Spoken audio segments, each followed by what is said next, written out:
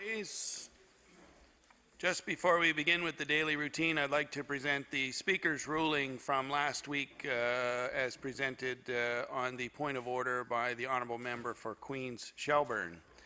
On Wednesday last week, the Honourable Member for Queens Shelburne rose on a point of order with respect to 2 interruptions to question period resulting from disruptions in the gallery by protesters.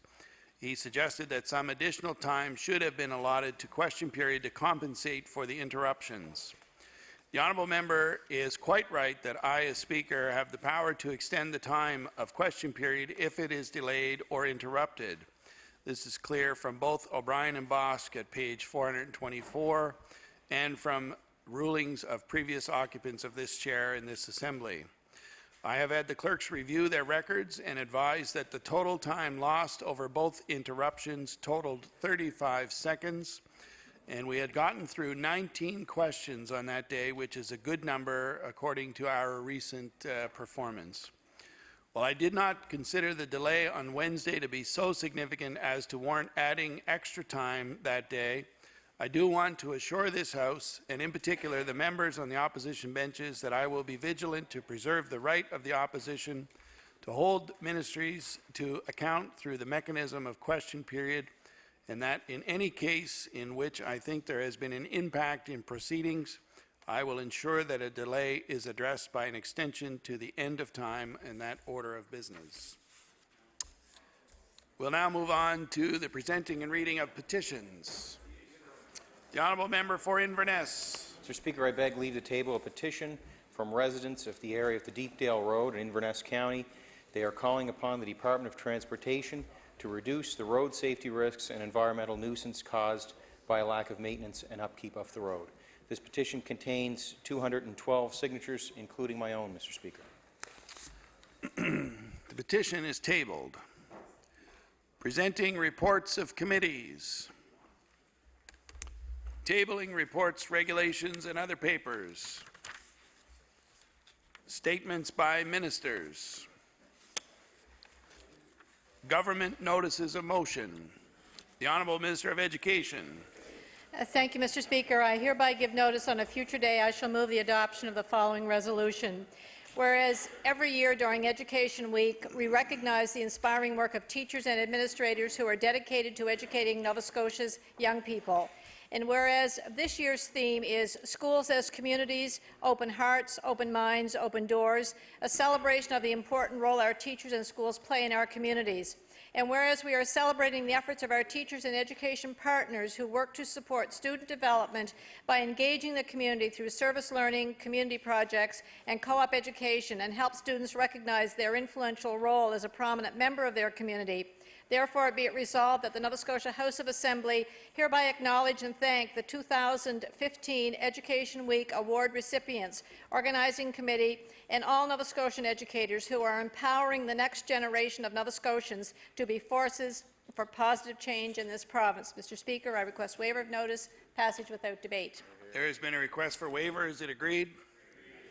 It is agreed. Would all those in favour of the motion please say aye? Aye. Contrary-minded, nay. Motion is carried. We'll now move on to introduction of bills. The Honourable Member for Pictou East. Mr. Speaker, I beg leave to introduce a bill entitled An Act to Amend Chapter 155 of the Revised Statutes 1989, the Executive Council Act.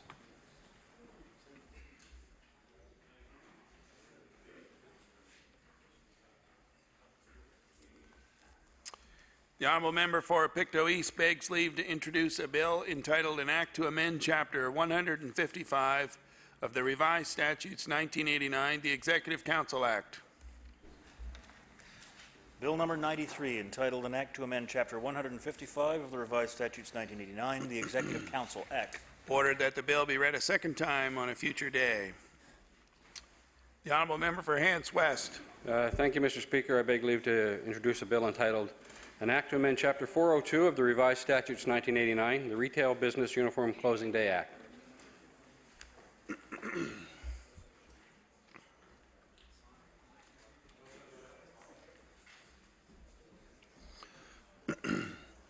The honourable member for Hants West begs leave to introduce a bill entitled An Act to Amend Chapter 402 of the Revised Statutes 1989, the Retail Business Uniform Closing Day Act.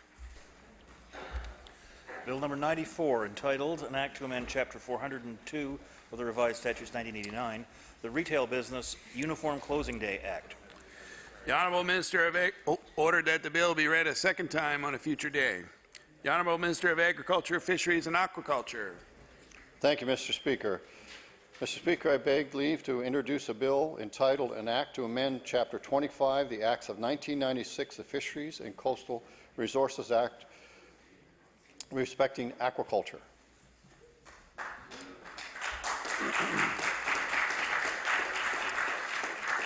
The Honourable Minister of Agriculture begs leave to introduce a bill entitled An Act to Amend Chapter 25 of the Acts of 1996, the Fisheries and Coastal Resources Act, respecting aquaculture. Bill number 95, entitled An Act to Amend Chapter 25 of the Acts of 1996, the Fisheries and Coastal Resources Act, respecting aquaculture. The Honourable Member for Pictou Centre. Mr. Speaker, I beg leave to introduce a bill entitled An Act to Amend Chapter 17 of the Acts of 1995-96, the Revenue Act.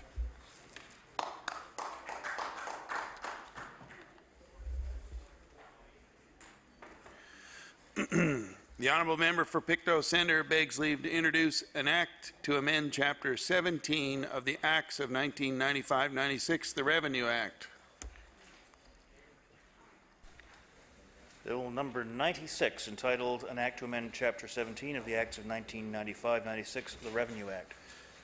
Ordered that the bill be read a second time on a future day. The Honourable Minister of Health and Wellness. Mr. Speaker, I beg leave to introduce a bill, an act to protect health care information to promote quality improvement.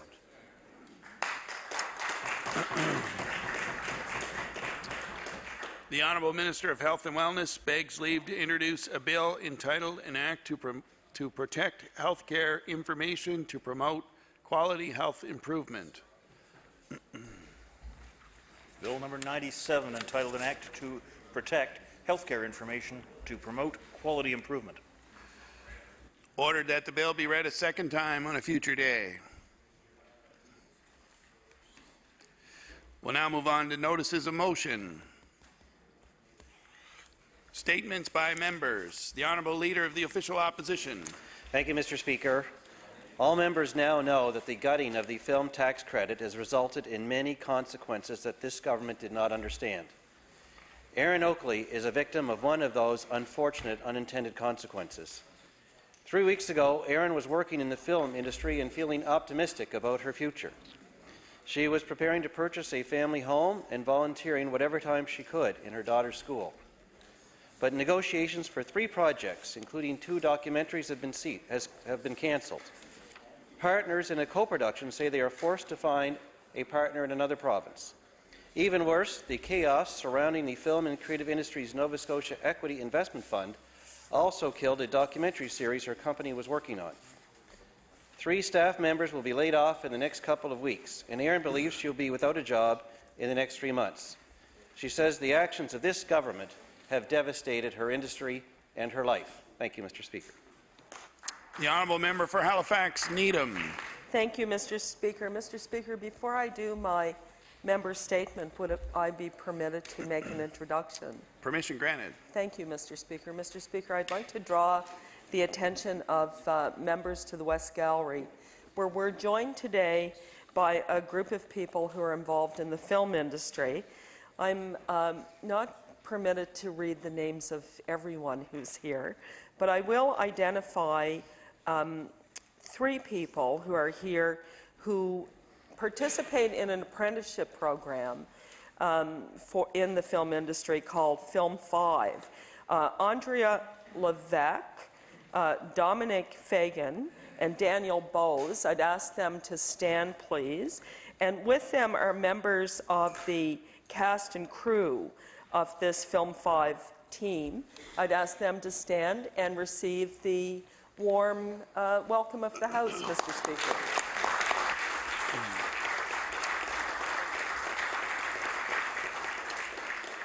The honourable member for Halifax Needham. Thank you, Mr. Speaker. Mr. Speaker, many people still cannot understand the Minister of Finance's change of heart regarding the film tax credit. Let's not forget that in November 2012, she called the tax credit, and I quote, an essential part of the industry's success here in Nova Scotia. And she blamed bureaucrats in the Department of Finance for slow turnaround time on applications. Now, as Minister of Finance, she has got at the credit with no consultation or analysis, to the point that it won't be much benefit to anyone at all, Mr. Speaker. Mr. Speaker, what has caused the Minister of Finance to have a change of heart? Why has she gone from thinking the film tax credit was essential in 2012 to disposable in 2015? The honourable member for Antigonish. Mr. Speaker, I ask the members of the House to join me in congratulating Jeanette Brocha on receiving a Provincial Volunteer Award. Jeanette was chosen for the award by the municipality of the County of Antigonish. And Mr. Speaker, she started volunteering more than 40 years ago. She started by helping a group of children in organizing a game of softball that grew into a group of 55 youth playing softball every Saturday, which eventually led to the revitalization of the Heatherton Recreation Committee. She also volunteers with seniors, 4-H, Catholic Women's League, and is on the board of directors for the Heatherton Group Home, as well as the Heatherton Walking Club. Mr. Speaker, Jeanette is an integral member of the community. The Heatherton community, in particular, is extremely lucky to have someone like Jeanette. And Mr. Speaker, from personal experience, I've seen firsthand, as one of the youth that participated in some of those activities with Jeanette as a volunteer organizing those events, and was really appreciated as well. So I was very personally excited to see her receive this award. Thank you. Honourable member for Pictou Centre. Mr. Speaker, I rise in my place today to speak about two individuals, Joan McDonald and Brenda Butler. They have dedicated a great deal of time over the past several years promoting the Gaelic language and culture in Nova Scotia, passing their own knowledge of Gaelic onto others through courses and workshops. Their Pictou County group, Féisna Heb na Mora, hosting a series of free instruction to Gaelic classes every Thursday evening during the month of May, which is Gaelic Affairs Month. The Gaelic community feel that the recent staff cuts to the Gaelic Affairs Office by the Liberal government are deep and can harm what they know has been considerable progress during the past number of years. Joan and Brenda feel the two women who lost their positions will be irreplaceable because of the contacts they have globally, along with their extensive knowledge of the Gaelic language and culture. Thank you, Mr. Speaker. The honourable member for Hants West. Thank you, Mr. Speaker. Mr. Speaker, last evening I had the great honour of attending the first ever Turnaround Achievement Awards held in Windsor.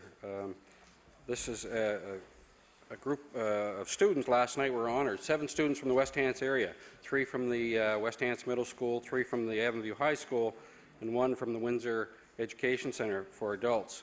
Mr. Speaker, Connor Johnson, grade 7, Michael Crosley, grade 8, Austin O'Donnell, grade 9, Catherine Harvey Card, grade 11, Matt Boone, grade 12, Chad Bosworth, grade 12, and Devin Upshaw Oakley, grade 10, were all recognized for outstanding achievements in turning around their lives as young people. Starting out, getting on the right track, Mr. Speaker, is important, our education system, to all of these young people. And I want to thank the partners that helped put this on, including Terra Firma organization, for initiating it. Mr. Speaker, thank you. The honourable member for Queens Shelburne. Mr. Speaker, we know that the McNeil government has broken yet another promise, this time to the Mining Association of Nova Scotia.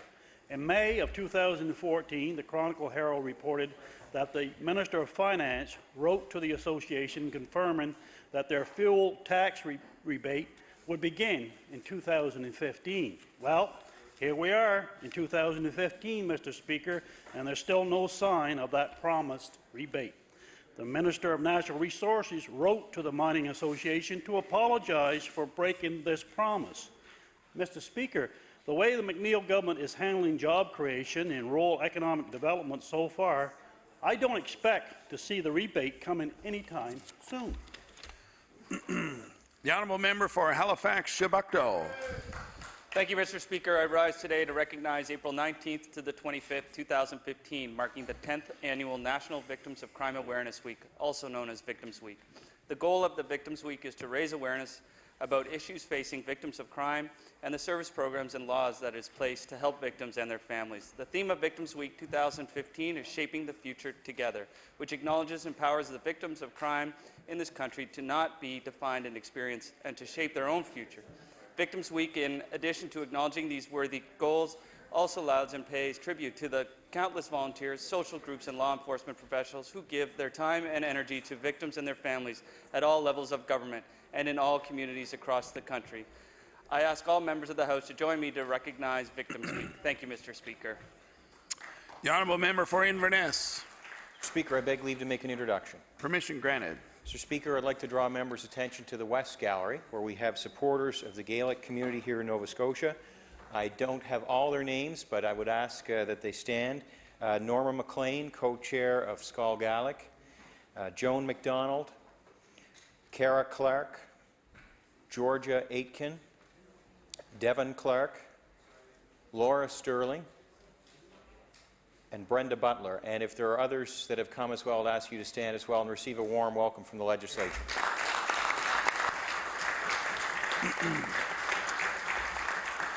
The honourable member for Inverness. Mr. Speaker, they are here in support of a statement of Gaelic, which many of them will understand in that language, but I will also read it in English at my earliest opportunity.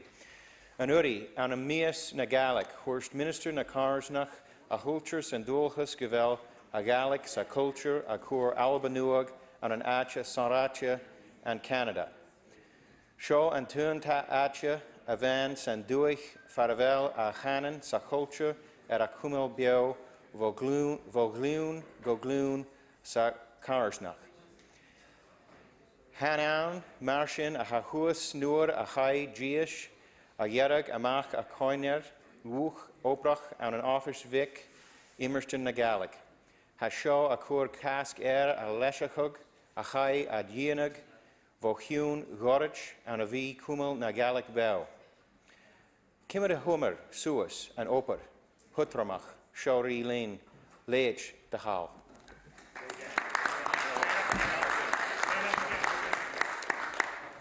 The honourable member for Inverness. With English version? With an English version, Mr. Speaker. Go for it. Mr. Speaker, during Gaelic Awareness Month in 2014, the Minister for Communities, Culture and Heritage said that the rich language and culture of Nova Scotia Gaels make our province a unique place in the Canadian tapestry. Ours is the only remaining region in the country where Gaelic language and culture is being passed down from generation to generation within the community. Cutting 2 of only 5 staff from the tiny Office of Gaelic Affairs is not reflective of that sentiment and will curtail progress made in recent years to protect and revive the language, ensuring it can be passed down to future generations. Many Nova Scotians, like those visiting with us here today in the legislature, would like this government to explain how this important work can continue with such severe losses, like those who signed a 1,200 signature petition. They want the government to reaffirm support for the Gaelic community and reverse staff layoffs at Gaelic Affairs. The honourable member for Chester St. Margaret's. Thank you, Mr. Speaker. Mr. Speaker, we know that the McNeil government is a big supporter of the Royal Bank of Canada, known as RBC. We also know, sadly, that the McNeil government does not appreciate the value of our film, television, and creative industries. Perhaps they should take a lead from their friends at RBC. CBC is reporting today that the multinational bank has become the principal partner of the historic Old Vic Theatre in London.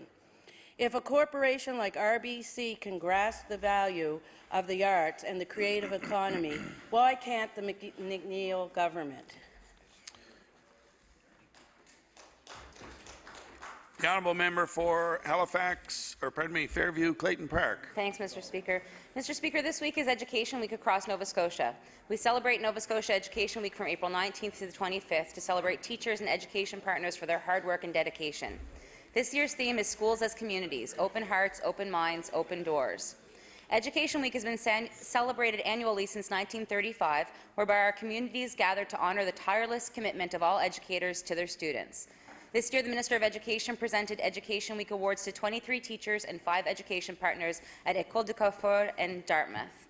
This year's recipients are being recognized for outstanding support for students through service learning, community projects, and cooperative education. All teachers are to be commended for the impact that they play on the young minds of the future, and I'd like to say a great thank you to all of the teachers across the province, especially those fabulous folks that I had the privilege of working with over the years, and congratulate all of them on a job well done. The honourable member for Sydney River Myra Lewisburg. Thank you very much, Mr. Speaker. Mr. Speaker, I rise today to acknowledge Walter Dixon of Marion Bridge, who knits and donates more than 100 pairs of children's mittens every year.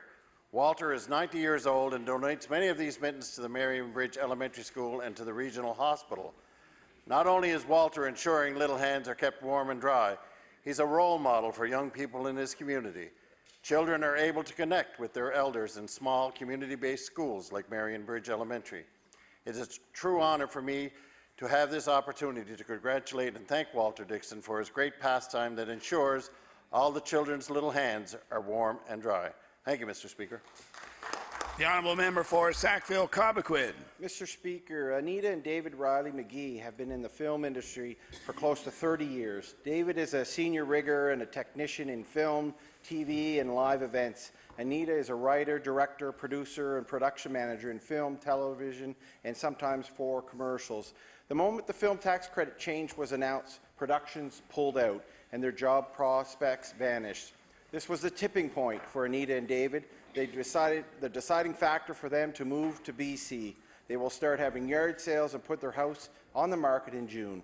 The film tax credit cut will have a deep and profound effect on communities throughout the province. If the government backs down on their change, it's too late for Anita and David, but it's not too late for Nova Scotia. I urge the government to reconsider the decision to cut the film tax credit. The honourable member for Halifax Citadel Sable Island. Mr. Speaker, I would like to congratulate two exceptional youth, Grant Phillips and Victoria Sullivan, on receiving the Duke of Edinburgh Gold Award. The Duke of Edinburgh Award is an exciting personal challenge for young Canadians, encouraging personal growth, self-reliance, perseverance, responsibility, and service to the community.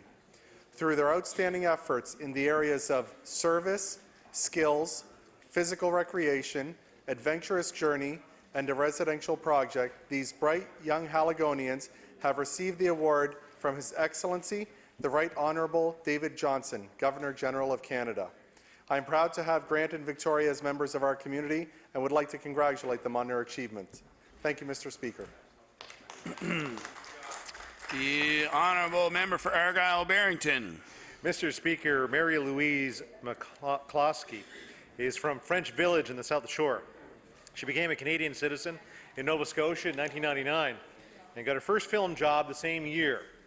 Since then, she's worked her way up and worked hard through almost every film crew department, landing in the highly skilled position of script supervisor. Mary Louise has written a feature film script which she would like very much to make in Nova Scotia and to give back to those whom she has learned so much. She won't be able to finance it here if these tax credit changes are implemented. Mr. Speaker, Mary Louise is one of the thousands of Nova Scotians whose lives will be changed forever by the short-sighted actions of this Liberal government. The honourable member for Queen Shelburne. Thank you, Mr. Speaker. Mr. Speaker, I'm about to say something that I've never said before. I agree with the Minister of Fisheries and Aquaculture. He told... Just wait now. Mr. Oh, thank you. Thank you. There's more, Mr. Speaker. Mr. Speaker, he told the Canadian press yesterday, and I quote, "There is still no consensus among lobster fishermen on the implementation of a levy," end quote. That's true, Mr. Speaker. So I have to wonder why the minister would be bringing legislation forward before getting a mandate from the industry. I believe there are many questions that must be answered before any legislation is allowed to proceed.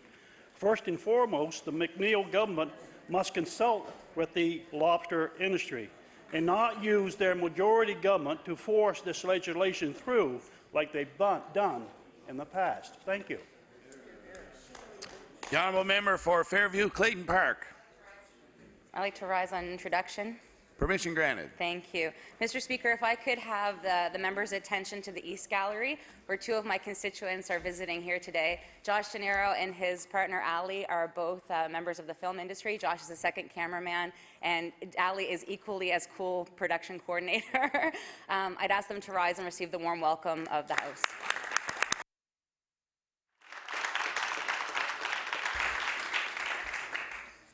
The honourable member for Cole Harbour, Portland Valley.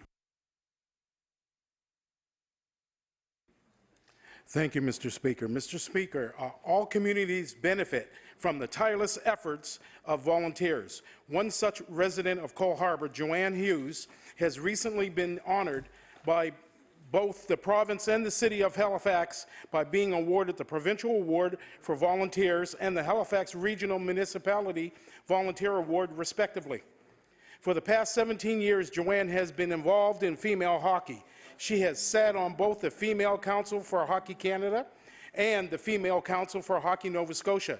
Joanne has also served on the Board of Directors for Cole Harbour Place for the past 20 years. Her time there has done much to increase the stature of Cole Harbour Place and made it a community hub that residents are so proud of.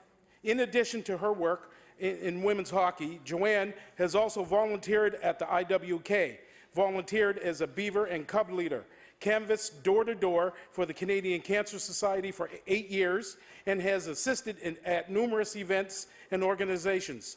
As the program for the 41st Provincial Volunteer Award says, Joanne is an inspiration for all women everywhere. I thank her for her continued work and betterment of the community. The honourable member for Pictou West. Thank you very much, Mr. Speaker. Mr. Speaker, I rise today to congratulate Wes Surrett for being selected as the recipient of the Fleur Mainville Ambassador Award at the first annual Destination Eastern and Northumberland Shores Awards Gala. The ceremony was held at the Nova Scotia Community College Pictou campus. Wes is the general manager of the Pictou Lodge Beach Resort and was one of 6 finalists for the award. This award is given to an individual who has demonstrated great community pride. Fleur was a well-known entertainer and ambassador for Pictou County who passed away from cancer earlier this year. She could often be seen playing in the dining area of the lodge. I am honored to congratulate Wes on his award and wish him well in the upcoming tourist season. The honourable member for Truro, Bible Hill, Millbrook, Salmon River. Thank you, Mr. Speaker. During the last election, the Premier told us time and time again that he would not be picking winners or losers if elected. But we now know that we cannot take the Premier at his word. Arbitrarily gutting the film tax credit and creative industry supports while writing a check to a multinational for-profit corporation like the Royal Bank is picking winners and losers. As filmmaker Corey Bowles, originally from Truro, says, 7 local directors worked in comedy and dramatic television this year. 3 were black. I am filled with hope and pride at this incredible number. I'm also filled with fear and disbelief as it quickly fades. I strongly urge the government to consider the effect on our black community, one of deep talent and potential, a collective voice with a unique perspective for Nova Scotia and an invaluable part of our collective cultural voice. I urge the Premier to please reconsider his short-sighted decision with the budget. Thank you. I'll just remind the honourable member for Truro, Bible Hill, Millbrook, Salmon River that not taking the Premier at his word is an implication of another member's dishonesty, so we'll just throw a caution out there. The honourable member for Cumberland North. Thank you, Mr. Speaker. Mr. Speaker, in June 2014, a pipeline carrying wastewater from the Northern Pulp Mill to the treatment facility at Boat Harbour sprung a leak. Following this, our government arranged several meetings with the local First Nations band. As a result of this, our government promised to put a reasonable timeline on the closure of the Boat Harbour Effluent Treatment Facility and make this into law within a year. This is the first progress we have seen in a long time on this issue. As soon as the treatment facility stops receiving wastewater from the mill, a full cleanup can begin. To echo the words of the Minister of Internal Services, This government is committed to removing this environmental scar and making Boat Harbour a place the community can enjoy once again. I am proud to be a member of the government who has finally moved forward on this very important project, and I would hope that members on all sides of the House support this initiative. The honourable member for Northside Westmount. Thank you, Mr. Speaker. Mr. Speaker, I rise today to congratulate Bianchini's Pizzeria on Commercial Street in North Sydney on 38 years of delicious service to the North Side. The pizza shop has evolved into a restaurant with a menu that is quite varied, that includes a maritime invention, the Donair. With a staff of 10, Bianchini's has passed the test of time. It's my pleasure to wish Donnie Bianchini and staff another 38 years of continued success. The honourable member for Halifax Needham. Thank you, Mr. Speaker. Mr. Speaker, St. George's YouthNet describes itself as a home away from home for youth at age 7 to 17 in the north end of Halifax.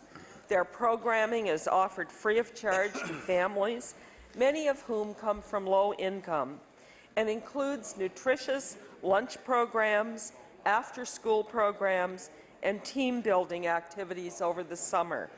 They have a small but dedicated staff team and have a genuine impact on the children and youth they serve. In the not-for-profit world, Mr. Speaker, every dollar counts. Unfortunately, the Minister of Health doesn't understand that, which is evident in his decision to cut funding to St. George's YouthNet and other small community-based organizations that support children in our communities and in our province, Mr. Speaker. The honourable member for Timberley Prospect. Thank you, Mr. Speaker. You know, they say you can't be all things to all people, but the leader of the official opposition is irrecoverable in purporting to be just that. On one hand, he echoes the sentiments of Team Pictou by demanding that the government lower taxes. On the other hand, he keeps promising and continued profligate program spending. The leader of the official opposition has repeatedly asked the government to balance the budget immediately.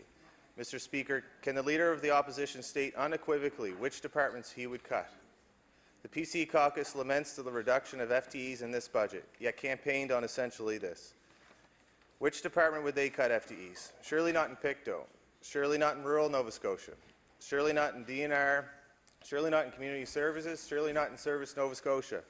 Mr. Speaker, as hard as he tries, he cannot have it both ways. Thank you, Mr. Speaker.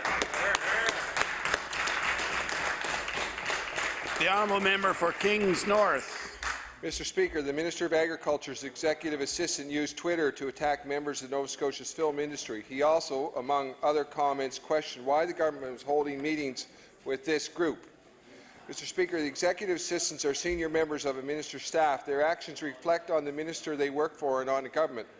At a time when the government is holding meetings with the film industry, the Twitter comments showed a shocking lack of respect. Only the Minister of Agriculture can make this very unfortunate situation right. Today, I urge him to make amends for the profoundly inappropriate actions of his executive assistant. The honourable member for Sackville-Cobequid. Mr. Speaker, in May of 2012, the previous government released the province's first mental health and addiction strategy called Together We Can. One of the key actions included funding community agencies to help Nova Scotians living with illness, mental illness and addictions. Now the McNeil government is cutting these grants for mental health and addiction works. These organizations support Nova Scotians with a variety of mental health issues such as eating disorders and schizophrenia. They also support the mental health needs of Aboriginal, immigrant and the LGBTI communities. I'm calling on the government to reverse these cuts and support the mental health needs of Nova Scotians. The honourable member for Lunenburg West. Thank you, Mr. Speaker. Mr. Speaker, I'd like to take this opportunity to recognize the Parkview Education Centre Division I boys soccer team. Parkview Education Centre is made up of several feeder schools who come together as one group in their grade 10 year. The boys soccer team is made up of young men who are from all corners of the county and have put past rivalries aside to compete together. The Parkview Boys Division I soccer team were successful in representing their region at the provincial tournament this past October and come back provincial champions, defeating Citadel 2-1. I would like to congratulate the Parkview team on their championship banner in a successful season. Thank you, Mr. Speaker. The honourable member for Chester St. Margaret's. Thank you, Mr. Speaker. Mr. Speaker, in a 2013 column, the Minister of Health wrote that proactive health care is the best way to restore long-term wealth to our province. It must have left some people scratching their heads when the Healthy Living Tax Credit, which provided an incentive to families to enroll children in active recreation programs, was cut by this minister. Surely ensuring children are physically active is a proactive measure. I can only imagine how surprised the dozens of not-for-profit organizations were on April the 9th when they were informed that the minister was no longer funding their proactive work. The programs offered by Shabukdo Connections, St. George's YouthNet, and Split Rock Learning Center support young people, including those struggling with poverty and mental health issues, and give them tools to succeed in the years to come. Why has the minister now given up on supporting proactive community organizations? The honourable member for Hants East.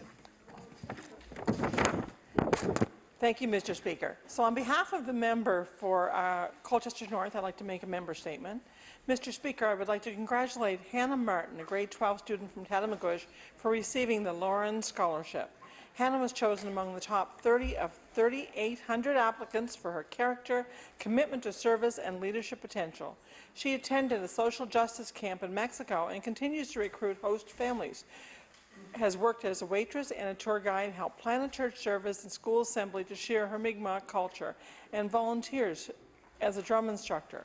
The scholarship provides an annual stipend of $9,000 for 4 years with a matching tuition waiver, a summer program with funding up to $8,500 a week-long orientation expedition in Algonquin Park in Ontario, one-on-one mentorship and participation in the Lauren Scholarship community.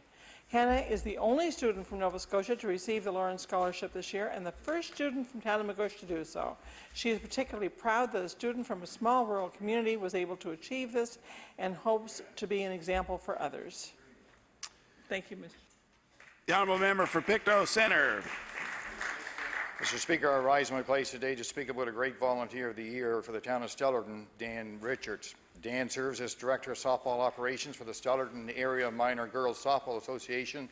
He also has served on numerous other sports committees in a number of capacities, as well as chairperson and co-chair for 3 Hockey Nova Scotia Provincial Championships. This year, Dan will mark his 20th year volunteering at the Northwood Corporation, providing emergency response services to seniors in his community. His words and actions speak for themselves.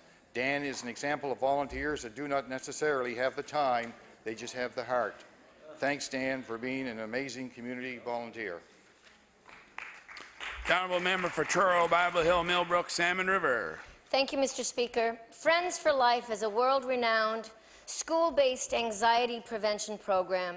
It helps children and teens cope with anxiety, depression, and fear by building their self-esteem and teaching them cognitive and emotional skills to handle these feelings throughout their life. In fact, the Friends model is the only childhood anxiety prevention program acknowledged by the World Health Organization.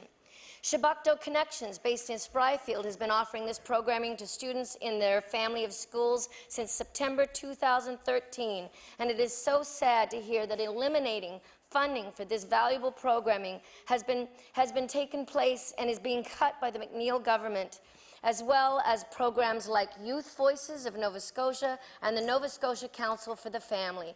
So how many more election promises is this Premier going to break? Thank you, Mr. Speaker.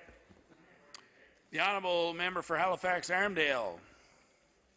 Thank you, Mr. Speaker. Mr. Speaker, it's with great pleasure that I rise in this House today to recognize the unveiling of the FIFA Women's World Cup trophy at Micmac Mall on Saturday, April 18, 2015.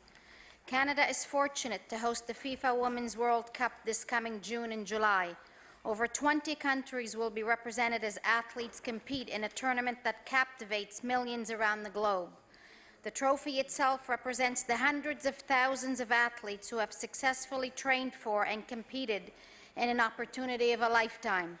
It represents a forum that fosters camaraderie between people of different nationalities, ethnicities, and languages. This is truly commendable and aligns with what Canadians value most.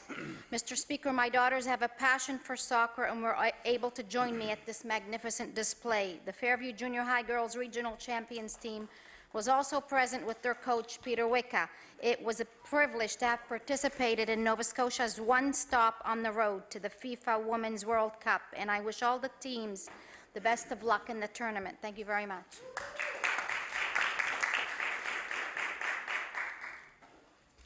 The honourable member for Halifax Atlantic. Mr. Speaker, February 21st marked the 21st Annual Heritage Society Tea and Display at the Captain William Spry Community Centre. For the past 21 years, the Mainland South Heritage Society has been promoting our local history through this annual event. The theme of this year's display was shipwrecks and featured artifacts from 3 local shipwrecks, the Tribune, the Humboldt, and the SS Atlantic. The annual tea and display is open to the community and offers residents a chance to learn more about the history of our community. I was honoured to attend this event and look forward to the next year's display. Mr. Speaker, I would like to thank the Mainland South Heritage Society for the dedication to preserving and promoting the local history of the area. The Society has collected many artifacts and pictures from the past that tell the story of our rich heritage. The honourable member for Sydney River Myra Lewisburg. Thank you very much, Mr. Speaker. Mr. Speaker, I rise here today to recognize Nicholas Starsonsky from Howie Centre for being one of 20 winners across Canada for a Vimy Pilgrimage Award. Nicholas, who is a Sea Cadet at Victoria Park in Sydney, will be touring around former battlefields of France after winning this national contest. The Vimy Pilgrimage Awards recognize the actions of those who demonstrate outstanding service, positive contributions, notable deeds, bravery and/or leadership. Those who are selected attend a week-long educational program in Vimy, France, to study Canada's First World War effort. It is a true honour to congratulate Nicholas Starsonsky on this award, and thank you, Mr. Speaker. The honourable member for Halifax Needham. Thank you, Mr. Speaker. On an introduction, please, Mr. Speaker. Permission granted. Thank you, Mr. Speaker. Mr. Speaker, I draw the members' attention to the West Gallery, where we're joined today by Robert Ganong, a CNIB councillor who helps Nova Scotians adjust to losing their vision, Carolyn Ferguson Davis, CNIB's Program and Services Manager, and Catherine Kieran, CNIB's Communications Manager. And I'd ask them to stand and enjoy a warm welcome from members. Thank you, Mr. Speaker.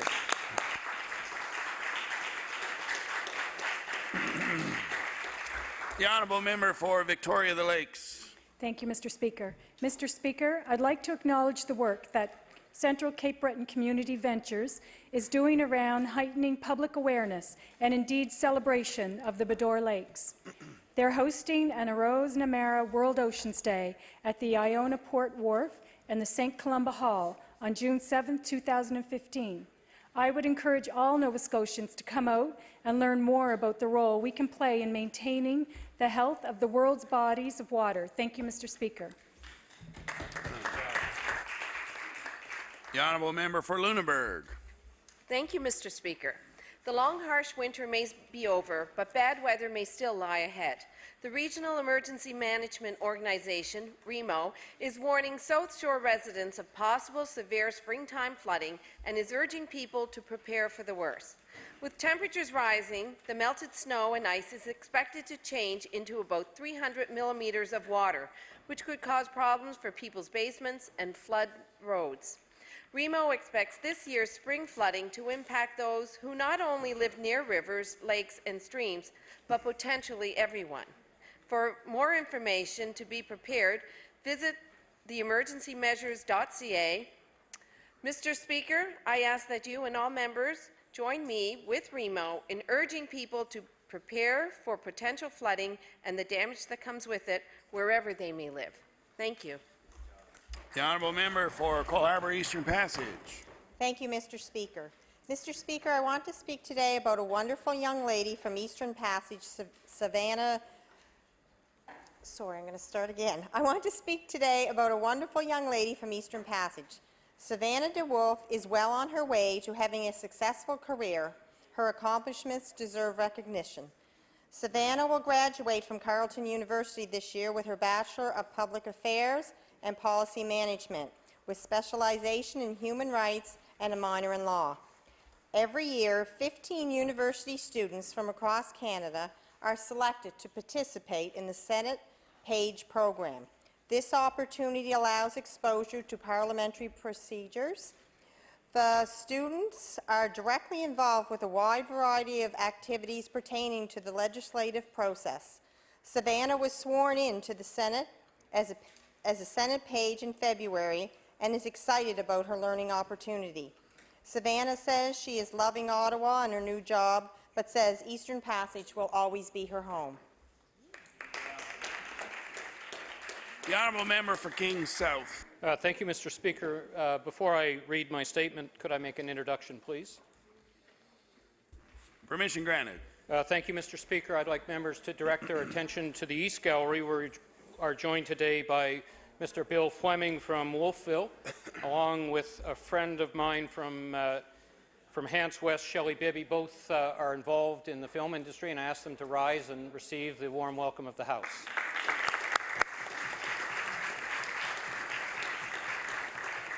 Honourable member for Kings South. Mr. Speaker, I would like to extend my congratulations to two members of the Mud Creek Rotary Club, Ms. Kathy Minko and Mr. Carl Oldham, for being honored with the prestigious Paul Harris Fellowships.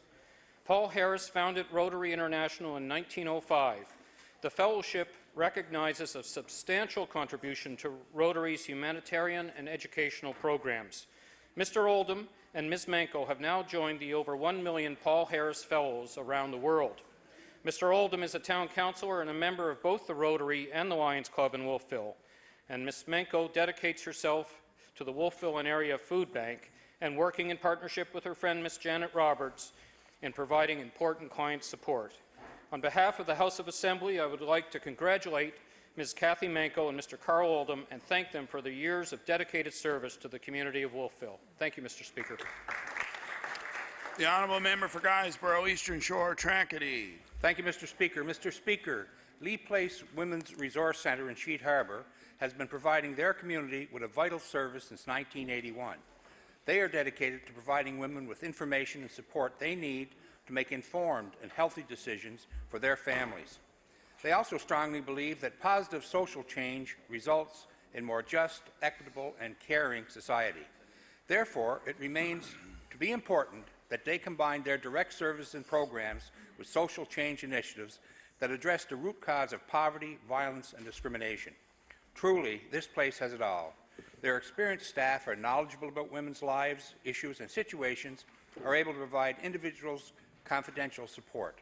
Myrene Keating-Owen and her team have an amazing understanding of what women are facing and know the services available to best tailor fit anyone's needs. These ladies are true problem solvers. A large thank you to Myrene Keating-Owen and her team for continuing to provide such an incredible service to our communities. I am proud of the positive change they are creating every day. The honourable member for Fairview, Clayton Park. Thank you. Mr. Speaker, in the riding of Fairview, Clayton Park, we have some remarkable businesses. One in particular is the Mindful Cafe located at 7071 Bayers Road.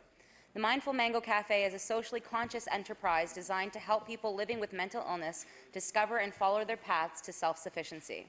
They believe in recognizing the individual strengths in everyone to help build and develop a person's gifts and talents.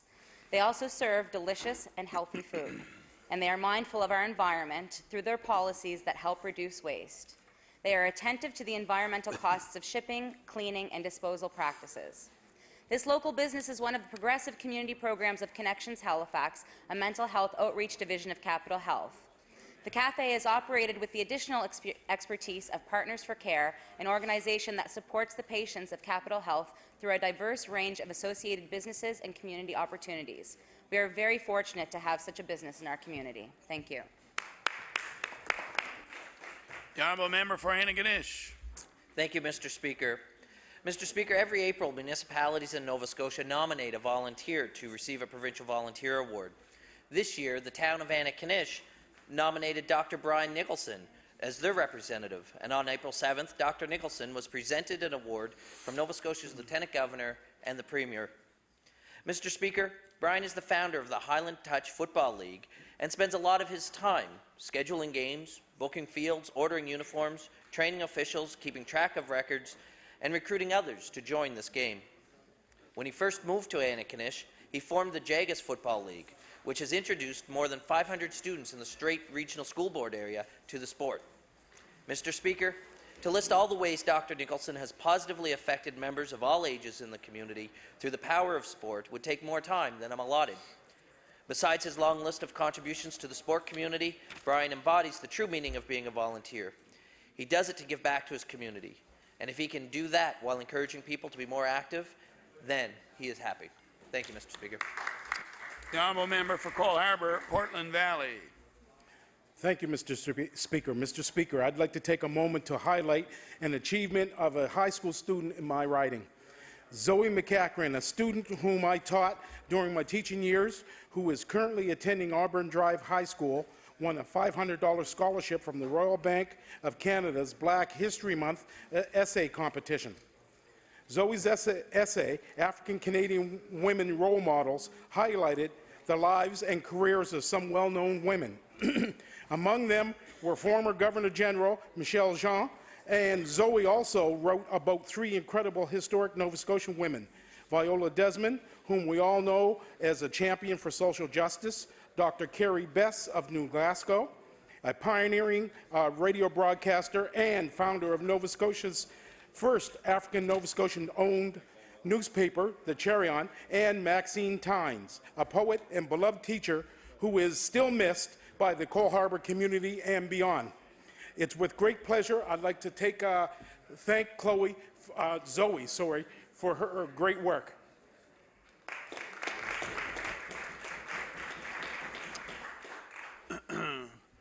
Barring no more member statements, we have one more for the honourable member for Halifax-Armdale. Thank you very much, Mr. Speaker. Mr. Speaker, I'd like to rise today to congratulate the Halifax Boys Honour Choir, who will be representing the province of Nova Scotia at Music Fest Canada in Toronto in May 2015. We are privileged and honoured to have the choir group represent our region in a national light. Showcasing their musical talents and passions is an opportunity these students take very seriously and are extremely proud of. Mr. Speaker, I'd like to recognize two people in particular who understand the importance of music education and are very dedicated in their support of the Halifax Boys Honour Choir. Earl Leslie, a constituent of Halifax-Armdale, is a representative of the choir who works hard to advance the group's performing goals and community presence.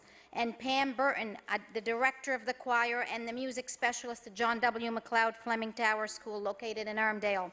Mr. Speaker, I want to extend my very best wishes to the students as they represent our province in Toronto, and thank the dedicated people who work hard to support the choir and music education. Thank you very much.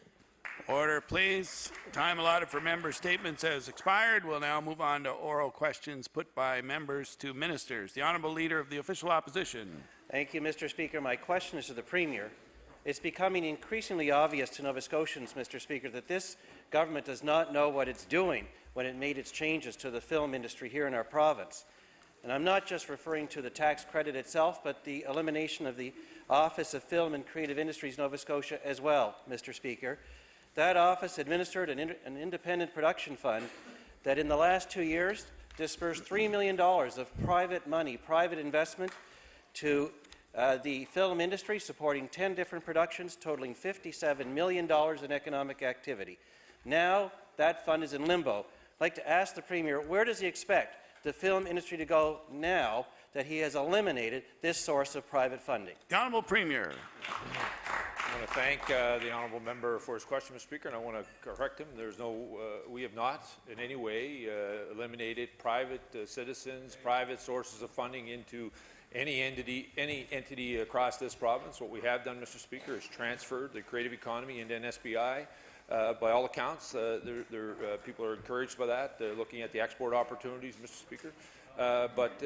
You know, I'm also encouraged by the conversation that is happening between the creative economy, the film industry, and government, that we can come to a resolution that works for everyone. The Honourable Leader of the Official Opposition on his first supplementary. Mr. Speaker, this is no way to run a government, to make it up as you go along. The fact of the matter is that Film and Creative Industries Nova Scotia was the only CRTC-approved funder using private money to encourage our film industry. NSBI is not approved to do the things that the Film and Creative Industry Nova Scotia Association was approved to do. Now our film industry is going to have their own money used against them, as those funds are forced to go somewhere else until the government gets its act together, Mr. Speaker. Why did the government act without ensuring that there was a proper fund in place for the use and encouragement of our growing film industry? The Honourable Premier. Speaker, I want to thank the honourable member for the question. I want to thank all those, Mr. Speaker, who have been working with government to come to a solution that works for them, as well as working for taxpayers. Mr. Speaker, I'm encouraged by the support that NSBI has been showing, reaching out to members of the industry, Mr. Speaker, with questions. We're going to continue to do that, Mr. Speaker, as we continue to move forward to ensure that not only can we build on the creative economy across this province, but that we move this province back to fiscal health. The Honourable Leader of the Official Opposition on his final supplementary. Mr. Speaker, the Premier is not thanking our film industry. He is waving them goodbye by the actions that he has taken without knowing what he is doing, and this is just the latest example.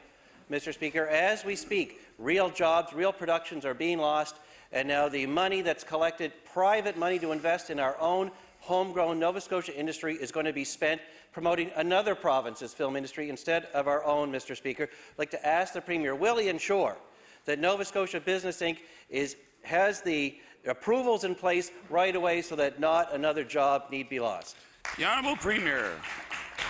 Speaker, I again want to say to the honourable member, NSBI is working with industry to make sure that all the transition is taking place in a proper way, and I want to tell him, Mr. Speaker, I had a good fortune meeting with three gentlemen from the film industry yesterday, met with others, very encouraged by the way they've conducted themselves, very thoughtful presentation they presented to me yesterday. We had a great conversation about how we can both meet the needs of the taxpayers of Nova Scotia, same as ensuring that we're supporting an industry that we all want in this province. And I've been very encouraged by the relationship that's taken place at the negotiating table between the industry and government. The Honourable Leader of the New Democratic Party. Thank you, Mr. Speaker. Mr. Speaker, the Canadian National Institute for the Blind is one of the oldest and most respected charities in Canada. Since 1918, CNIB has helped people who are blind or partially sighted have the confidence and the skills to fully participate in life. They provide essential rehabilitation therapy to those who have lost their vision to help build their independence. And, Mr. Speaker, the program is now at risk because the McNeil government has slashed their budget by 30%. My question to the Premier is this: where will people go to get these much-needed rehabilitation services if they've lost their vision, Mr. Speaker? The Honourable Premier. Mr. Speaker, I want to thank the honourable member for the question. And first of all, on behalf of all members of this House and indeed all Nova Scotians, thank the CNIB for the tremendous work that they do here in our province. Thank them for the work that they've been doing, Mr. Speaker, and not only do they do it here, but they do it across our entire country. We, as the honourable member would know, as a former health minister, we have $4.1 million in the Department of Health that works with partners across many jurisdictions to help provide services to Nova Scotians who require extra support, and we will continue to do so. The Honourable Leader of the New Democratic Party on her first supplementary. Work that they did, Mr. Speaker, not work that they do. Mr. Speaker, CNIB isn't the only nonprofit organization whose funding has been slashed by the McNeil government. There's quite a long list, Mr. Speaker, of NGOs, the Deafness and Advocacy Association, the Canadian Mental Health Association, the Canadian Association for Community Living. I could go on. So my question to the Premier is this: why isn't support for the province's most vulnerable a priority for the McNeil government? The Honourable Premier. Mr. Speaker, I want to thank again the honourable member for the question and completely disagree with the premise of her question, Mr. Speaker. I don't question the motives of anyone in this House when it comes to supporting the most vulnerable citizens, Mr. Speaker, in our province. The reality of it is, Mr. Speaker, we have $4.1 million being spent on the Department of Health, working with partners across many jurisdictions, across many communities, to provide services directly to Nova Scotians who need support. We are going to continue to do that by working with our partners to make sure that those Nova Scotians that require those services will get them here in our province. The Honourable Leader of the New Democratic Party on her final supplementary. Thank you, Mr. Speaker. Well, Mr. Speaker, many of the groups were very shocked by the comments of the Minister of Community Services when these cuts were announced. She told reporters, and I quote, "I'm not looking at funding advocacy groups." And the minister also said, "These programs do not meet the department's core mandate." So my question to the Premier is quite simple. Does he agree with his Minister of Community Services that these groups are simply advocacy groups that no longer meet the core mandate of the McNeil government? The Honourable Premier. Thank you, Mr. Speaker. And let me be clear.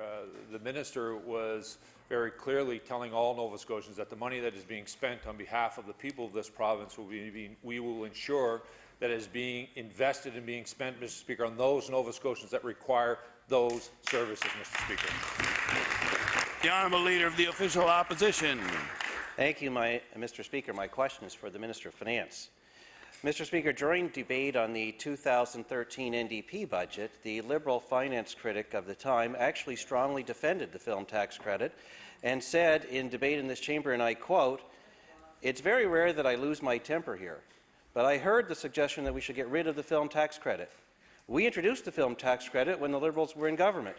It has been strengthened over time with the support of all parties." Mr. Speaker, that critic is the now Minister of Finance for the province of Nova Scotia. Mr. Speaker, what changed?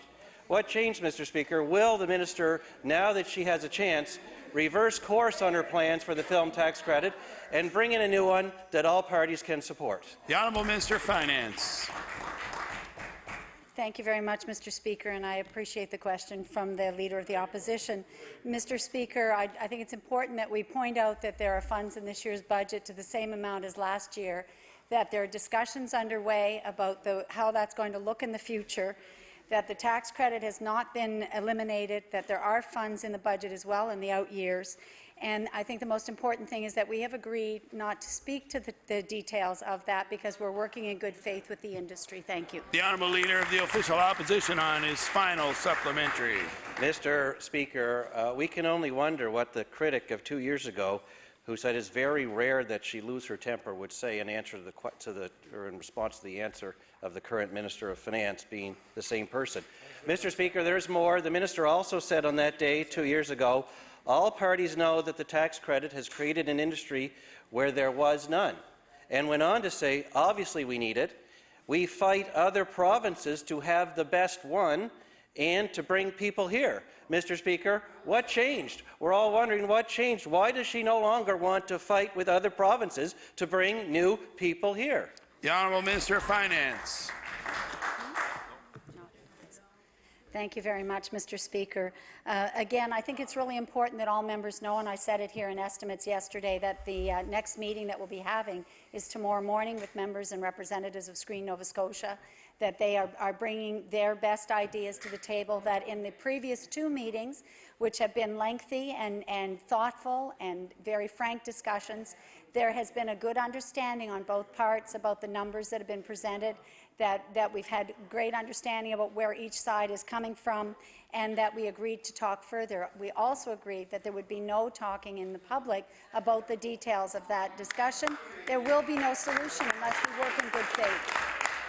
The Honourable Leader of the New Democratic Party. Thank you, Mr. Speaker. Mr. Speaker, the McNeil government's decision to eliminate the Film and Creative Nova Scotia left an enormous void of support, most notably for participants of the Film 5 program administered by the Atlantic Filmmakers Cooperative.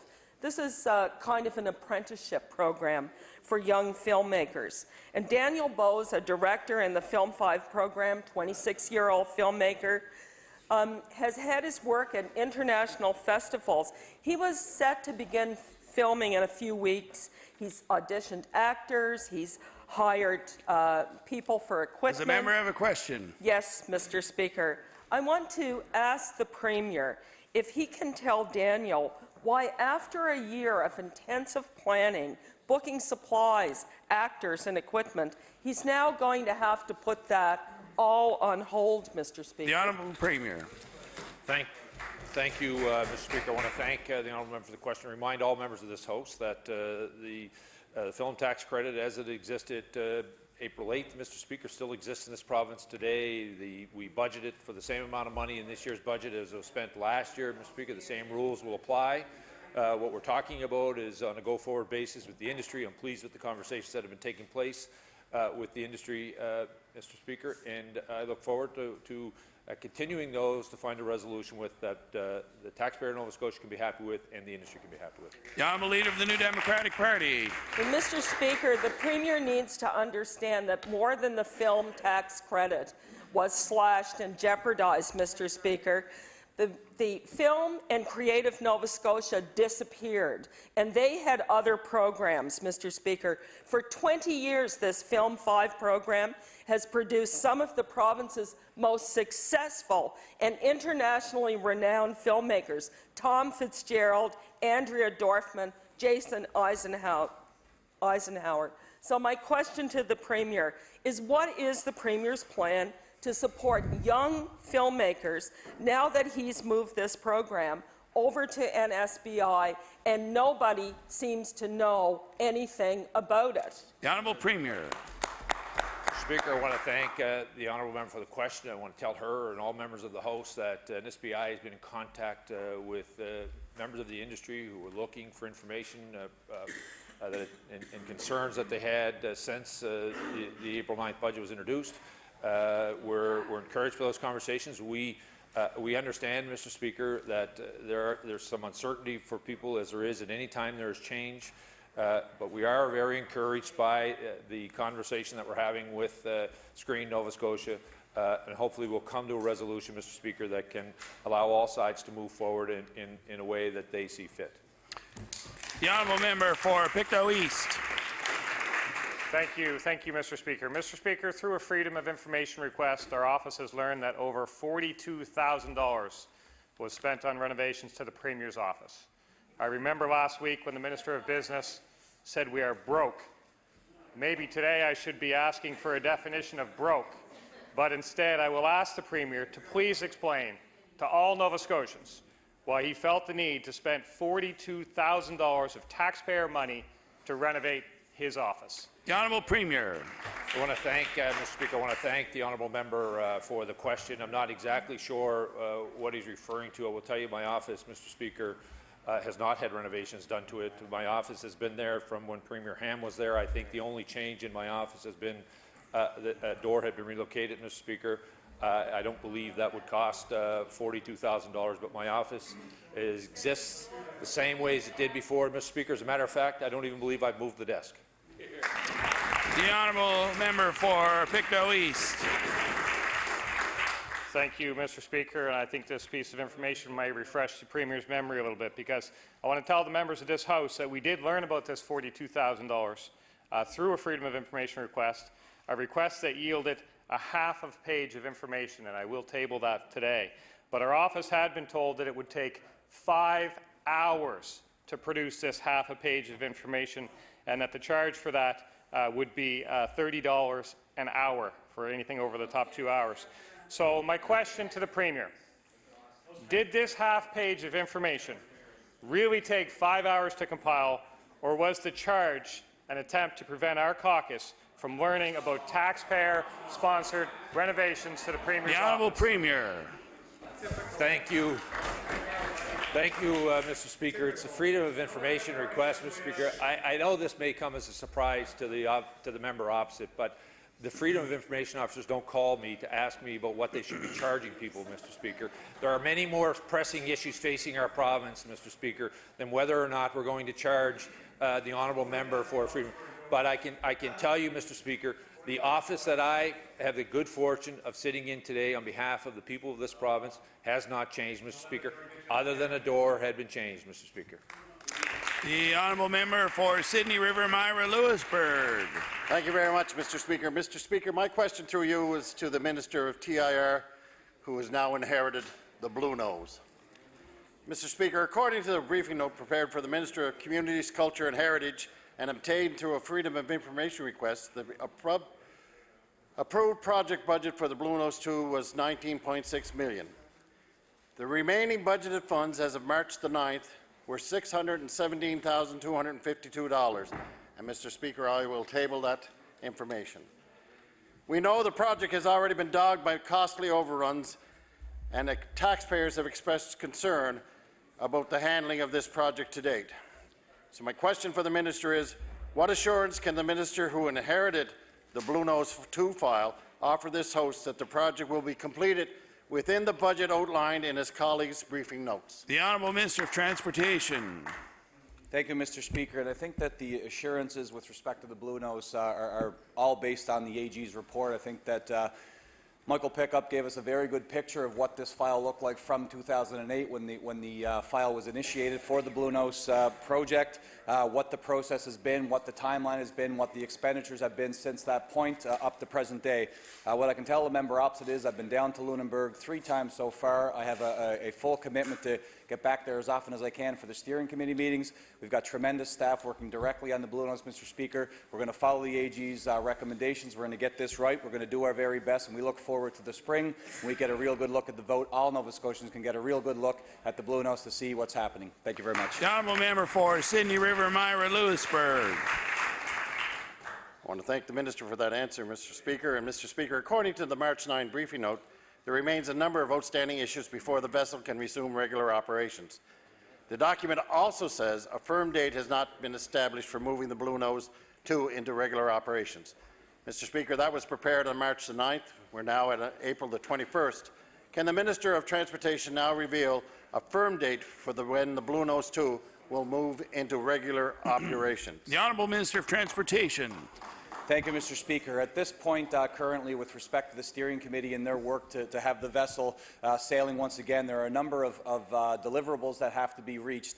Some are technical and relate to the ship directly. Others are about the manuals, the international certification requirements for Transport Canada, those types of pieces. So there's a very great knowledge base in Lunenburg. The people who are on the Historical Society, the Museum Committee who are supporting this project, the LSA, the Shipyard Alliance, who have built the vessel, who have done tremendous work despite some of the challenges, again, as outlined by the AG. At the end of the day, Mr. Speaker, I want to tell the member opposite and all Nova Scotians, Lunenburg, the people of Lunenburg who I spoke with, the many who are represented here in the House by elected officials, they're positive about the Blue Nose, Mr. Speaker. They want to change the channel and get to the positive news that this is a sailing icon for us, and we're going to get it back in the water as soon as we possibly can. Thank you very much.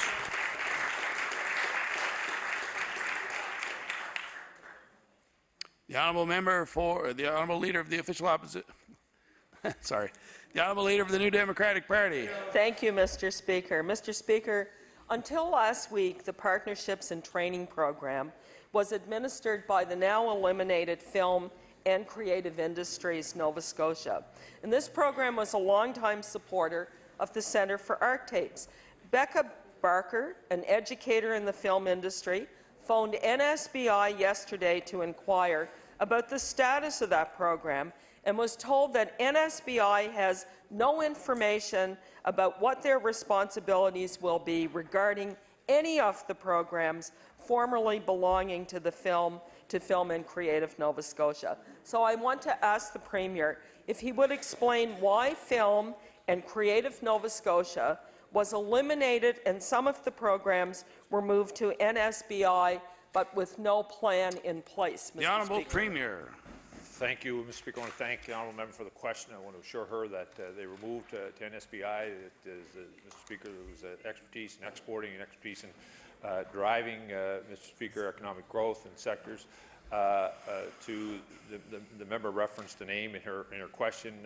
I'm not sure why the person she'd been speaking to would have given her that information, but we've been more than happy to try to find that out for her and present that response. The Honourable Leader of the New Democratic Party. Mr. Speaker, Film and Creative Industries Nova Scotia was a centre of excellence for economic development of our film and creative sectors. And with the move of some of the programs over to NSBI, the province is losing expertise of an organization that had nearly 30 years' experience working in this sector. And there doesn't appear to be anyone on staff or on the board at NSBI who has a specific background in the economics of cultural industries. Mr. Speaker, I want the Premier to please explain how NSBI is going to be able to assist members of the film and creative sectors when it has no prior experience, expertise, or background working in the industry. The Honourable Premier. Speaker, I'll ask the Minister responsible for NSBI to respond. The Honourable Minister of Business. Thank you, Mr. Speaker. Thank the member opposite for the question. I just want to remind the member that in the transition from the former department to NSBI, we recognize the need for subject matter expertise in NSBI. 3 resources from the former department with expertise in tax, film and music have gone to NSBI. We recognize that there are priorities and the need to continue with ongoing work. We have 3 additional resources that will work within NSBI to meet the needs of those who are challenged by the opportunities to continue with the film industry in this province.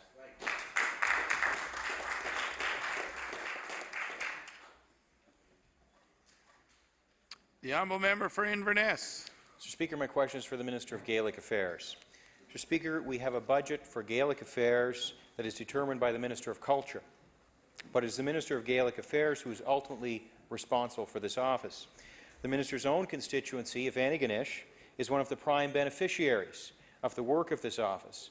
Why didn't the Minister stand up for the Gaelic community when his government proposed eliminating 2 of 5 positions in this small office? The Honourable Minister responsible for the Office of Gaelic Affairs. Thank you, Mr. Speaker, and I thank the member opposite for the question of this important area of cultural contributions to the province of Nova Scotia. Mr. Speaker, as I've mentioned previously, the positions that were cut, unfortunate for the individuals affected, whom I knew personally, were primarily focused on administrative aspects in the Office of Gaelic Affairs. We're able to provide those services in a more efficient and effective way by collaborating and joining forces with community culture and heritage. Mr. Speaker, we maintained the cultural on-the-ground core program delivery funding and positions. Thank you. The Honourable Member for Inverness. Well, Mr. Speaker, I know the Gaelic community will see that as a very weak defence. We keep hearing from the government that it was only an administrative cut. They don't seem to know about the education, the translation, the communications work that was being provided by these employees.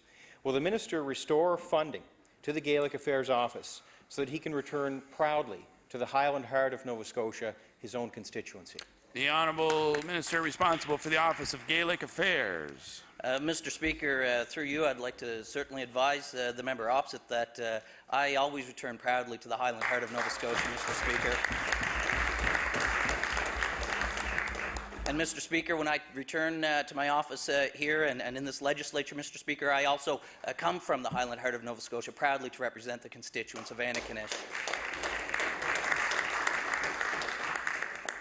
Mr. Speaker, with respect to the position, as I'd indicated, Mr. Speaker, those positions primarily focused on administrative aspects, Mr. Speaker, well aware of the work of those 2 affected individuals were, Mr. Speaker. In fact, the Office of Gaelic Affairs is right down the hall from my constituency office, Mr. Speaker. I know these individuals personally, well aware of the work that they were doing, Mr. Speaker, and I'm confident that we can continue to deliver on the mandate, the core mandate, and deliver the services for Gaelic Affairs in the province of Nova Scotia. The Honourable Member for Pictou West. Thank you very much, Mr. Speaker. My question through you is to the Minister of Transportation. Nova Scotia Vehicle Compliance is responsible for the safety for all road users and protection of infrastructure. My understanding is that there are 12 mobile inspection territories within the province. But it is also my understanding that there are several vacant positions that have not been filled. Some positions have been vacant since August of 2014. Will the minister confirm there is a staffing issue and whether or not these vacant positions will be filled, and if so, when? The Honourable Minister of Transportation. Thank you, Mr. Speaker. I agree with the member. The vehicle compliance certainly an important aspect of our complement of road safety in the province. There are, for the mobile unit, there are 13 positions across the province. There are 3 vacancies at this point. I've spoken to Dan Leopold as recently today, who's the director for vehicle compliance. He assures me that the search is active for to fill those 3 positions, and they will be filled within the next few months. Thank you very much. The honourable member for Pictou West. Thank you very much, Mr. Speaker, and I thank the Minister for his answer. In addition to holes in the compliance coverage in the province, many public complaints about safety are not being addressed, especially in my constituency of Pictou West, which represents vehicle compliance area 87. I received many calls regarding the salt trucks traveling the Sunrise Trail this winter. In fact, calls became so overwhelming that I had discussions with RCMP, who are immediately working on monitoring the area more. Can the minister explain why this area is currently understaffed and not being monitored to the degree it should be, considering that Pictou County actually has the 2nd highest registration for commercial vehicles next to the HRM? The Honourable Minister of Transportation. Thank you, Mr. Speaker. I certainly don't have any of the information the member just mentioned. I've never heard of that issue whatsoever. The member may be getting many calls, as she suggested. They must be local calls. I haven't had any of those. Dan is very competent. He's very capable, and he usually gets me information of anything that's pressing, so I'd be happy to collect that information from the member and explore it as best I can. Thank you very much. The honourable member for Sackville-Cobequid. Mr. Speaker, in November 2014, the Minister of Health announced funding grants to 23 not-for-profit organizations that provided support for individuals living with mental illness and addictions. In the release, the minister was quoted as saying, "There is clearly a need for more access to mental health and addiction support." So my question for the minister, given the need for more mental health and addiction support, why did he cut grants to these organizations? The Honourable Minister of Health. Thank you very much, Mr. Speaker, and pleased to tell the honourable member that while we have taken a percentage of grants right across the Department of Health this year, I'm very pleased and proud that our government added $1.1 million to mental health delivery this year. The Honourable House Leader for the New Democratic Party. Mr. Speaker, in the same press release, the Minister of Health said, and I quote, "We can never lose sight of the critical role community support plays in recovery and well-being of someone living with a mental health or addiction," Mr. Speaker. Mr. Speaker, 6 months later, the McNeil government has already cut funding to these same organizations it promised to support. So I'd like to ask the Minister, over the last 6 months, the Minister supported or over 6 months ago, the minister supported organizations that provided this important information and support for those living with mental health and addiction services. What happened that changed his views? The Honourable Minister of Health. Thank you very much, Mr. Speaker. Pleased to tell the honourable member that as we look at the report of Dr. Jana Davidson, who took a look at all of the mental health work relating to adolescents in our province, the focus was to do a great deal more work in the early years, and I'm pleased to say that in our 2 budgets to date, we have added to the Schools Plus program, and that's what's going to make the real difference in our province. The honourable member for Pictou East. Thank you, Mr. Speaker. Thank you. My question is for the Minister of Energy. Last year, we saw the government reconfigure Efficiency Nova Scotia, and at the time, the Premier defended the new structure, saying the new standalone Efficiency Nova Scotia entity is actually driving down fuel costs, which in turn ensure that power rates go down. Meanwhile, according to a media report, Nova Scotia Power is saying that efficiency services will actually add up to 3.1% to power bills. So my question for the minister is, does the government still say that their plan will drive down rates when the utility is saying the exact opposite? The Honourable Minister of Energy.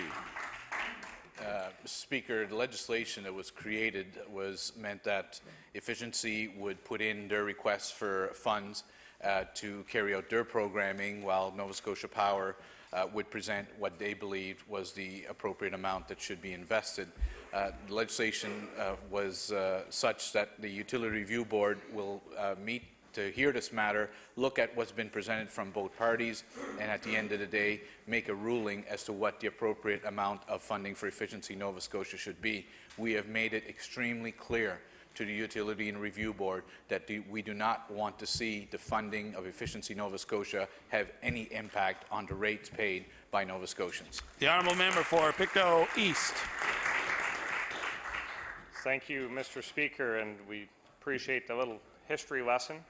But Nova Scotians will certainly remember the Premier saying that he would break the monopoly and that he would reduce power rates. Well, a Nova Scotia Power pamphlet compared 2014 rates to 2015 rates, and despite the Liberals claiming the efficiency fee is eliminated, rates remain the same. So my question, Mr. Speaker, is while Nova Scotians were expecting real change to lower electrical rates, when will they see that instead of hearing more Liberal double talk and schemes? The Honourable Minister of Energy. Mr. Speaker, the legislation that was passed by this government has been working, in the fact that Efficiency Nova Scotia is helping Nova Scotians reduce their demand on power, which is going to help lower rates in this province and make power more affordable for all Nova Scotians. Mr. Speaker, what Nova Scotians were looking for in the last election is a party that was going to come with a real plan, instead of a party in the official opposition, which I believe at the time was playing a little bit on the movie Frozen and thinking that the leader of the official opposition could be like Elsa and just somehow freeze power rates and just magically do so. Mr. Speaker, Nova Scotians voted for a real plan. That plan is working. The honourable member for Kings North. Mr. Speaker, my question is for the Minister of Agriculture. Mr. Speaker, in the days since the budget, we have heard many comments from the government about how much the people who work in the film industry are valued. However, it recently came to light that the Minister of Agriculture's executive assistant had been using social media to criticize the film industry. I understand that the staff member has since apologized to the industry for the remarks. My question, Mr. Speaker, for the Minister is this. Would the Minister also like to express an apology to the members of the film industry who are here with us today and assure them that this government has far greater respect for them than the unfortunate comments on social media would reflect? The Honourable Minister of Agriculture. Thank you very much, Mr. Speaker. This indeed is a very unfortunate incident, and I'm very, very disappointed that a person that works with me made such comments, and I want to apologize to the industry. It didn't reflect me. I had nothing to do with this. It doesn't reflect government policy. I think it was totally unacceptable. The honourable member for Kings North. Mr. Speaker, I'd like to thank the Minister for that apology. The ongoing negotiations with the film industry are under a media blackout, and this industry needs to feel that there is confidence and goodwill from the government as they continue those negotiations. Social media is a venue for individuals to express free speech, but in government positions it is important that employees be respectful of others. Will the Minister confirm to this that the government does have a policy on social media to ensure that this does not happen again and potentially undermine government negotiations? The Honourable Minister of Agriculture. Thank you, Mr. Speaker, for this very important question. I can assure you any employee under my jurisdiction will not be using social media for this kind of activity ever again. The Honourable Member for Truro, Bible Hill, Millbrook, Salmon River. Thank you, Mr. Speaker. By eliminating the successful agency Film and Creative Industries Nova Scotia, the McNeil government has thrown the future of the youth-based Film 5 program into complete chaos. The youth who depend on this program aren't even sure it still exists. Some of them are here today looking for answers. 25-year-old producer Dominic Fagan's film Paper Thin was scheduled to begin filming next month. But because of the lack of vision and planning by this government, this young filmmaker's project is now in jeopardy. My question for the Premier is this. What is his plan to provide on-the-job training for young Nova Scotian filmmakers like Dominic? Or is this government going to continue with the old adage, don't call us, we'll call you? The Honourable Premier. Thank you, Mr. Speaker. I want to thank all members of this province who call my office, or whether it's the Premier's office or my constituency office. I appreciate hearing from Nova Scotians. Mr. Speaker, over the last number of weeks, we've heard from Nova Scotians who are involved in the creative economy and those who aren't, expressing their opinions on policy positions that government has taken. It is part of that, Mr. Speaker. It's been part of the conversation that's taken place with Screen Nova Scotia to come to a point where, Mr. Speaker, all sides believe the direction the province is going is fair to everyone, and we look forward to continuing those conversations. The Honourable Member for Truro, Bible Hill, Millbrook, Salmon River. Well, thank you, Mr. Speaker. Dominic Fagan says he feels like the McNeil government slammed the door on his career before it even starts. Young filmmakers are now having to look at other provinces for opportunities that they need to build successful careers in the creative economy, as I once had to do. So I stand before you today, Mr. Speaker, asking on behalf of Nova Scotia's youth, why is the Premier driving young Nova Scotians away with his hasty decision to dismantle the creative and film industries without a backup plan? The Honourable Premier. Mr. Speaker, I want to thank the honourable member for her question. I want to remind her, Mr. Speaker, there was $6 million in this budget for the digital rebate, Mr. Speaker. There's an additional $6 million for the film industry. There's an additional $6 million, Mr. Speaker, that has been set aside for the creative economy, $4 million of which is for the film industry, another $2 million, Mr. Speaker, would be for recording and as well as publishing. Though that is not a government that has turned its back on the creative economy. Mr. Speaker, we, though, have heard from some members of the creative economy that the delivery model we're using doesn't work for them. I'm very proud of the way they've responded to sit down with government to say, okay, here's the fiscal envelope. How can we best change this so we can use a delivery model that works for them? I've been encouraged by the way they've shown such great leadership, Mr. Speaker, on working with government. We're going to continue to work with them, no matter how much rhetoric comes from this floor, and find a solution that works for Nova Scotia. The Honourable Member for Pictou Centre. Mr. Speaker, my question is for the Minister of Natural Resources. The Mining Association of Nova Scotia asked and received a promise from this government for the removal of the motor fuel tax for the mining and quarry sector. Last week, the Minister of Natural Resources said, and I quote, "The indication that we have given to the Mining Association was that this credit would be looked at and distributed over the course of our mandate." I hope the Minister has had a chance to reflect on that statement over the weekend. My question to the Minister, is simply, does the Minister stand by his answer he gave with regard to when his government promised to remove the motor fuel tax for the mining sector? The Honourable Minister of Natural Resources. Thank you very much, Mr. Speaker. We've made it very clear that this government has a priority to restore fiscal health to this province, Mr. Speaker. It needs to be made clear to everybody that is to ensure future generations aren't saddled with crippling levels of debt or deficits, and so that we can fund the core services that this government needs to provide to Nova Scotians, Mr. Speaker. When it comes to taxation questions, we are looking at all of those, and we still have on our agenda to provide that tax credit, Mr. Speaker, but we will not do it before we can afford to. The Honourable Member for Pictou Centre. Mr. Speaker, in a letter to the Mining Association of Nova Scotia, dated May 13, 2014, the Minister of Finance confirms that the Liberal government will remove the motor fuel tax from the mining and quarry sectors over the final 3 years of the government's mandate. Given that the normal mandate for a government is 4 years, the fuel tax removal should have begun its phase in during this budget. In addition, in a November 10, 24 news release, the Minister of Natural Resources said the government will start phasing in a fuel tax rebate program for mining and quarrying vehicles and introduce a revised Mineral Resources Act in 2015. My question to the Minister, why won't the Minister admit that he was unable to follow through on a clear promise he made to members of the mining industry? The Honourable Minister of Natural Resources. Thank you, Mr. Speaker. Where this is a question related to taxation, I will refer the second part of this question to the Minister of Finance. The Honourable Minister of Finance. Thank you very much, Mr. Speaker, and I'm pleased to talk to this subject as well about the fuel tax rebate, which is a rebate that's offered to farming and to fishing, and the mining industry felt as well that they have vehicles that don't go on our roads that should have the same benefit. And Mr. Speaker, the commitment remains. We promised to do it within this mandate, but what the problem we ran into was that you couldn't do it in phases, that it's going to match the farming and fishing, and it needs to be done at one time. So that's why we've committed to do that within this mandate. The honourable member for Sydney River Myra Lewisburg. Thank you very much, Mr. Speaker. My question is to the Minister of Business. Mr. Speaker, Nova Scotia trucking companies haul millions of kilograms of freight annually across North America.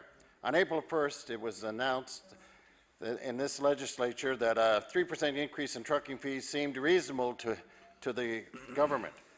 This despite the fact a commercial trucker hauling more than 6,000 kgs will now pay $4,112.15 annually for a licensing fee. So my question to the minister is quite simple. How many trucking companies did the minister consult to see if they thought that 3% was a reasonable increase? The Honourable Minister of Business. Thank you, Mr. Speaker. And let me first acknowledge the value of our trucking industry to the movement of goods and services throughout the province and to other areas of the country.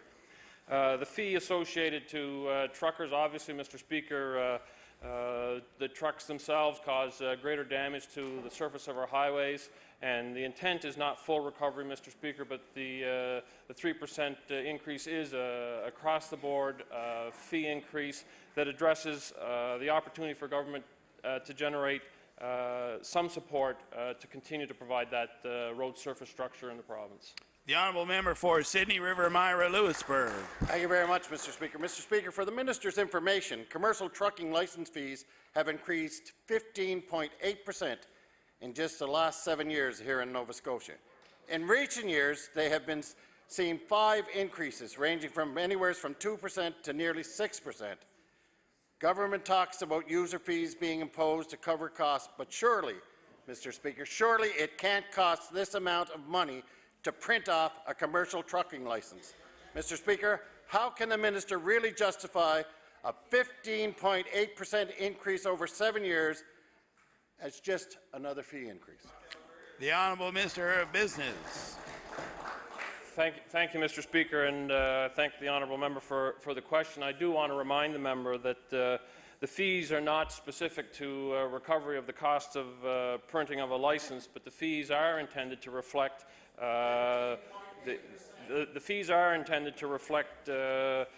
much broader application of the need to continue to provide that road service, and in some way, Mr. Speaker, continue to support that mechanism in the province. The Honourable House Leader for the New Democratic Party. Mr. Speaker, eating disorders have the highest mortality rate of any mental illness. 10% of those diagnosed with an eating disorder will die within 10 years, according to the Canadian Institute for Health Information. The number of women admitted to hospital emergency rooms because of eating disorders tripled between 2010 and 2013 in Nova Scotia.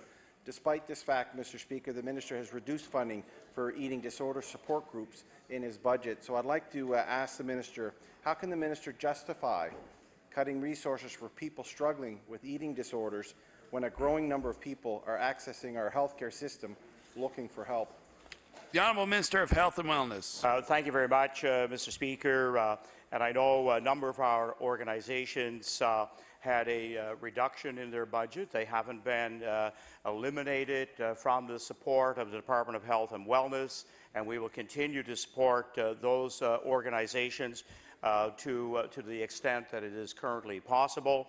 But one of the good news stories here is the additional work with eating disorders that is taking place through the IWK program.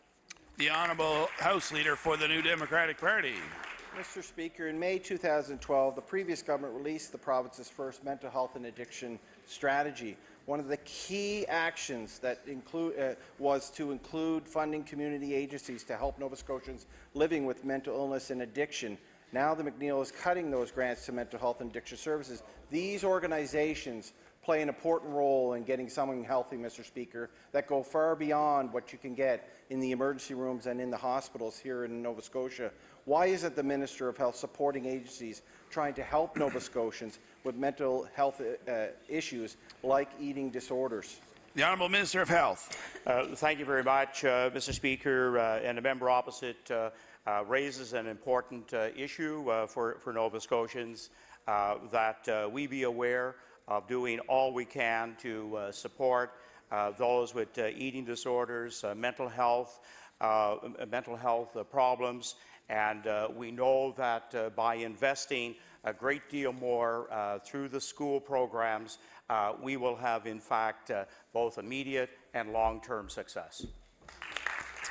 The Honourable Member for Northside Westmount. Thank you, Mr. Speaker.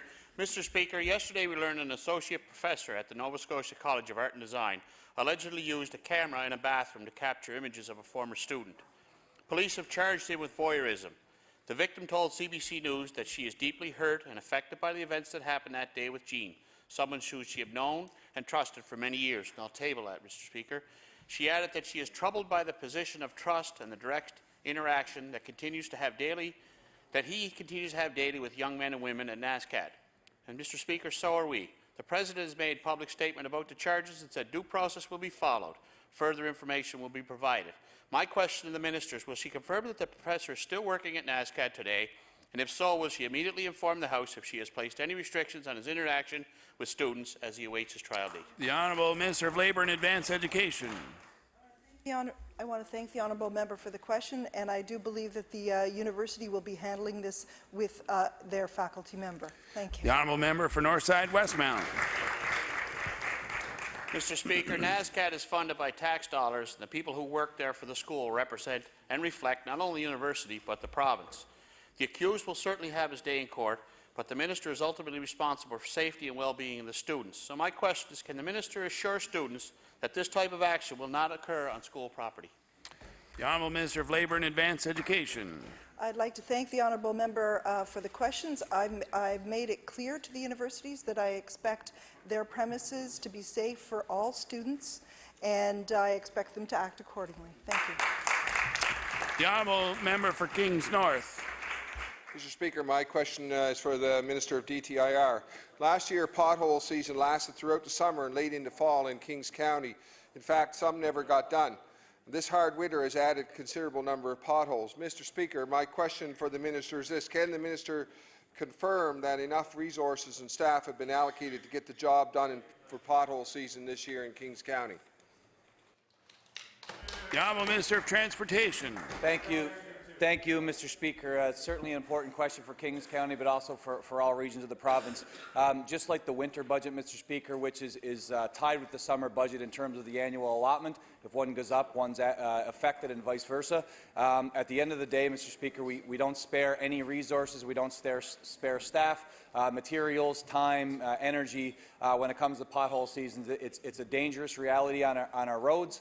Certainly impacts not only the financial coffers of Nova Scotians when they hit potholes and have that added expense, but it's also about safety, Mr. Speaker. So despite the tough winter we had and the significant potholes, we certainly won't sacrifice resources, and we'll look after them as we do every other year as best we possibly can. Thank you very much. Honourable Member for Kings North. Thank you, Mr. Speaker, to the Minister for that answer. Last summer in Kings County also there was a considerable amount of protests which occurred over roadside brush trimming, which has really kind of been falling behind. And I'd just like to ask the Minister, can he confirm that roadside brush trimming will be on his agenda this summer for Kings County? The Honourable Minister of Transportation. You know, Mr. Speaker, there's a lot of things we look at in transportation. You know, there's Order, please. Time allotted for oral questions by members to ministers has expired. Just before we move on to government business and a couple of other agenda items, I just want to take a minute to remind all members that oral questions put by members to ministers, the guidelines for the questions, the member for Truro, Bible Hill, Millbrook, Salmon River posed a question on behalf of a constituent, and that is not permitted. So we want to just be mindful of the phrasing of how we bring forth such questions. And also the question earlier about, from the member for Northside Westmount, on the NASCAD case, that is a matter before the courts, and it is not within our purview to pose any questions about judicial matters that are in fact being considered by our court. Just a friendly reminder, the Honourable Minister of Agriculture and Aquaculture. Thank you, Mr. Speaker. On a point of order, I was asked a question by the Honourable Member from Kings North on agriculture. Actually, it's not agriculture. It should have been directed to my Fisheries Department. I want to make sure that's very, very clear.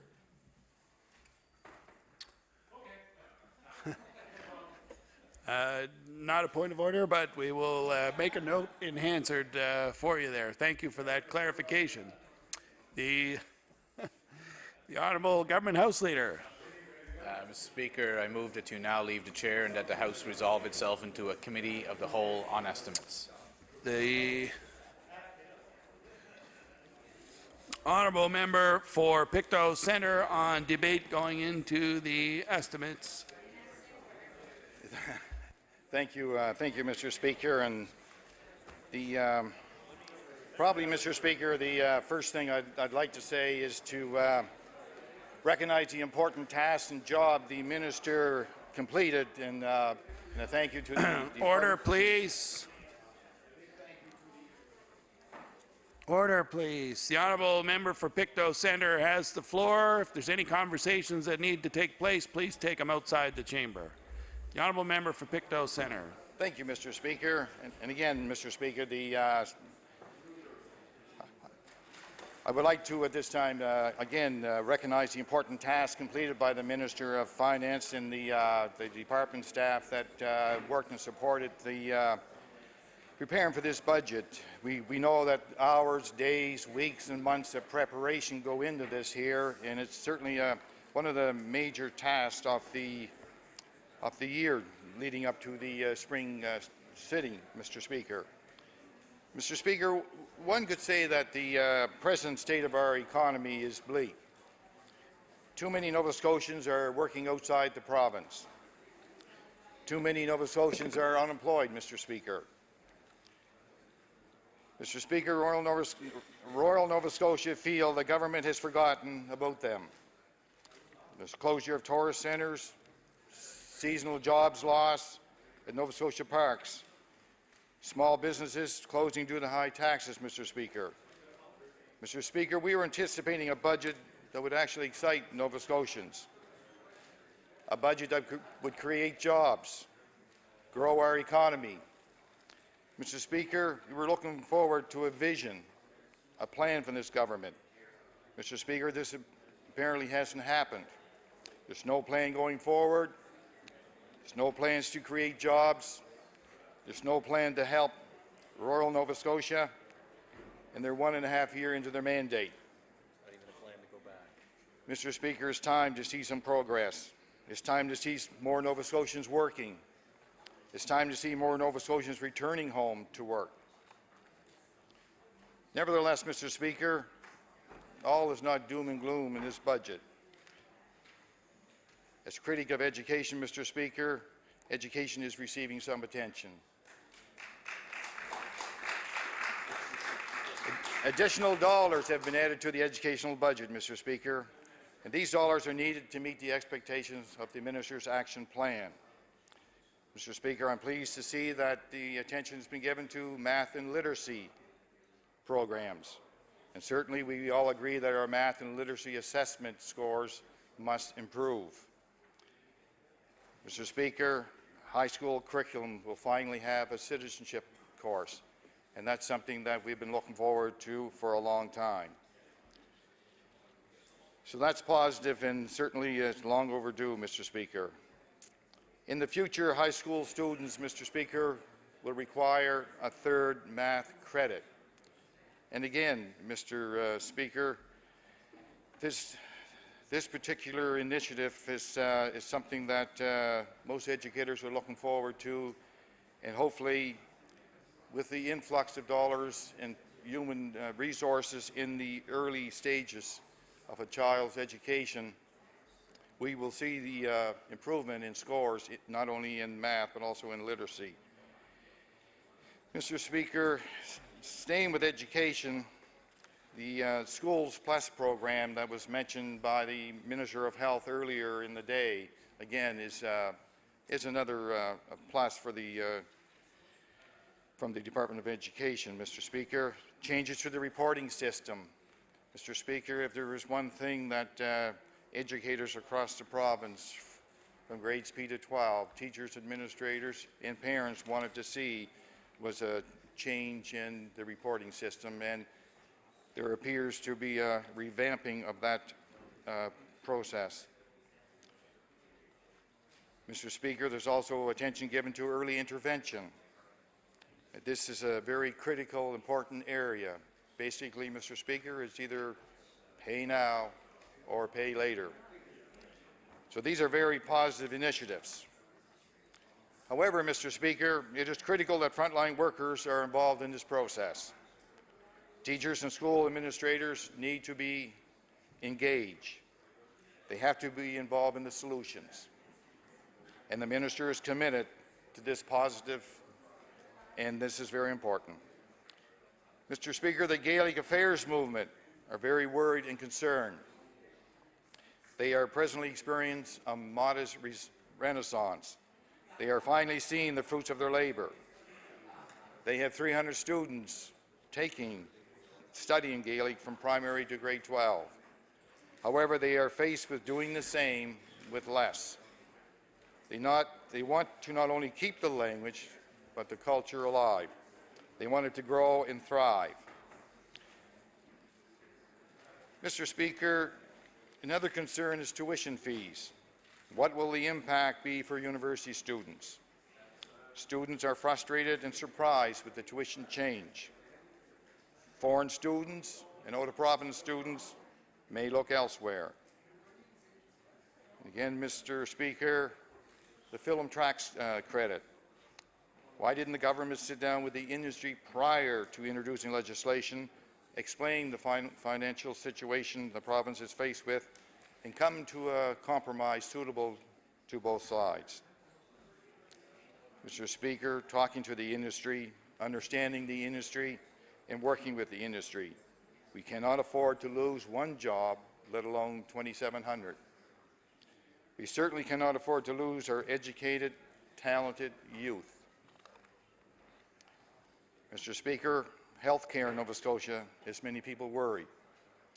Will we have enough doctors in rural Nova Scotia? Will we have an adequate number of nurses in Nova Scotia? Are we going to face a shortage of qualified health workers? Mr. Speaker, the removal of the healthy living tax has disappointed parents. Healthy living tax was something that young families were getting accustomed to using and getting people involved in recreational sports.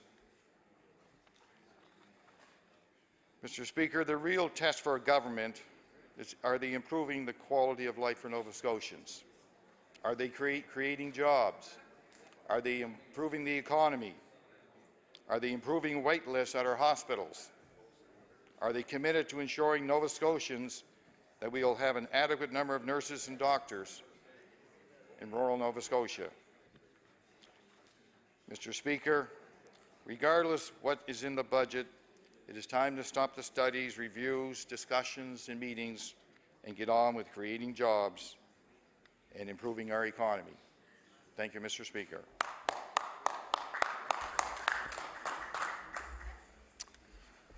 Barring no more speakers in debate going into supply, motion carried, and the House will now recess for a few minutes while we resolve into the whole House on Committee on Supply.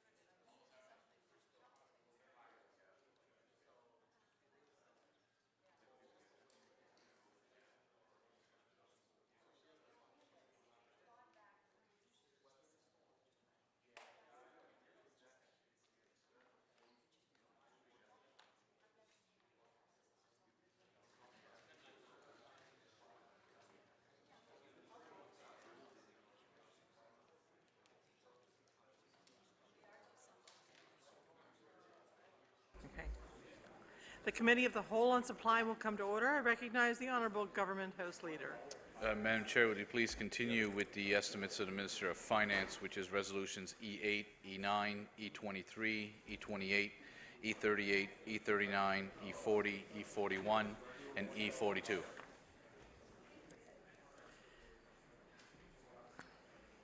So we'll continue, and the Honourable Member for Hants West. Thank you, Madam Chair. It's good to have an opportunity today to question the Minister of Finance on a couple of things, and I just happened to notice one of her staff there, who I'm fairly familiar with. It might be kind of fun this afternoon to poke at George a little bit and see how it goes. So, just a few things I want to talk about. The first one I'll go to is the on education, the universities, and lifting the cap, I guess we'll call it, that's been put on for a number of years, and now with the ability for each university in the province to raise tuition to a level that they think would be acceptable or need it. Having a daughter who's just finished year number 2 at Acadia, I can tell you we all know the pain of education dollars and what the costs are, and I would say that most would agree, all schools, and I would agree, including Acadia, which I consider to be the school in my backyard, even though it's in the neighboring constituency. A great school, and it costs a lot of money to operate. And I think most all appreciate that. Was the, I guess the question around it really is, was the idea behind this to accommodate the necessary labor fees that, you know, I know that they were after some, the profs increased labor costs, etc. And if not, what was the reason for lifting the cap on university tuition dollars?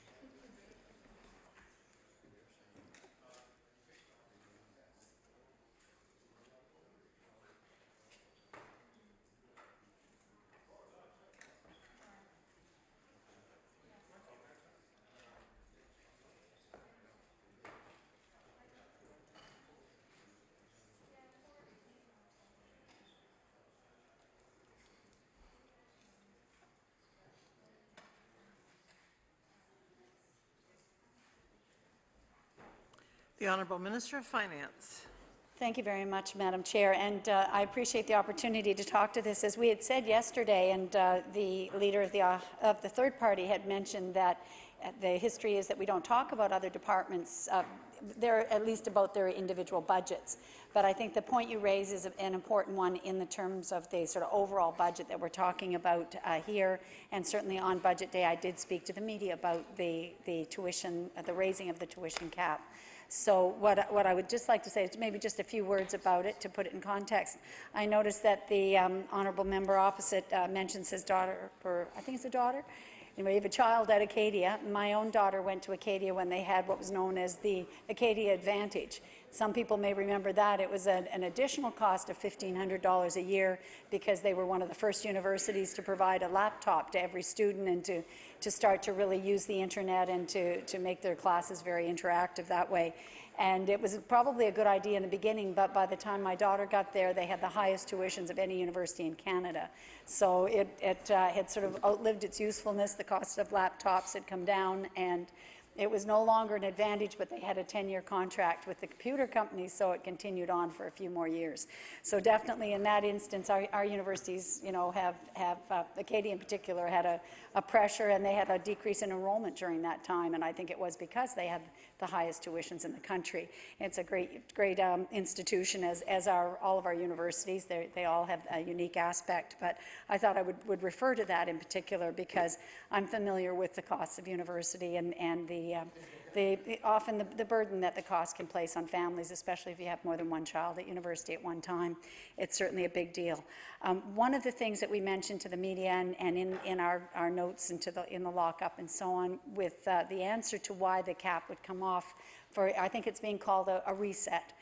The one-year reset is really that when it was originally brought in, and I was in opposition in the mid-2000s when the Conservative government at the time, and you may have been a member at the time, when we were very much the top of the country in terms of tuition, and efforts were taken to bring us down into the average, and we've stayed very much close to the average tuition ever since. That was the rebate that we give, or the bursary that all Nova Scotian students receive direct to the universities at a considerable cost. It's over $1,200 per student that many students aren't even aware of. It's going back to the university in their name against their tuition to keep our posted tuition that we're asking for from them down. And it's a huge help, really, overall, and it has kept ours very low. The 3% rise has kept it low in terms of how our growth is. It's kept us right within the norm for the country, which is where we would want to be so that we're still competitive. And I know the Minister of Labour and Advanced Education talks a lot about how we remain competitive in the national scene. One of the points around the point in time when the universities were sort of reined in, if you like, and they weren't allowed to raise tuitions, was that there was a disparity between different institutions. And the one example that was given to me was around a business program. If you took it at St. FX or you chose to take it at Acadia, there was a $500 difference in tuition because of where they were sort of arbitrarily stuck at the time that this came in. So we found that over time, a exact same program at two of our universities has a big disparity in price. And that really, I believe, is what lies behind the need to allow a reset and sort of a rationale to bring it back into parity. Thank you. The honourable member for Hants West. Thank you, Madam Chair, and thank you, Minister. So I guess just based on the reset that we'll call it, am I to understand then, and I guess students to understand more importantly than I and other families, that the reset will balance out similar programs at universities? So we'll just use Acadia and St. FX in business as an example, or any school for that matter. Is there some, I don't want to use the word mandate, but mandate to drive the idea that you just spoke of to balance these universities to similar costs in certain programs that share, like 2 or 3 schools that might share or offer the same kind of program? Now, my daughter, as an example, is taking music. Yes, there are other schools that offer it, but Acadia is certainly, world-renowned with those who have gone and been successful in music, regardless of whether it's education or performance or what it might be. So I'm just, if you could maybe just want to elaborate a bit more on the reset piece. I just want to be clear, is this to level the playing field and make them all equal by way of the programming? To give students, I don't know if it creates more options, but more options, I guess. If maybe they want to go to Acadia, maybe they want to go somewhere else, but they're not going to pay anymore because they have a preference for a school. The Honourable Minister of Finance. Thank you very much. And I think the important thing, you're talking about whether it's to make them equal, I think it provides the opportunity for those universities that were disadvantaged by being behind in their tuition to come to a more level playing field, because the costs are great and the universities are under a lot of pressure to continue to provide a high-quality education. It's interesting to note that your daughter's doing music at Acadia. That's what my daughter chose as well, so I guess that shows it is a good program there, certainly. And my daughter majored in voice at Acadia, which is, again, an important thing for learning. And there are a couple of options in Nova Scotia for that program, as you would know. And I can see your family are close to Acadia. You stayed close, but certainly St. FX has a music program. Dalhousie has a music program. Those are the two I know of right off the bat. And I think a new one is being set up at Cape Breton University, or has been just in the last short while. But the real idea is that, and the Minister I know will speak to it. I don't know if she's had an opportunity to do estimates yet, and perhaps you can go further with her on it. My understanding, and I think it is right, is that it's to allow them to be a little bit more competitive, to make up that shortfall that they feel that they're under a disadvantage by having been honestly caught off guard many years ago when the lower rates were established and rates were held back, let me put it that way. So if they felt they were caught off guard and other universities had raised their rates prior to that, some of them, like in the case of business at St. FX, they had not. And so this just allows a recalibration, and hopefully, it'll come to not that it will escalate a lot of the fees, but that there'll be more of an equal weighting across the province when we're done. And it's certainly not intended in any way to diminish the number of programs or the choice that's available to students. And I would just like to perhaps quote the Minister of Labour and Advanced Education, because she said very clearly that students are very savvy shoppers, that they are very conscious of price, and that they will be, the universities will have to be careful about how they take this opportunity for this 1 year, because they will run the risk of outpricing themselves and losing students. The honourable member for Hands West. Thank you, Madam Chair, and thank you, Minister. And I think, I guess maybe that's a concern. There are a lot of people from all over the world, obviously, that attend our universities here in Nova Scotia. My daughter, yes, very local, a few kilometres up the road, 30 or so to go to Acadia each day.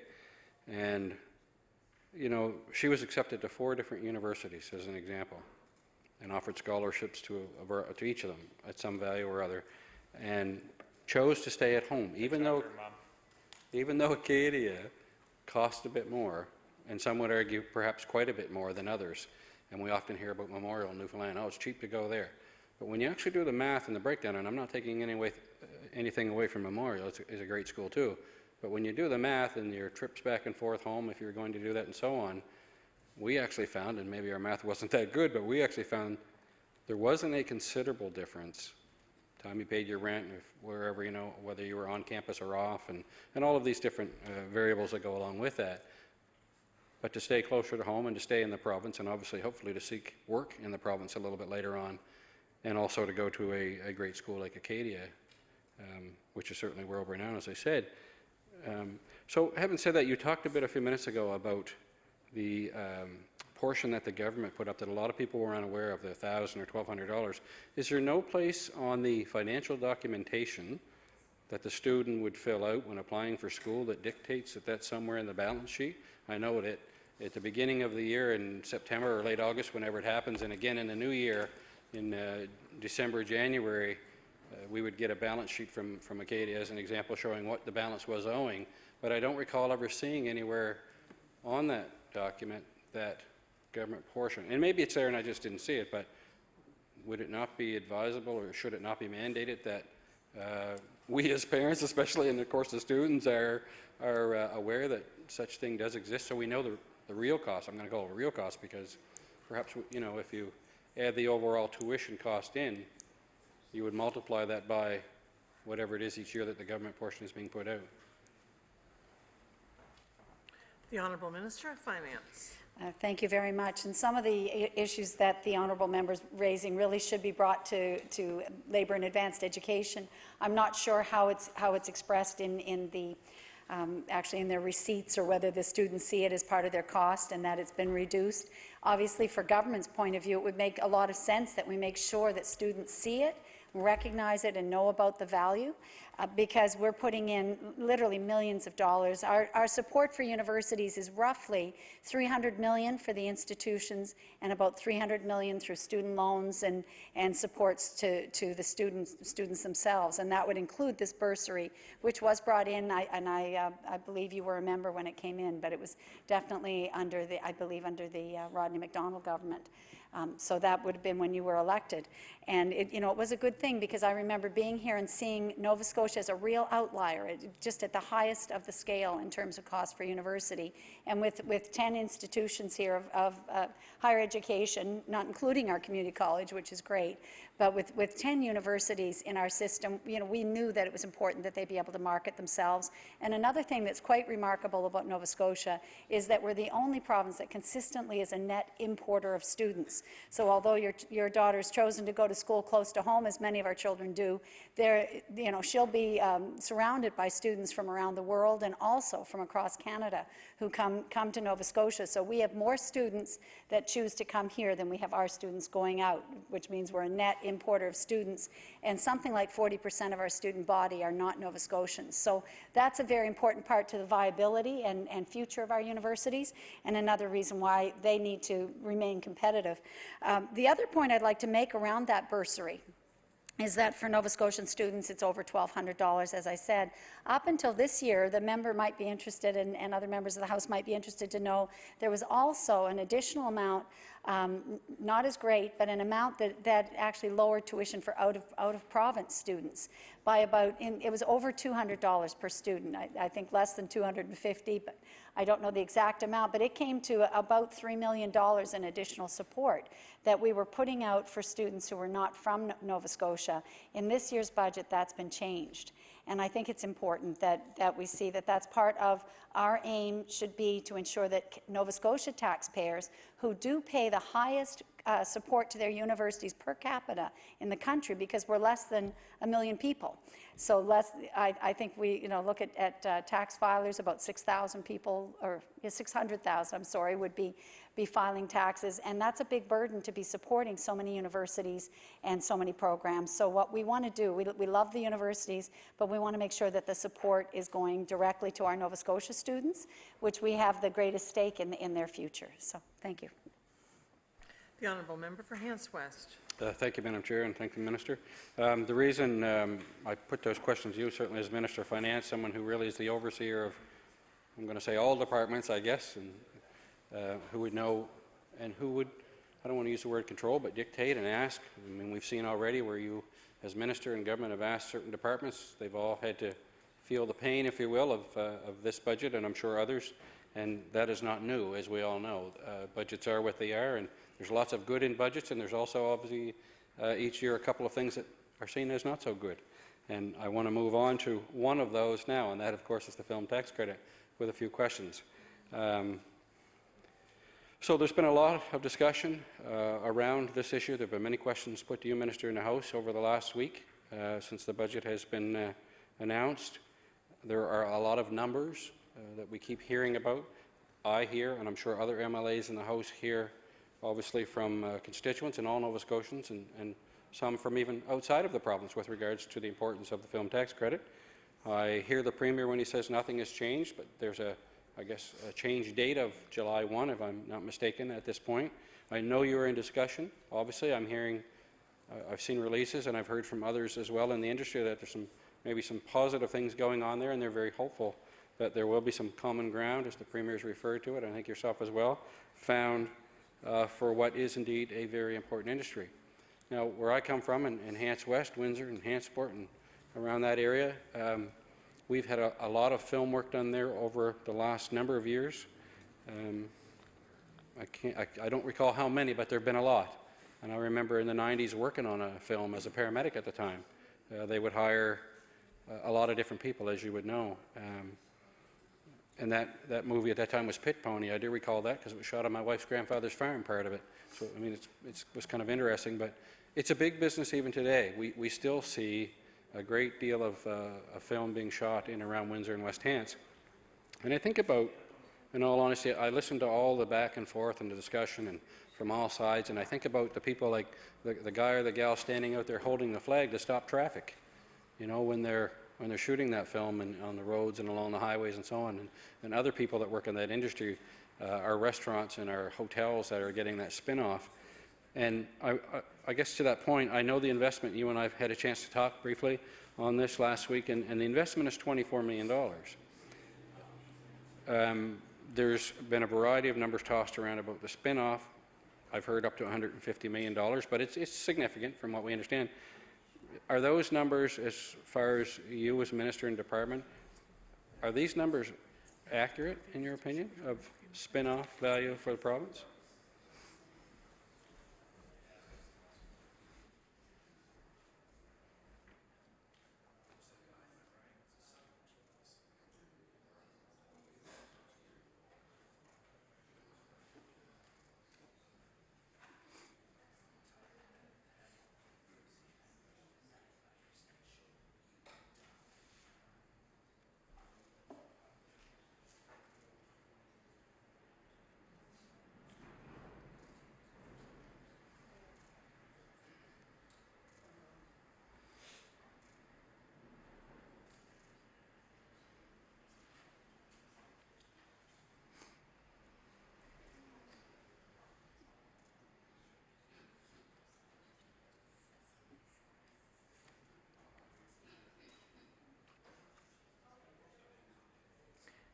The Honourable Minister of Finance. Thank you very much, Madam Speaker or Madam Chair. And I did want to just respond to the honourable member's question. We did talk about this last week, and I don't think you were here in the House last night when I I touched on it as well in one of my answers. One of the things I do want to preface, and I'll be saying again, I'm sure this afternoon, is to just let all the members know about the status of our discussions with Screen Nova Scotia, who are representing, this industry which touches a lot of different companies, a lot of different people.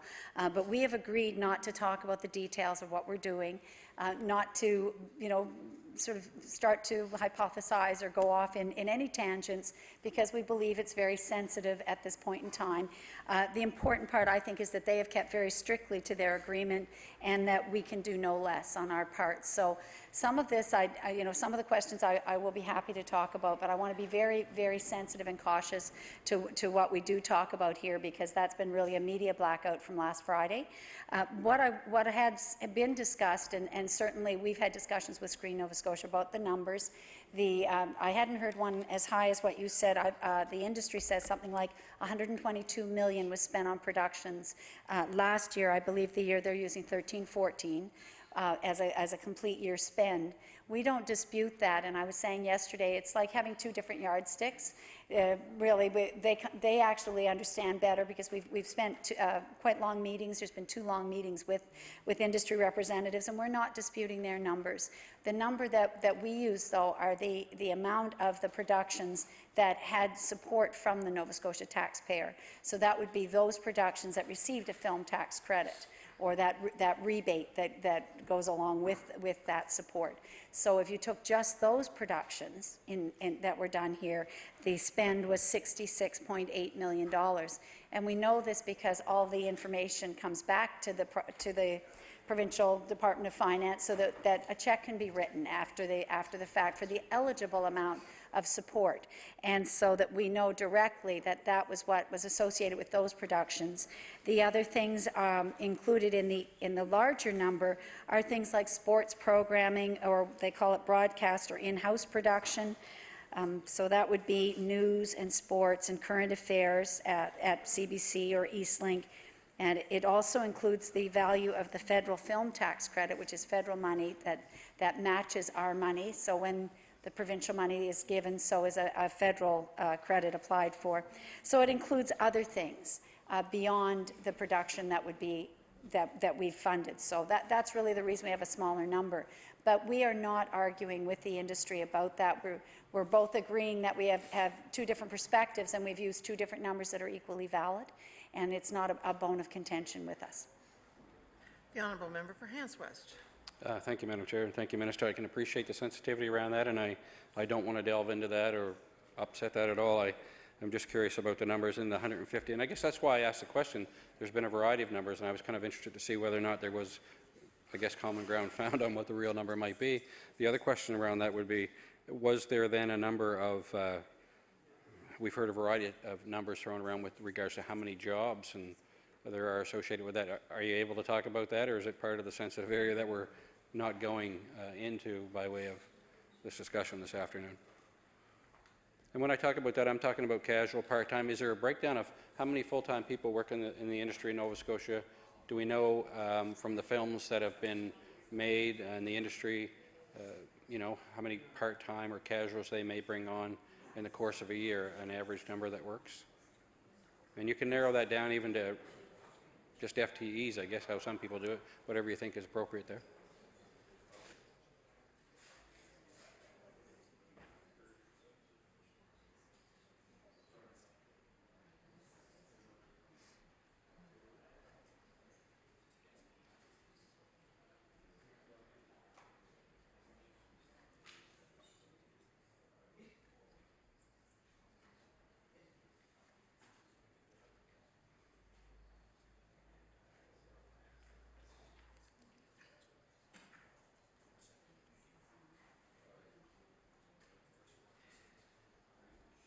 The Honourable Minister of Finance. Thank you again, Madam Chair. And in answer to the member's question, again, there are numbers that we have discussed with the industry and I think are accepted, again, that we're looking at the 2 different measures, the the amount we support directly with the film tax credit or the total industry. I think what's probably really important to note for everybody is that there's a great overlap, and I think that's become very clear in the last little while, that somebody could work on a film that was supported by the credit, or they could also work on some other production that might have been in-house with Eastlink or CTV or somewhere else that is not. So what we know is people are mobile within the province, and that the productions, could use a lot of people and at different times over the year. That's the nature of the industry. I hear that, and I appreciate that. The numbers are taken from the Canadian Media Production Association, which is CMPA. It's really a recognized organization that gathers data, and if you use their numbers, which is very valid, you would come to 1,140 direct FTEs. So again, that would be your full-time equivalents for the year that are related to, I believe that would be to the $122 million complete production. Thank you. The honourable member for Hants West. Thank you. So a few minutes ago, Minister, you talked about $66.8 million in 13-14, I think was the year you gave. Is that number, and maybe it's not as simple as my equation that I just wrote down here, I was thinking of dividing that number by the number of jobs and the percentage that would be paid out. But it's not a straight percentage. I want to talk about that because I think there's a lack of understanding. I've had a number of calls on this and said, well, how is it 50 to 65%? So the 50% is actually here in the HRM, if I understand this correctly, and once you leave the HRM, you go out 60% maybe in Windsor, where I come from. In the rural area of Nova Scotia, there's an additional 10%. But there's another 5% based on, is it a multiple making of movies or films of some kind? I'm not just sure what the language around that is, but if you do like 3 or 4, is that how the other percentage comes in, or is it based on the number of people you hire or where they're from? And I guess I'll just add to that before you answer. Does it matter where the employee comes from that's gathering the percentage? So I'll use this as an example. Seamstress is working on a movie in Windsor, lives here in Halifax, but she's doing, production stuff for the movie being shot in Windsor. How do you break that down by way of a percentage? Is she a 50% employee that you're paying for, or 65, or 60?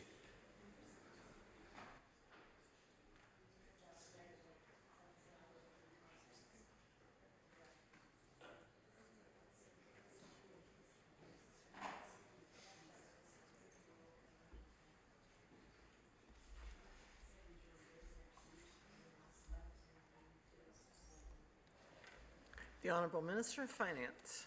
Thank you very much again, Madam Chair. And the question that you're asking is really around how it gets from 50 to 65%. It goes that way, again, as the member noted, if you're outside of Metro. That's actually 30 kilometres from Citadel Hills. So the range around Halifax on the outskirts and in the sort of in that 100-kilometre radius, let us say, would be quite significant when we're talking about the rural additional, and that is 10%. And actually, it doesn't actually have to be 100% of your time spent in the rural area, but the substantial amount. And we were just looking, we don't have the exact figure here, but it means the substantial amount of the filming and work is done outside of the city proper. The other 5%, which can be tacked on as well, is for frequent filming. So if a production company has made more than, I think it's three within 2 years, you get the additional 5% anywhere in the province. So you might stay local and have it be 55%, or you might go in that radius outside of HRM and get 65. So those are the three components, and it's all labor-based. I think it's important, and I know we get tossing numbers around. It can get a little bit confusing. It is it's based on the amount of labor in the production, not on the total spend, not on the other costs that might be involved in producing the film. The Honourable Member for Hants West. Thank you, Madam Chair, and thank you, Minister, for those numbers. So that's a pretty big rural area then of the province, obviously. And you may have mentioned this and I may have missed it. Can you break down the percentage of 50, 60, and 65? So how many, and maybe you can, I'm not sure, how many of the productions would actually get the 65 and the 60?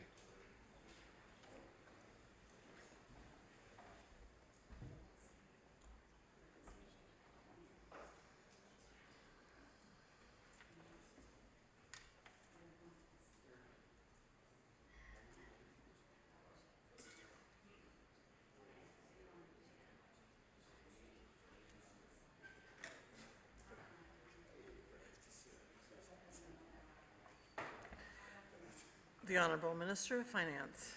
Thank you very much, and that's a very good question to know how it actually spreads out. We were talking because I know I did see a figure of the number of productions that got the full 65%. It was 8 productions, and it was a very substantial amount of money in that. But we don't have the breakdown either by the number of productions over the total or the cost of those 8 over the total. I think it would be a good percentage, but we just don't have it. So what we will agree is that we could make that available to you and just show, and I think again when we're talking about it, just 50% is the base of that. So any production that received our support would have received 50% of their labour cost covered. But we can certainly let you know how many were at the 50, 55 or 65% level. Thank you. The Honourable Member for Hants West. Thank you, Madam Chair. I want to move on a bit to this whole thing. How many other provinces in the country offer a tax credit? And I suppose probably New England would have some effect as well, being somewhere in the eastern circle. I don't know, I'm only guessing. But how many other provinces, and what is our, I'm going to call our area of threat, because we don't want an industry to leave. Where would they go? What areas would they be? And do you know what the other provinces are offering for a tax credit? How does that compare to what we do here in Nova Scotia?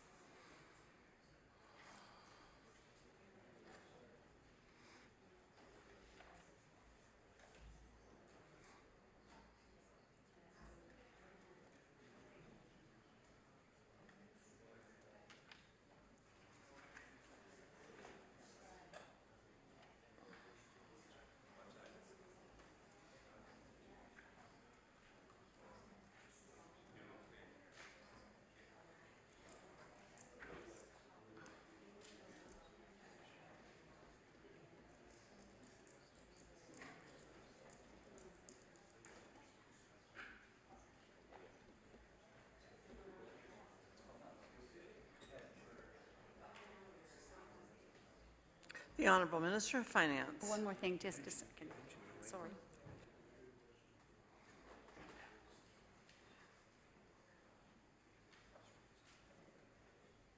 The Honourable Minister of Finance. Thanks very much, Madam Chair, and we were still conferring. I've asked actually if my staff could send down, there is a one-pager that PricewaterhouseCoopers has that has tiny print but shows all of the jurisdictions in Canada on one page, and so I was asking for that because I have other information that has it all spread out. But I do know, have a lot of information here that we could talk about. You're right, this is a competitive environment, and we, as was mentioned in question period today, I had said before, we were the first province, I believe, to get it, and one of the very first anyway in the 1990s. And at that point, that would have been a unique thing. But very quickly, other provinces have followed suit. States across the United States as well. Many of them, I think over 30 states have a credit. Even though that's always a bit in flux, there are still over 30 in that. And Canada, I think PEI is not. They do not have a credit. But we were just looking, Newfoundland has one, and their maximum is 40% of labour. What's interesting when you go through all the different provinces is they have different measures and different caps or different amounts of labour that they cover. And some of them cover a percentage of the total production rather than a labour-based one, which I stressed earlier. One of the difficulties then is that it's harder to compare from one jurisdiction to another because they are all a little bit different in where they're at. So I would definitely say that we have, when I go across this one, it shows a couple of Canadian and federal grants that are available or funds available. British Columbia is in the game since 1997, it says. And they have a production cap, an effective cap of 20, very small writing again, 21% on theirs. But what I might suggest as well, after we have a little chat about this, is that I get the one-pager and I provide it to you. I think for the purpose of our discussion, the important thing to note is that it could be production-based or it could be labor-based, and that varies, that most provinces have a cap of some sort. whether it's a cap on total production or on the amount spent in that province, as a way to kind of limit, I guess, the growth in it. Now, again, some of them are through the tax system, like a refundable tax credit, which is what this has been and what it remains this year, because I've said the $24 million remains in the budget for this year, and up to July 1st has no changes. But a refundable tax credit means it's similar. I might ask the member opposite, you'd know about the volunteer and ground and search and rescue volunteer fire tax credit. It's fully refundable. So when the fire chief says you qualify, you get $500. It doesn't have any bearing on whether or not the recipient owes $500 in tax. That's just the way it is. It's refundable to the person. A non-refundable one is one that comes off your taxes owed. So many provinces have it as a refundable tax credit, and then some others have set up instead some cultural funds for film that are set probably through an economic development or a business department. They actually, if you do it as a fund, that has a certain maximum amount that the government would allocate for film in a given year. One thing interesting to note is when it is in the tax system, there is no upper limit, because as many people as qualify, for example, for the volunteer firefighters tax credit, if they qualify, if that number were to double, or if that number were to go in half, it would affect how much money you need to cover it, or how much foregone revenue, right, what the cost is to Nova Scotia. But because it's through the tax system, if people qualify, then they are owed that money, and we are obliged to follow through and keep our commitments. So that means there isn't an upper limit the way there is on some provinces where they have a fund. So there's a lot of differences and variations right across Canada. And I think that virtually every province has some form. We know that there have been changes in New Brunswick and Saskatchewan in recent years, which has actually curtailed their amount of money and curtailed the activity in those two provinces. The honourable member for Hands West. Thank you, Madam Chair. Thank you, Minister. You talked a few minutes ago about, when I asked about the number of FTEs, the CNPA, if that was the correct terminology. Are they required to file, or do they file everything to do with their industry? So they're filing how many people are working, I guess, and do they go right down to that person I talked about earlier, the flagger on the street? Is that part of somebody filed in those numbers, or is there? How does that work? How does the industry file numbers by way of, and I'm talking workers here, employees? You came up with a number of 1,100 FTEs working through the CNPA. So how do they get to that number? Is that inclusive of everybody that does the biggest job to the very smallest job possible while making a film?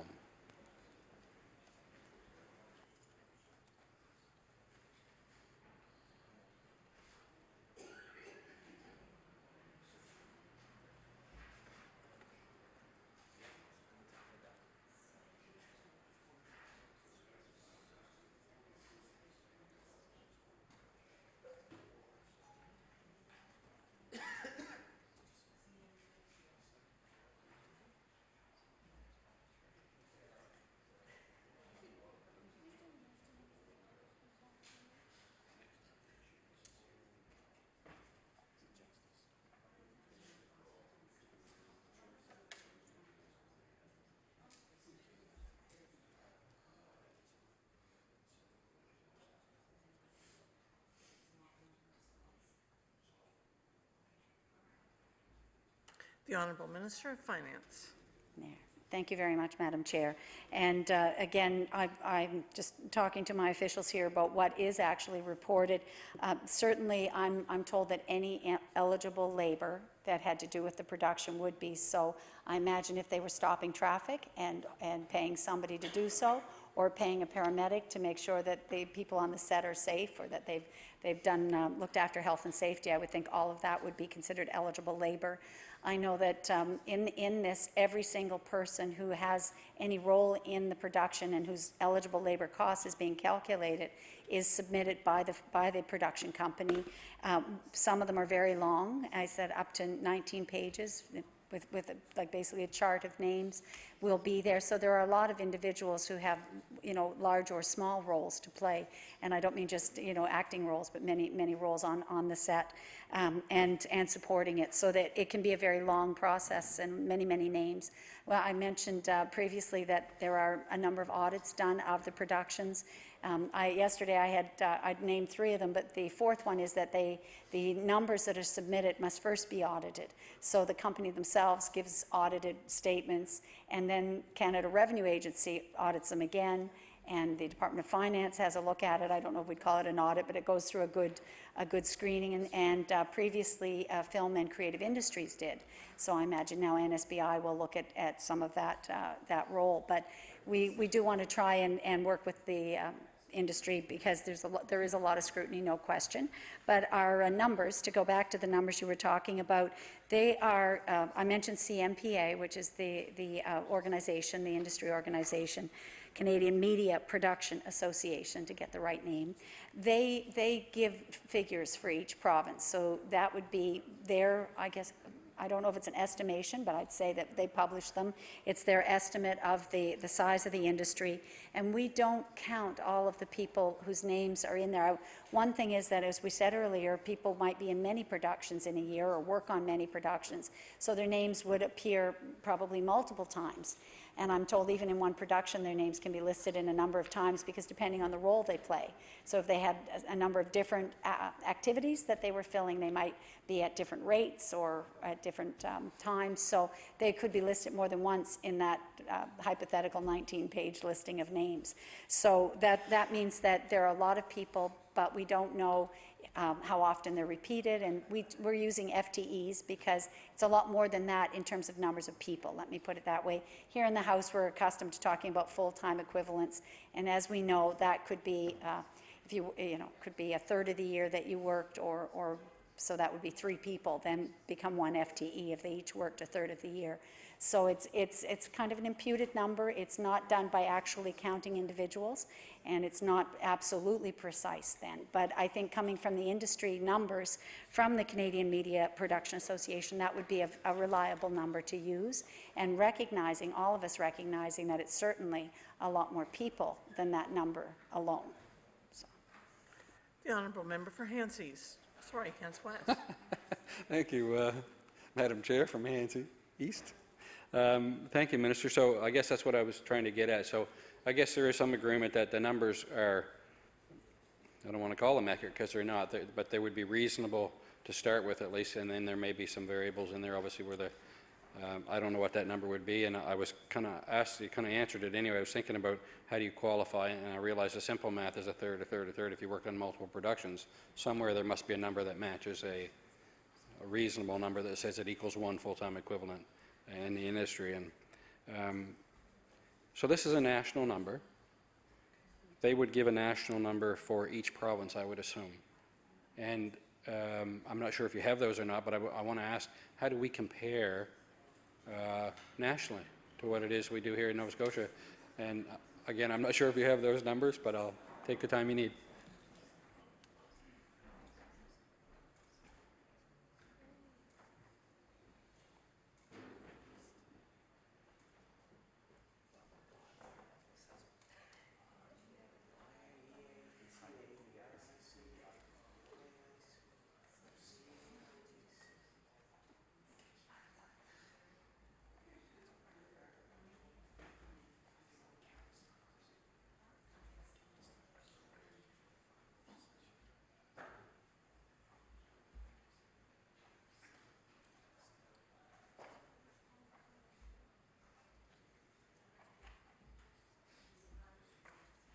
The Honourable Minister of Finance. Thank you very much. And Madam Chair, just through you to the member opposite, I don't have the numbers of employees or FTEs, as we were talking about, that might have been available through the Canadian Media Production. They may have a chart like that. But what we do know is the percentage of the industry across the country, and that does vary. As you can appreciate, it bounces up and down. In 2004, when a study was done, we were 4th in Canada at the time, but 4th after the 3 big players. And what I can say is Ontario is very big. Quebec has the French language, of course, is quite prominent for having French language production as well, so they're large players. British Columbia, which I would say has a geographic advantage close to Los Angeles and maybe a weather advantage too, I'm not sure, but they're also prominent. And those three provinces make up over 90% of the industry. So it means all other provinces are sharing a smaller amount. I believe that we're fifth largest. I think Alberta is larger than Nova Scotia today, but it just gives you an indication that there are three very large players, and the credits are in place in other provinces, and we have the last figure we had was 2.1% of the Canadian total production. It is worth noting, and again, as I've said earlier, we want to be very clear on the numbers, and we're not trying to play a numbers game here with members or with the industry at all. The production volume has increased across Canada, and so Nova Scotia has had somewhere between 2-ish up to maybe 3% of the national production over the years. It bounces up and down, but we do know we've had a credit for almost 20 years, and the industry is expanding across the country. Some of that had to do with the low Canadian dollar for some years, that was an advantage. The high dollar might have impacted us in the last few years, but we've been sort of in the same realm at somewhere between 2 and 3% of the Canadian average of all production. The honourable member for Hants West. Thank you, Madam Chair. Thank you, Minister, for that. And yeah, I think even where I come from, it's kind of obvious to note that there's been a bit of growth because we see each year more regularly more going on. We may not know exactly what it is going on. Bits and pieces of films from big to small have been shot all over the province in different areas and so on. So we know there's been some growth there, and that's a good thing. I just want to bounce for a moment to the cap. You mentioned the cap a few minutes ago. There was a cap in Nova Scotia at one point, correct? And maybe you can just speak quickly to that and how or why, what that was, and how or why that went away.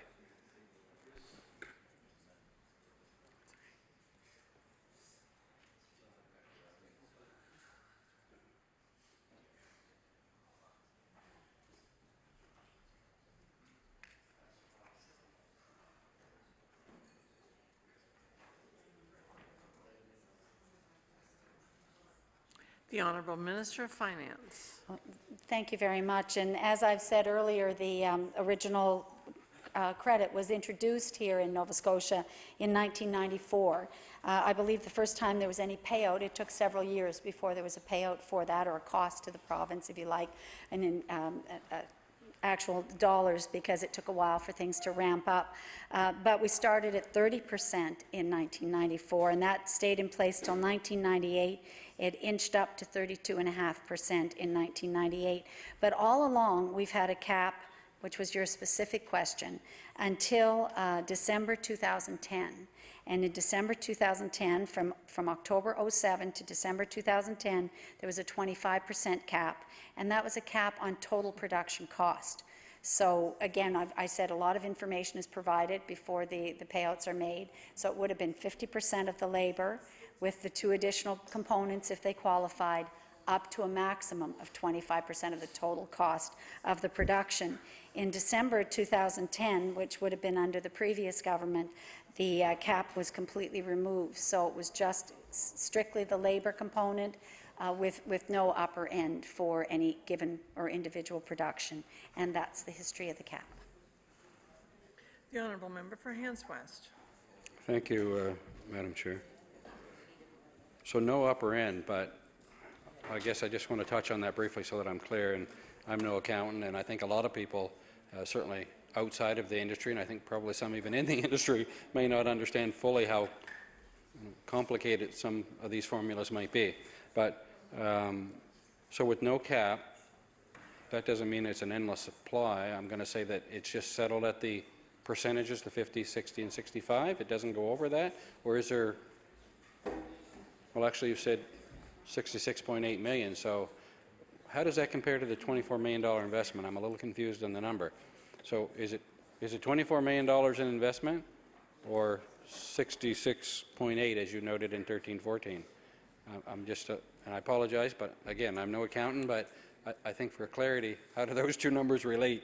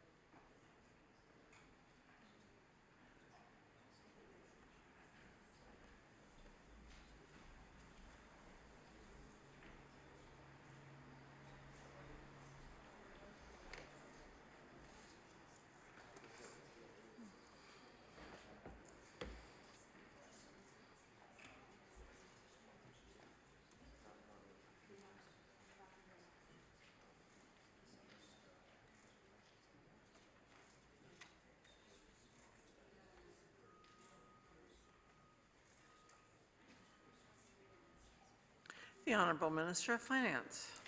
Thank you, Madam Chair. And again, a lot of numbers to be considered, but I think at the bottom, what the member opposite is really asking about is how firm that number is, the $24 million.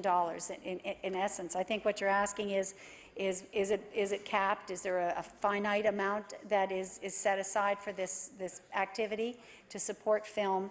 And the answer is no, it's an estimate. Because it is happening through the tax system, as I said earlier, if twice that number of productions were suddenly to want to film here, or they needed our location or the scenery or the history of Nova Scotia as a backdrop, or whatever the attraction might be, if the number spiked and went higher, the government of Nova Scotia and the taxpayers of Nova Scotia would allocate more money. We would have to, because it simply means more people qualify. So when you do something through the tax system, you don't have the absolute assurance. You just are able to make your best estimate and estimate how many productions there's been, or what you know to be. And we do try to do good research about how many are in the hopper, how many have made Part A application, which we do get to know about. There's two parts to the application. Part A is when a production company would come in and explain what the project is, how many people they expect to hire, what the parameters are, because they're putting together a production and arranging financing. So they come in with all of that, and if we go over that and the powers that be say, yes, you meet the criteria, then they have a Part A approval. And no money's changed hands yet, but the Part A approval is a guarantee that if they make the movie or the film or the production, they will then be able to come back, and we again have a commitment to pay that money out. So we have some idea how much is in the hopper from the Part A applications, I would say, and that helps us to make that estimate of how much money will be required in a given year. And the numbers have varied up and down, and I mentioned there are other factors. Our credit itself has been more than competitive. We've said that. It's not only kept pace, it's kept at the top for the country. But at the same time, that's not the only thing that matters. It matters whether the Canadian dollar is attractive. It just matters about what's happening in the film industry, and whether there's a demand for filming in Nova Scotia, because people will also go where they have the right backdrop and support and the right facilities and so on. So we know it's bounced up and down. It has changed. There is, though, growing pressure on it. And it has been growing, but it's hard to predict from year to year. And that means there's an element of uncertainty for budgeting and for taxpayers, because you don't know how big it might be. But our obligation really is not capped in any way. If a production meets the criteria, the production will get approval. And it's that simple and that direct. And so I know that you can appreciate that some things we do in government, you can't put your finger on. You can only do your best estimates about, have you set aside enough resources. In this case, it's very interesting to note we actually do need the resources, because the dollars do go out the door. But it's in a lot of our tax credits, where we do depend on actual when the taxes are paid. That one again is risky, because you don't know how much is going to be paid and how much will be drawn down. And it's hard in all of these tax credits to put your finger on the amount. And there is no limit whenever it's done through the tax system. The Honourable Member for Hants West. Thank you, Madam Chair. And I'll say again, very complicated. So, you think about an estimate, as you will, of $24 million, when in essence we spent $66.8 in 13-14. So, the bell curve, the up and down, if you will, with production and however that might be, with no cap, I guess. I'm a little confused at how we estimate $24 million now if we spent 66, pretty near 67 in 13-14, but you all figure those numbers in, and you kind of explain some of that. That's fine. And it's hard to believe how quick an hour goes, and I'm running out of time here, but I did want to get a couple other things in. One, you seem to be in some agreement with the industry on the figure around spin-off, which is tremendous for our province. And there used to be a figure kicked around, and I forget what it is now. It used to be 1 in 6, but what a dollar meant being earned, and what the spin-off value of that was again, and the economic driver in the province, all very important things. But a lot of people have asked the question of me, and I'll certainly ask it of you. how did this all start? We've had this in place for about 20 years plus now. Is this something that's been around for a while, Minister, the idea of having to cut it back, or was this something, you know, that we looked at and times are tough? We know that economically in the province. How did we get to the decision? I guess is kind of what I'm wondering. Is this what your associates might come to you one day and said, okay, Minister, I think it's time that we really look at this seriously. It's a big deal. It's a big issue. It's costing the province a lot of money. I think, as you've said, your term has been lucrative, etc. And you know, all of these things considered. So I just asked, maybe if you want to speak to that for a few minutes, I'd be interested to hear how it all sort of starts, that budgeting process. Because there are many things in the budget, many things that are good. People want to support the budget. You know, if you didn't have a budget, we're talking $10 billion. You've got health care and roads and education and all these important things that are part of any budget. Those are good things. If we didn't have those, we wouldn't have, you know, we wouldn't be as good off in the province as we are, although it's tough times. We're still able to provide those great services. And it's important to look at a budget from a broader perspective, not an issue-based thing. Or at least that's how I look at it. It's not about one issue or two issues. It's about the entire package to say, is this something that we can support in Nova Scotia? And when I vote on this thing, that's how I look at it. So again, this is a great opportunity for me, and on behalf of the people that I represent, to say, ask the question that I've been asked. And I said, sure, I will ask. With the greatest respect, I would ask, how did this all come about? How did it start, and how did we get to where we are by way of that decrease in where you're going?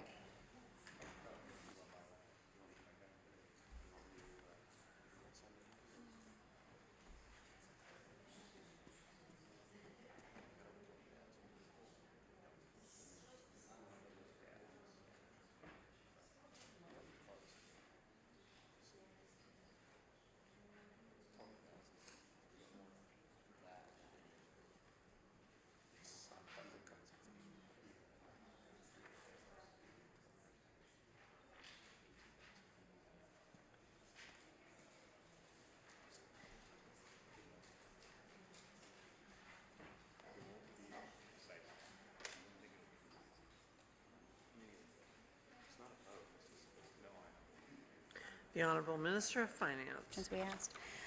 Thank you very much, Madam Chair. And the question is a very good one, because you're right. All of this discussion, as important as it is, around each and every film tax credit or digital media credit or tax on books or all the other things that have been outlined in the tax review or in previous studies, they're all part and parcel of the choices that we have to make as a government to support a lot of compelling needs.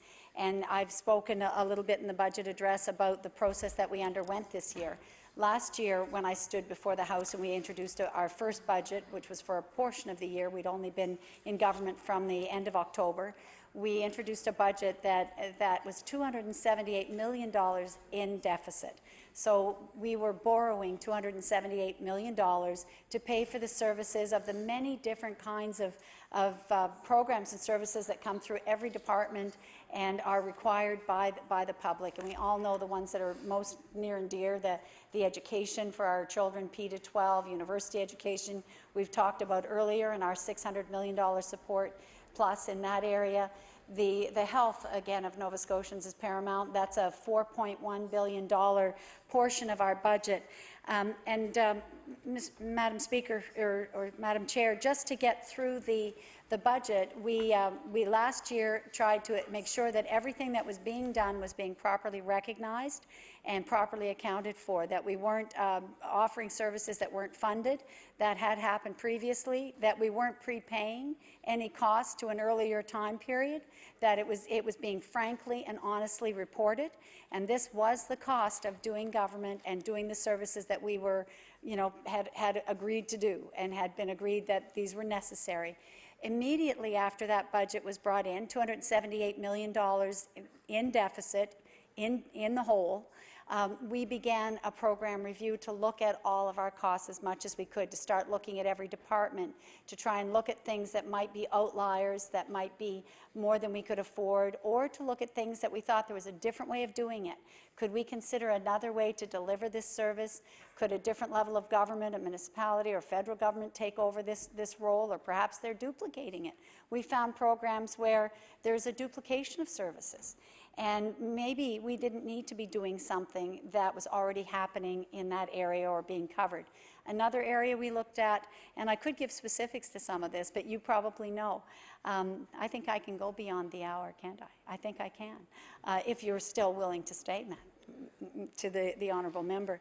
But the fact was, it was a long and drawn-out process, and very rigorous, very disciplined. We started right away with the program review and began to look at things. And in fact, that program review process had begun under the previous government. They had begun some of the work. They had ordered some of the work to be done. So in fact, some of the analysis, or at least the beginning of the work, was already prepared. So we could get underway right away. There wasn't a delay. We were able to see what had been done up to, say, the summer of 2013 and what had been looked at or gathered up. So we began to look, and we looked at 150 programs by the end of that.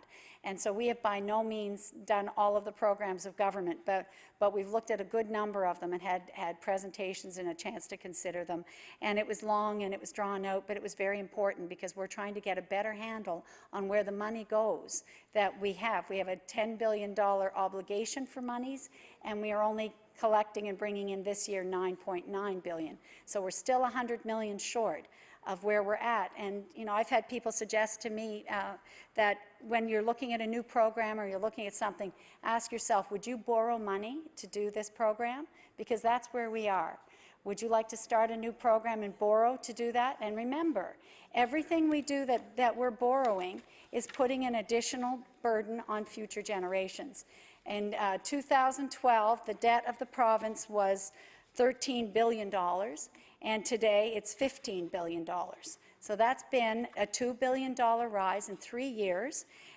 We have seen countless articles. I'm peeking right now, I can't see where it is, but there was a cover story by the Chamber of Commerce here in Halifax about in 2013 that was featuring the then Auditor General, Jacques Lapointe, who was our Auditor General here, who wrote about the crushing debt of our province at $13 billion, saying we have to do something. And what lies behind all the difficult decisions that we have had to take is that we are trying to do something. We're trying to halt the slide and begin to pull ourselves out of this debt pit that we're in, to try and close that gap, to come back to a balanced budget. And it is incredibly hard because there is nothing that we do in this province that doesn't have some impact. Somebody somewhere or a group of people really, really like it. And that's the same whether you're talking about a campground or a visitor information center or manufacturing support or community libraries. I mean, you name it, and it's very important. And they all have some various level of importance. So I'd like to quote, I know many of you have gone to see Ray Ivany at one venue or another. He's done a lot of public speaking in the last year and a half, and I heard him speak. And at the venue I was at, he said, there are no easy choices left. Because guess what? They've all been tried. And that is so true. And he hasn't sat around the table at Treasury Board or looked at the kind of choices that we have to make. But if you're an observer of this province, you know there are no easy answers. And when I did my round the province tour and I had 8 public meetings and people sat at those meetings, they also knew that there are no easy answers. People use terms like our backs against the wall, you have to do something. A lot of them were frightened of extra taxes, there's no question. And they said, get your own house in order, take care of your spending. Don't bother me, don't raise our taxes. You know, there's not an easy answer to just say, let's raise the HST. Guess what, Madam Chair, that's been done. That was tried. It's good. We have the highest in the country now. I don't think we have an option to raise the HST anymore. I think that those easier choices have been taken. And they're only hard choices, and they don't have nearly the value. When the NDP raised the HST by 2 cents, just 2 cents from 13 to 15, that was almost $400 million in extra revenue. Because we know if we want to decrease it, and that was an issue during the last election, all 3 parties campaigned and spoke about decreasing the HST, 1 cent is $195 million, so just shy of $200 million. Well, there are no choices before government today that are valued at $200 million that you could do at a stroke of a pen, unless we want to go to 16 cents on our HST, and I don't think that the business community could handle that. I don't think that that would be welcome in any quarter of Nova Scotia, because we have the highest. It's a big burden on Amherst.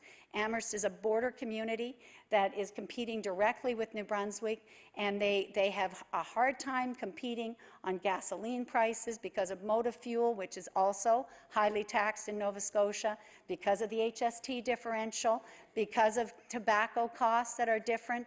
So we know on any number of factors we are at the top level that we can go to for taxes. And we heard as well from all the people who came to our meetings that they don't want to see taxes raised. And I said to them, we will look at maybe moving them around or shifting them or reallocating them or looking at more consumption and less income tax. There might have to be something like that, but we won't put the burden up. We are, as we look further, and this will be more down the road when we look more at tax changes, we're going to endeavor to make it as revenue neutral as possible so that people don't feel that there is more burden being put on the individual. So what I heard time and time again was, you show us that you're serious about controlling costs, and then we'll work with you. That's what I heard, a willingness to work. And I know there are very, level-headed people here in the House, no matter which side you sit on, that understand this. And I know there were members that are here today that were at some of those meetings. People want us to show that we will rein in the big costs that they see in government. That's just the bottom line. And it does look like huge costs at $10 billion. In 1999, the government's budget was $5 billion. So it's twice as much as it was in 1999. I don't have all the figures in front of me about how many people work for government or how much it's expanded. Obviously, they've got pressures on new programs. That's been a big part of the cost.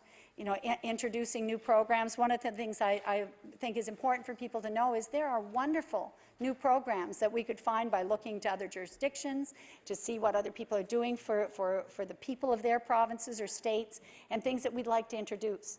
But I can tell you at program review and at Treasury Board, we're saying no. No, we are not in a position to start any new programs unless they can demonstrate that they're going to in some way return to the province more than we put in, or that they will in some way save money at some point. We can't start new programs because they meet a pressing need. I often talk about childcare because there's a lot of talk about young people. I think one of the most crushing costs for people is, if you're young and you're starting a family, is the cost of childcare.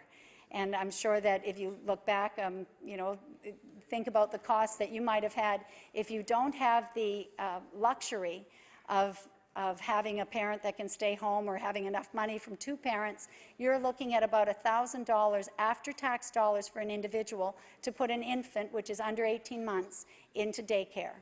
And that's a very huge after-tax cost. Again, let's talk about the capacity, to the honourable member. Let's talk about the capacity of Nova Scotia. 50% of our taxpayers earn income in the lowest tax bracket. So when they get their personal exemption off and so on, they are under $30,000 taxable income. Now that puts them in the 8.75% taxable amount to Nova Scotia. But what a sad figure that 50% of our tax filers are in that bottom level. If we could increase wages, if we could move people into higher tax brackets, wouldn't that be wonderful? If they could do it because legitimately our economy could afford people to move up that ladder.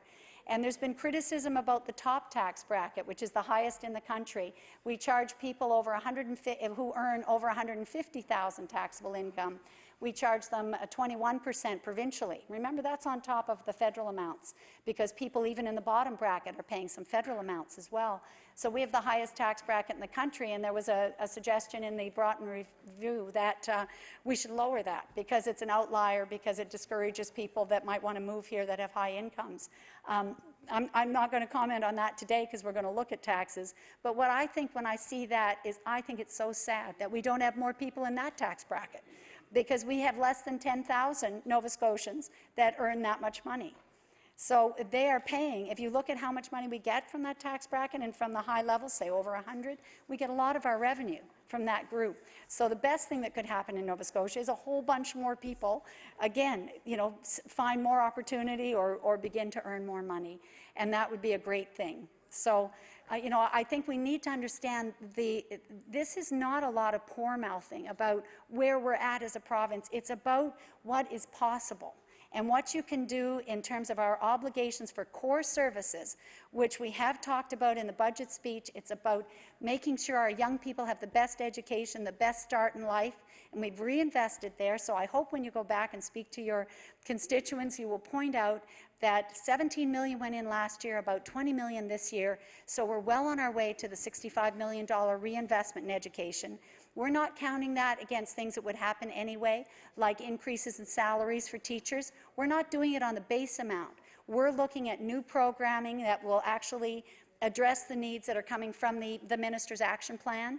You know, this year there was the report led by Myra Freeman, who led a big report to see what people think should happen in education, what are the recommendations. Well, you needed to put money behind that, because how often have we sat here and seen great reports come in and no money put behind it to see it happen? But there's been an acknowledgement that some things are worth putting more money in for. You know, an extra $1 million in mental health services. In the school system, there's going to be more mental health services available. So it was part of the reinvestment there. So you go on about the real critical areas, and that's got to be the health of our population and a good start in life, education and educational supports. So those are a couple of them. We know our third biggest department is the Community Services Department, and they have pressing needs as well. And I can tell you it's not easy to ignore, or we never ignore, but to not be able to respond to those needs. So we should think of it, and I would hope that other members would think about it. Everything that we're agreeing to spend, you know, you have to ask yourself, would you borrow to do this? Is this something that you borrow for the future against? And that debt for our children has gone from $13 billion to $15 billion today. It's done that in just 3 years. And if you look at our fiscal plan right now, because this has been a difficult budget, because there's been austerity, because there's been an attempt to rein in and change the way we do business. And I mean that quite literally. The business department has been created. That's a pretty fantastic thing. It's a tough thing because we had to let some people go. We had to reorganize. It was a major restructuring. But the aim is to see that we give more support, more focused support to the business community. That's really important. And so we've tried to look at the things that will actually spin off and help in the province's future, providing, taking advice where we could, for example, from the Ivany report that said a Department of Business would be more responsive to the needs of the business community. That right now, and I'm sure the members heard this, as many members have heard, across the province, the business community will come back and say, we don't know where to go. We know you have programs. What have you got to help me? We don't know where to go and look. There's too many agencies. There's too many different people. We're getting shuffled from one to the other. And they weren't even getting the help that possibly was there. So we want to make sure it's focused and direct, and that there is support for business. So all of those tough decisions, though, we tried to do it in a balanced way. We tried to look at what's best. But we have to consider that we're still $100 million in debt, and that even with the tightest of fiscal control, we would hope that by the end of next year we'll be in a balanced position.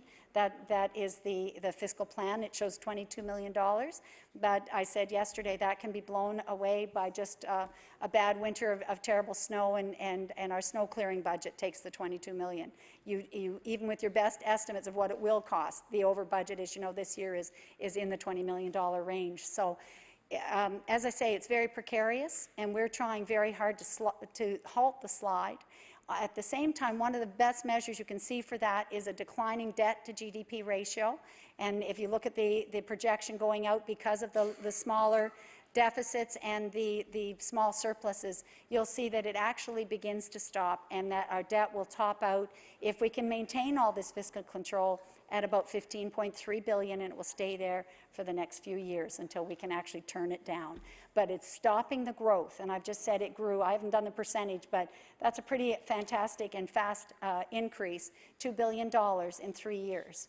In the additional debt that we carry. And again, as a reminder, the cost to service that debt is over $800 million. It's approaching $900 million.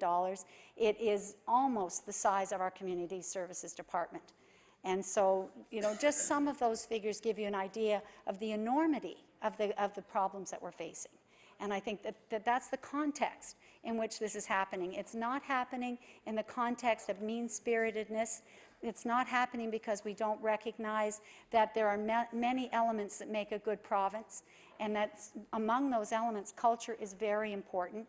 And I hope as well that all members will note that there is a $6 million fund that was set aside in this budget for all cultural activities. It's a cultural economies fund, $6 million, which will allow a big increase in funding for sound recording, music, publishing, and some of the other areas of our cultural mosaic that are not well represented and not well supported. They're well represented, they're not well supported when you look at government support for the arts. So we want to ensure that those also receive a little bit more support. In fact, that would be considerably more than they had in the past, and still maintain funding for the film industry, for animation, and for digital. And that is the aim, and it's in that entire context of a lot of pressures on government. And those are not just on government, they're on the people of Nova Scotia. Because if we don't listen to the people who wrote us and came out and spoke to us and said, you show us first that you're serious, and we'll all pull together, we'll all be part of the solution. But you have to show us that you're really trying to curtail your own costs. And I think this budget has shown that. And it's not been easy, and there is not one decision that was made that was done lightly. And they were all done with a lot of serious and difficult discussion, and a lot of information provided, and a lot of difficult choices to be made. So with that, I thank you for your time. Time has elapsed for the member from Hants West. I will move on to the NDP caucus with the honourable member for Halifax Needham. Thank you. Thank you very much, Madam Chair.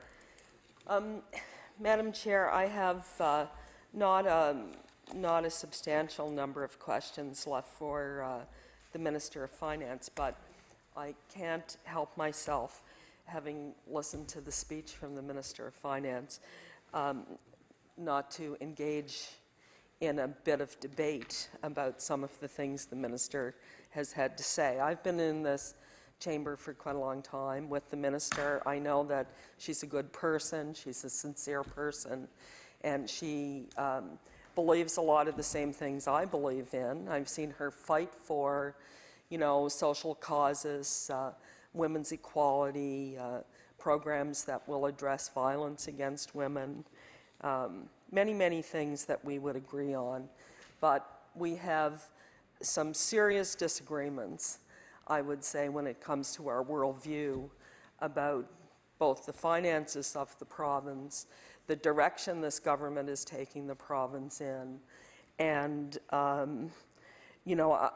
really feel compelled to address some of these things, because my worldview and how I see the options in front of us are certainly not the same as the member has just outlined. I want to first of all start by challenging remarks that the minister made with respect to the Ivany Commission. And a quote from the Ivany Commission, Ray Ivany, that there are no easy choices. Well, this is true. There are no easy choices about what, though? Ray Ivany the Ivany report is not about the province's budget, and it's not about the budgetary choices in front of the government for the province. The Ivany report, I remind people, was commissioned by a previous government to look at the serious problems, challenges that our province faced, particularly with respect to the depopulation of rural Nova Scotia. The Ivany Commission was really about a decline in the rural population and rural parts of the province, the rural economy, and the Ivany Commission spent a great deal of time looking at issues around demographics, what the projected demographics would look like, what the labor market participation rates will look like based on those demographic factors, and then came up with a number of recommendations to address Nowhere in the Ivany report are there recommendations to eviscerate the film tax credit. Nowhere in the Ivany report, in fact, one of the commissioners on the Ivany report has written a very strong and impassioned plea that this government, in fact, are going in the opposite direction of the commissioner's recommendations with respect to the future prospects and the economy of this province, and a sector that offers great opportunity for economic growth and prosperity in this province, as well as the demographic challenges we have. So I have to say, I do get somewhat annoyed, not somewhat annoyed, I get lots annoyed when I hear people using the Ivany report as cover for things that the government is doing, when in no way, shape, or form is it any such document. Any such document. That's the first thing I would say, and I could go on at probably considerable length around that. You know, do we have challenges, and is it easy to put together a budget? Absolutely not. Now, I don't have a lot of experience. I was in the position for, I tell people, a nanosecond, you know, and the hard job was being Minister of Health, I have to tell you. And if there's anybody we should be feeling sorry for, it is the Minister of Health. This government in this budget have given him $33 million additional dollars for the healthcare system for next year. Well, whoop-de-doo. I can tell you how fast the healthcare system will burn through $33 million additional dollars. $33 million additional dollars in the healthcare system means a cut to healthcare. Healthcare programs will be cut, and we're seeing it. We're seeing it in spades. Eating disorder programs, cut. Mental health services, cut. The minister stands in question period today and responds to one of my colleagues about mental health cuts, and he says, we're putting money into the education system. Mental health programs in schools for kids is going to take care of that. Now, come on. How many months of the year are schools in session? We're going to tell families and parents and people you can't have any mental health disorders or problems in July or August? We're putting it into the school system? Oh, don't have a problem over the Christmas holidays, by the way. Schools are closed. March break? Oh, whoops. Schools are closed. Snow days, schools are closed. That's a fine mental health system. Now, I believe in investing in mental health programs in the school system, but I'll tell you right now, it's no substitute. It's no substitute for investing in community-based mental health services, and that's what this government in this budget has attacked. And it's like they don't understand it. No. Duplication. Oh, there's so much duplication of service. We wouldn't want services to be offered in more than one location or from more than one department. You know, investing in the education system isn't going to do a darn thing for all of those young adults in their 20s who develop schizophrenia And that, my friends, is the age group. But we'll cut the Schizophrenia Association's budget. And then we'll pat ourselves on the back because we're investing some money in mental health in the school system. And we'll say that that's going to do the trick. Well, it's not. The other thing that the minister hasn't talked about at all, when she talks about the sorry state of the finances of the province and the tough decisions she's had to make, and why this is a tough budget on all of these health and community groups and the film industry. And she hasn't mentioned the $200 million restructuring fund that's sitting there. This government has $200 million in a fund as part of the budget, not allocated to anything. Okay? Future wage increases could come from that fund. I've heard the minister say a 1% wage increase is worth $50 million.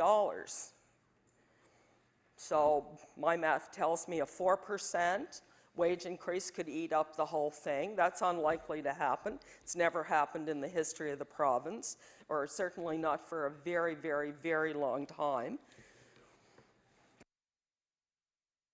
There is $200 million sitting in a restructuring fund, unallocated. Previous governments have had a restructuring fund.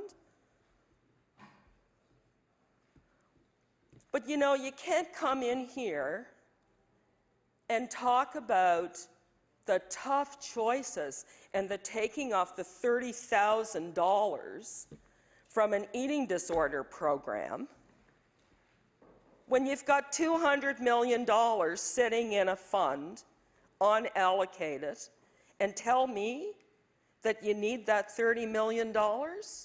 I don't buy it. I do not buy it. And the people of this province will not buy it either. The minister had a lot to say about the difficult finances she met when she came into the department. This government went on a heck of a spending spree in their first year in office. A heck of a spending spree. They don't talk about that. But there are other people who've been here, who know the finances of the province, you know, who aren't impervious to these additional expenditures, this spending spree. And I'm not saying that the expenditures weren't needed. I'm not saying that. But I'm saying they were commitments that the government made to get elected, and they cost money, and they cost a lot of money. The settlement for the Home for Colored Children was $30 million. The MV Minor, we don't know what that's going to cost yet, but that's going to be 15 million probably. The Yarmouth Ferry, that's 30 million and growing, and I could go on. So don't come into this chamber and talk about the financial challenges and the tough choices you had to make when you cut small, tiny little organizations of thousands of dollars, when in your first year and a half, you added millions of expenditures. Order. I would remind the honourable member to please address comments to the chair and not directly across chamber. Thank you. The honourable member for Halifax Needham. Thank you for that reminder. I'm getting a little exercised and I need to calm down. But it's hard. It's really hard to be calm in the face of what I'm hearing and seeing. The Canadian Institute, the Canadian National Institute for the Blind, probably the oldest charity in the country, rehabilitation services cut. The member from Yarmouth wants to get up and say that that's an appropriate cut, then I'll yield the floor and let him get up and say that.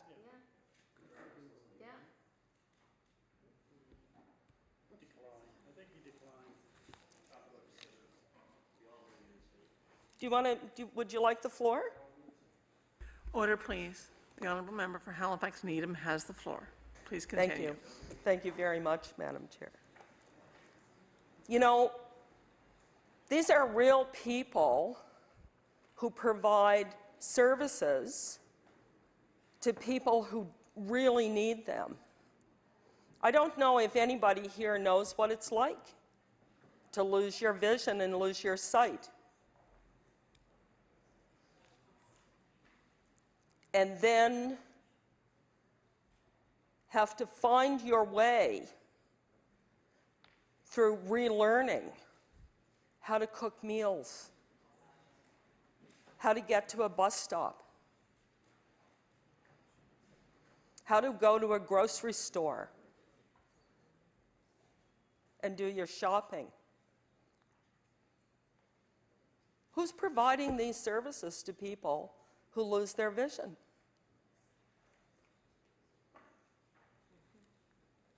The Canadian National Institute for the Blind.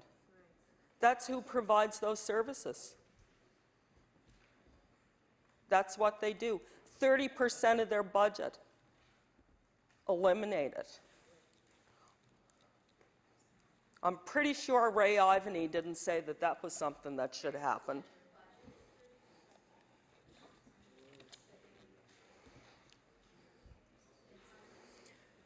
So it is very difficult for me to sit here and listen to some of the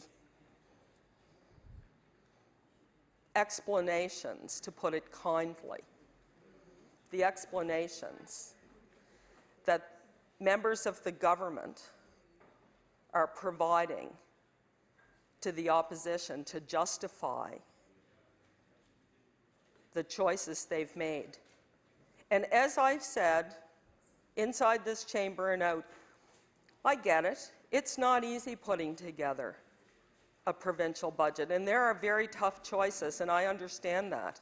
I understand it probably as well as anybody, because I've been in that situation. But there are some choices that you make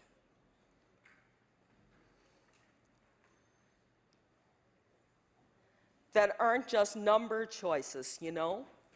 There are choices that you have to make that go beyond just the kind of balance sheet that sits in front of you. I listened to the minister yesterday talk about, I think in her opening remarks, how this government intends to follow a path that will lead to coming back to balance before they had intended. They're ahead of schedule. And we could all be really happy about that, I think. I'd be happy about it. If the little people of this province, you know, the marginalized people in this province, weren't part of the equation of getting us there.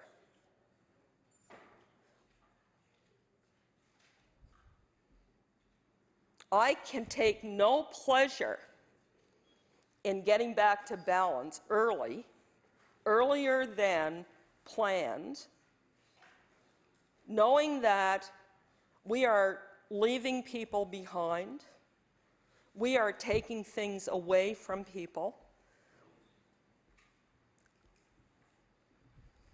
The Department of Community Services are giving people who have had bus passes forever, disabled people, they're giving them $10 a month for transportation to buy bus tickets, and they're to use them for medical appointments. If they can establish that they have more than 12 medical appointments in a month, they'll get them a bus pass, $79.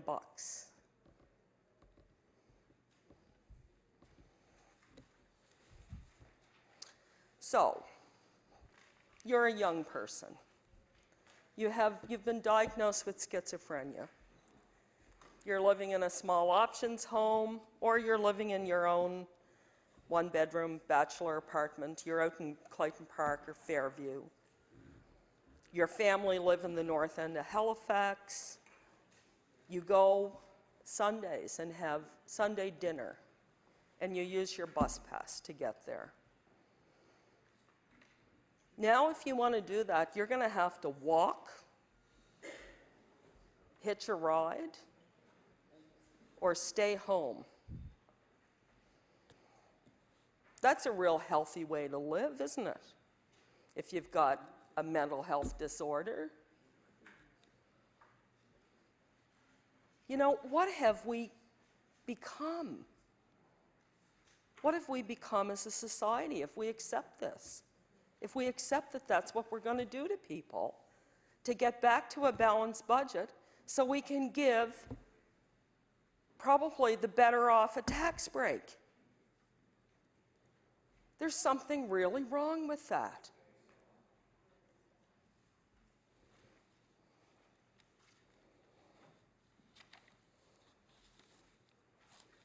So, as my colleagues know on this side of the House, I haven't been feeling very well, and I wasn't going to take much time. I was going to go home, and I'm still going to do that. But I do have actually one question now that I've had my time to engage and respond to some of the things that the minister has been saying. And I do want to ask a question about the Nova Scotia Liquor Corporation. I want to ask about, in the election, the Premier made a commitment. I think there was a letter circulated that Nova Scotia Liquor Corporation would not be privatized.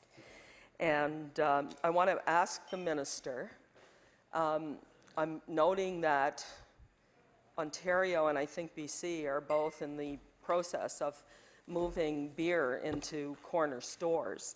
I want to ask the minister, has she been meeting with, has she met with the corner store operators or any other lobbyists with respect to the privatization of Nova Scotia Liquor Corporation? If there's any other people in the department have met with them, and what is the government's policy and ongoing commitment to that election promise that Nova Scotia Liquor Corporation wouldn't be privatized?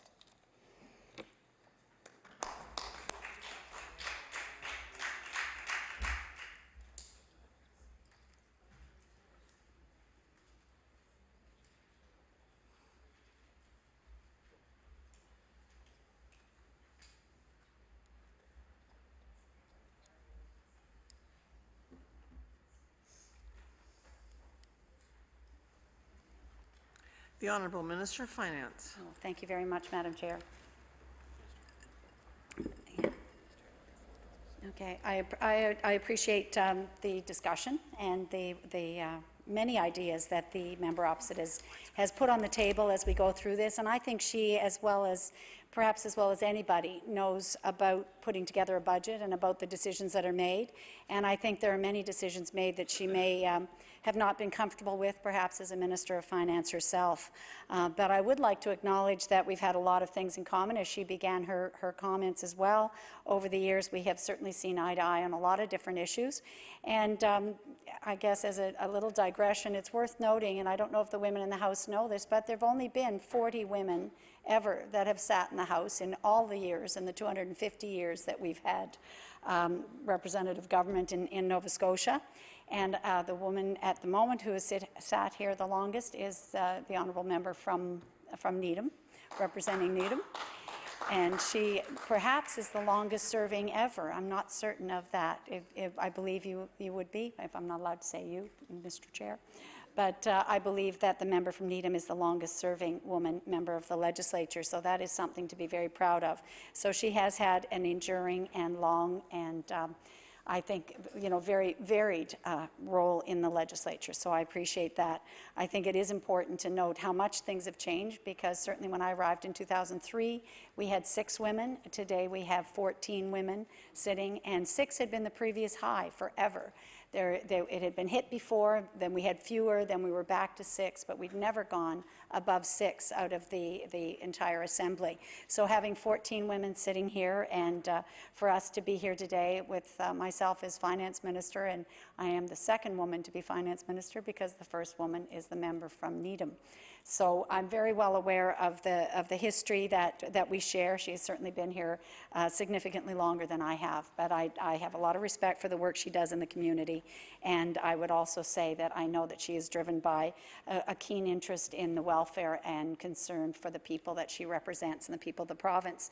And with that in mind, Mr. Chair, I feel that a lot of the decisions and the things that I spoke about are because I feel I have a commitment to all the people in Nova Scotia, that I have to see that this province is stable and is able to grow, and that we are able to provide a better future than what we've had. And the Ivany report that we've mentioned detailed very well, yes, the demographic challenges, but also the economic decline in Nova Scotia because of many other pressures that we are under.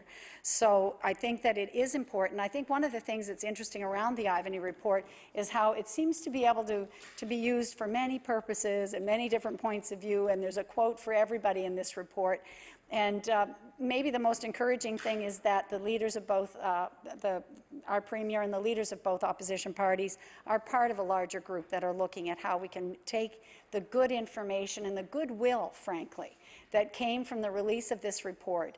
The fact that it's had over a year of being still referred to and discussed, it's unlike other reports. It has not found a spot on the shelf where it's just gathering dust.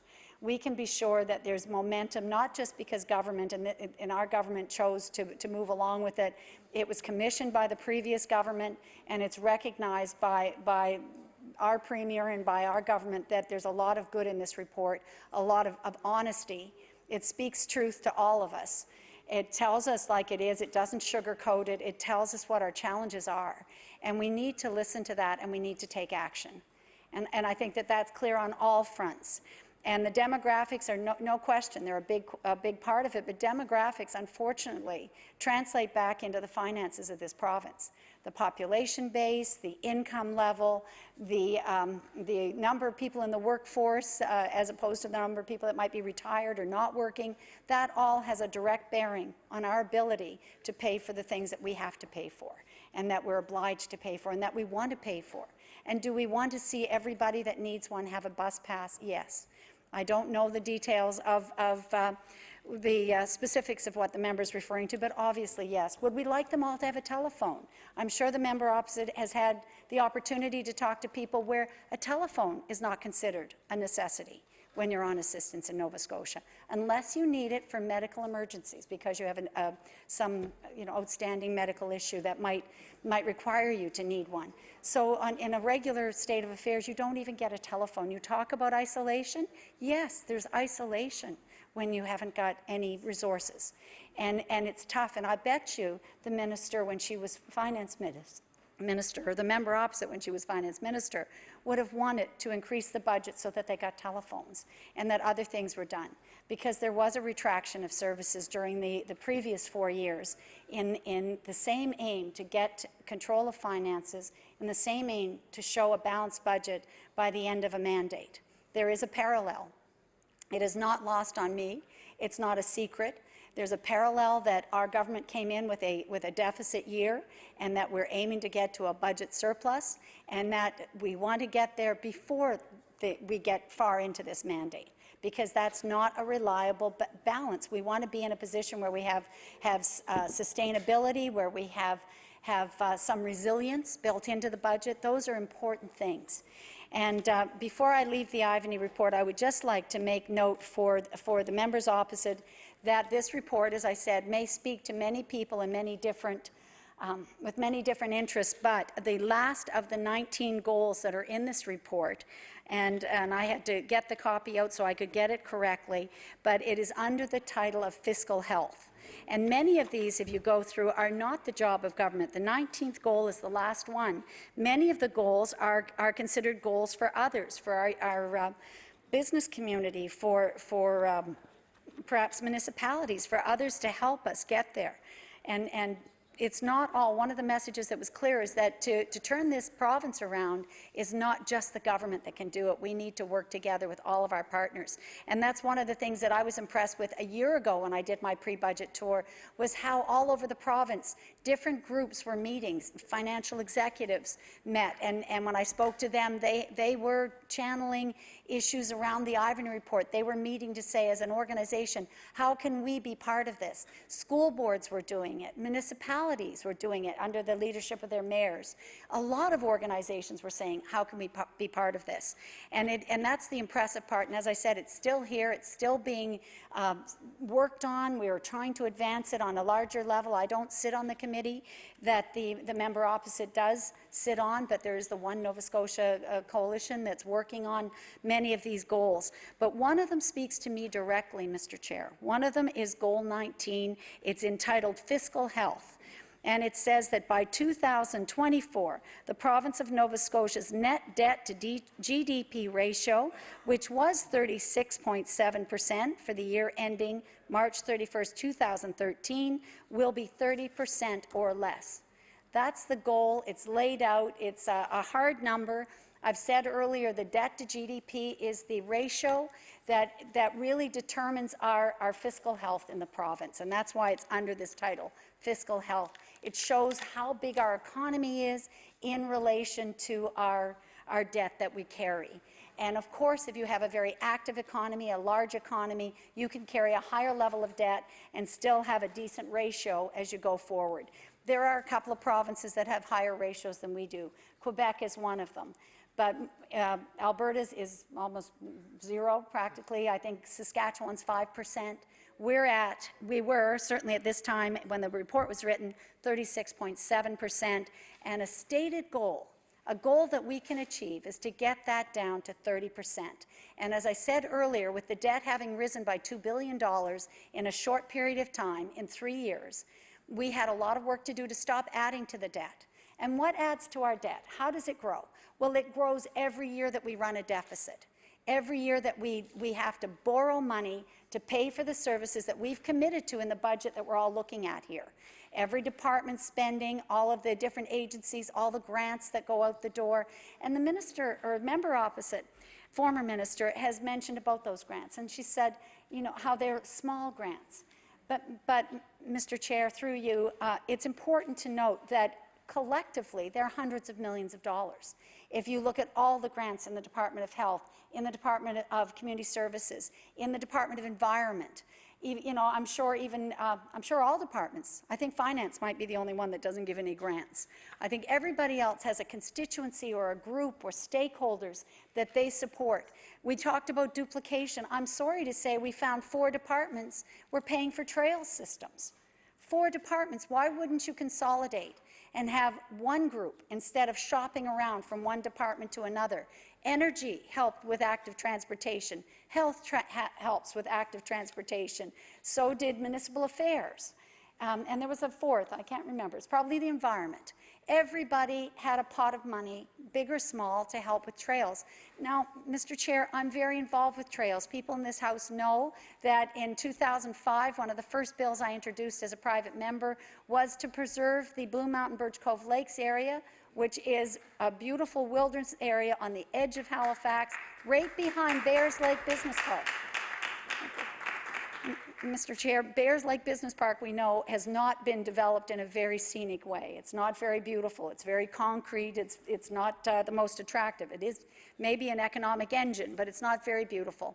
But behind it, there is 4,000 acres of Crown land that has over 30 lakes. In fact, the canoeists and Canoe and Kayak Nova Scotia love it because you can put your canoe in there and go around in a day and do a complete loop with some portages and come back to the same point, and you're within the urban boundaries of Halifax. That's pretty amazing. You can take a bus to get there. The mountain bikers love it. I read that a new mountain bike store is opening up in Bears Lake, right near the Burger King, because near the Burger King there is a trail called the Whopper Dropper, and you can go through there, and it's all for adventurous mountain bikers. So they know it's a great spot to be. But the trails are important. What I want to say is we appreciate the trails. We know you have to fund them, but is it wrong to look for duplication? Is it wrong to suggest that if you're a community organization and you want trails, that you know where to go to get access to trails, that you have expertise in one location, that you have the trail planners and the people who understand it best, who know that it's being evenly and fairly distributed? How do you know it's evenly and fairly distributed if you put it all in 4 different departments and let 4 different administrators look at how the money's spent? It is clearly duplication. It may be a small example, but again, I'm sure this adds up to hundreds of thousands of dollars when we add it all up.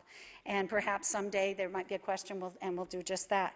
But I go back to the fiscal health of the province, Mr. Speaker, or Mr. Chair, and the goal is very clear. It's not dreadfully long. It says get it to 30% for a debt-to-GDP ratio by the year 2024. Well, Mr. Speaker, I think here, I'll look again, actually. There is a chart in our budget assumptions book, which was prepared for this year's budget, and it shows us it going down to 33.4% in 18-19, and I think just a year or two further on, if you extrapolate that, we're at 30%.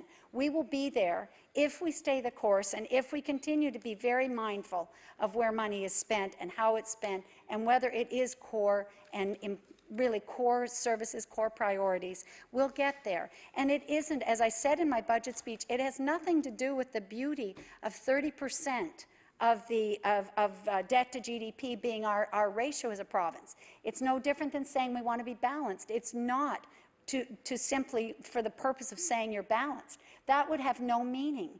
Everything we do in a budget is about people. Everything is about the services that people need or communities need or organizations need to provide services. That's what's at the basis of a budget. It is not because we want to pay civil servants and have a big organization. It's because the civil servants we pay are doing important work. They're helping in hospitals. That's why we're doing it. As much as we've sat through hours and hours of debate and discussion at Treasury Board and at Cabinet and in other forums and in program review, we always understand that at the basis of every one of the programs and every one of the services, there is a vested interest and somebody is going to benefit. And sometimes that benefit is really remarkable, important, you could not do without it, and sometimes you have to look and say, is there another way?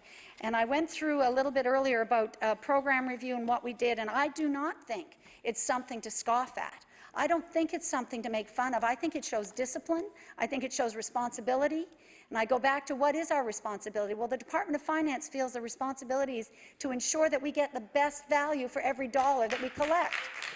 The best value, the best return, that we support the aims and the important things in our province, but that we look for the best return, and that we try and support every department and all of their mandates and do it in the best way possible. And I don't think that there's anything wrong with that. I think that's our job.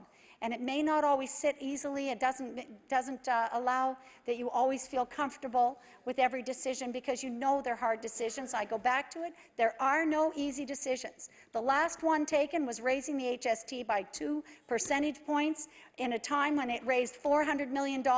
It was supposed to ensure a balanced budget. It was supposed to get us to a sustainable position, but it wasn't enough. And it isn't enough, because the pressures on our growing program needs are a lot. I've got to imagine that's where it comes from, because the previous government couldn't do it even after they raised it. And maybe we should go to the labour pressures, Mr. Chair. Maybe it is the labour pressures that caused that. The member opposite spoke about $200 million, and she was talking about the restructuring fund, which is just under $200 million this year. Well, Mr. Speaker, there's another $200 million, and that's the amount of money that we put out there in our last labour mandate that was above the cost of living, that outstripped the cost of living. If the government had chosen to just try and keep it within the bounds of what other provinces were doing, if they'd looked, and other provinces were settling for zeros and ones, but no, we had 2, 2.5%, and 3% over a 3-year period. Remember, that's not just for one area. That goes across government. Really, thousands and thousands. It's not just our 10,000 civil servants. It's all our public servants. It's everybody that works or gets their money ultimately from government. That would be people who are employed by district health authorities or the provincial health authority now. That's everybody who works in school boards. That's people who work for the Nova Scotia Liquor Commission, because we do have a question on the Liquor Commission, or corporation. I'm sorry, I'll get in trouble if I call it the commission. It also dates me, so I mustn't do that. It's a corporation, a Crown corporation since 2003, but a lot of people still call it that. And they are an arm's length group with their own board, as you know. But to get there, every single organization that is government-related gets that wage mandate. That means we added $700 million across the board to all these different departments that we're looking at in estimates. Every single department that has put their numbers in front of the members of the legislature. And of that, I think the members opposite are uncomfortable to hear that, because, quite frankly, Mr. Chair, $200 million was out the window above the cost of living, to the better for everybody. That's great. But we are now $100 million in debt. We're borrowing $100 million to pay our way. We are saying that there were tough choices made. We're talking about organizations that had funding reduced, or we're talking about people on assistance who don't have the support that we would all love to give them. And why is that? Because it is dollars and cents. I'm sorry. At the bottom of the day, at the end of the day, we have to have the money to pay for the services that we're doing. And any new programs that are marvelous and would be just the best thing since ever, the real game changers that people like to bring to us, well, they can't happen until we have a surplus and there's money to add those new programs. And the members opposite are disingenuous to even suggest that it's somebody else's fault. They lay the groundwork for the finances of this province to be in the position they're in. They could have protected the province, they could have protected the taxpayers, but they chose not to. They chose what they thought was an easy choice. They raised the HST and they gave in to wage demands from across the board. And that's left all of us worse off. And so, Mr. Chair, you can see that I also get a little hot under the collar when this comes up. It is the history of the province. It has been written by the finance minister before last, and it is documented. This happened, it was done, and it was not done wisely. And I feel that the goal that Ivany set out for us, there's one part of it. The 19th goal is the goal that I am responsible for, and the officials in the Department of Finance are responsible for helping us get there. That is fiscal health for this province. If we have a fiscally healthy province that can afford to provide services and not borrow, we will be in a position to create the groundwork for a much better future. And if we don't do it, what is the drawback to continue to just go on the way we've been going? Well, Madam Chair, the difference is we understand that if you get out from under this, we'll be able to create a different future. And if you don't, we'll just continue to spin our tires to bring in year after year of deficits.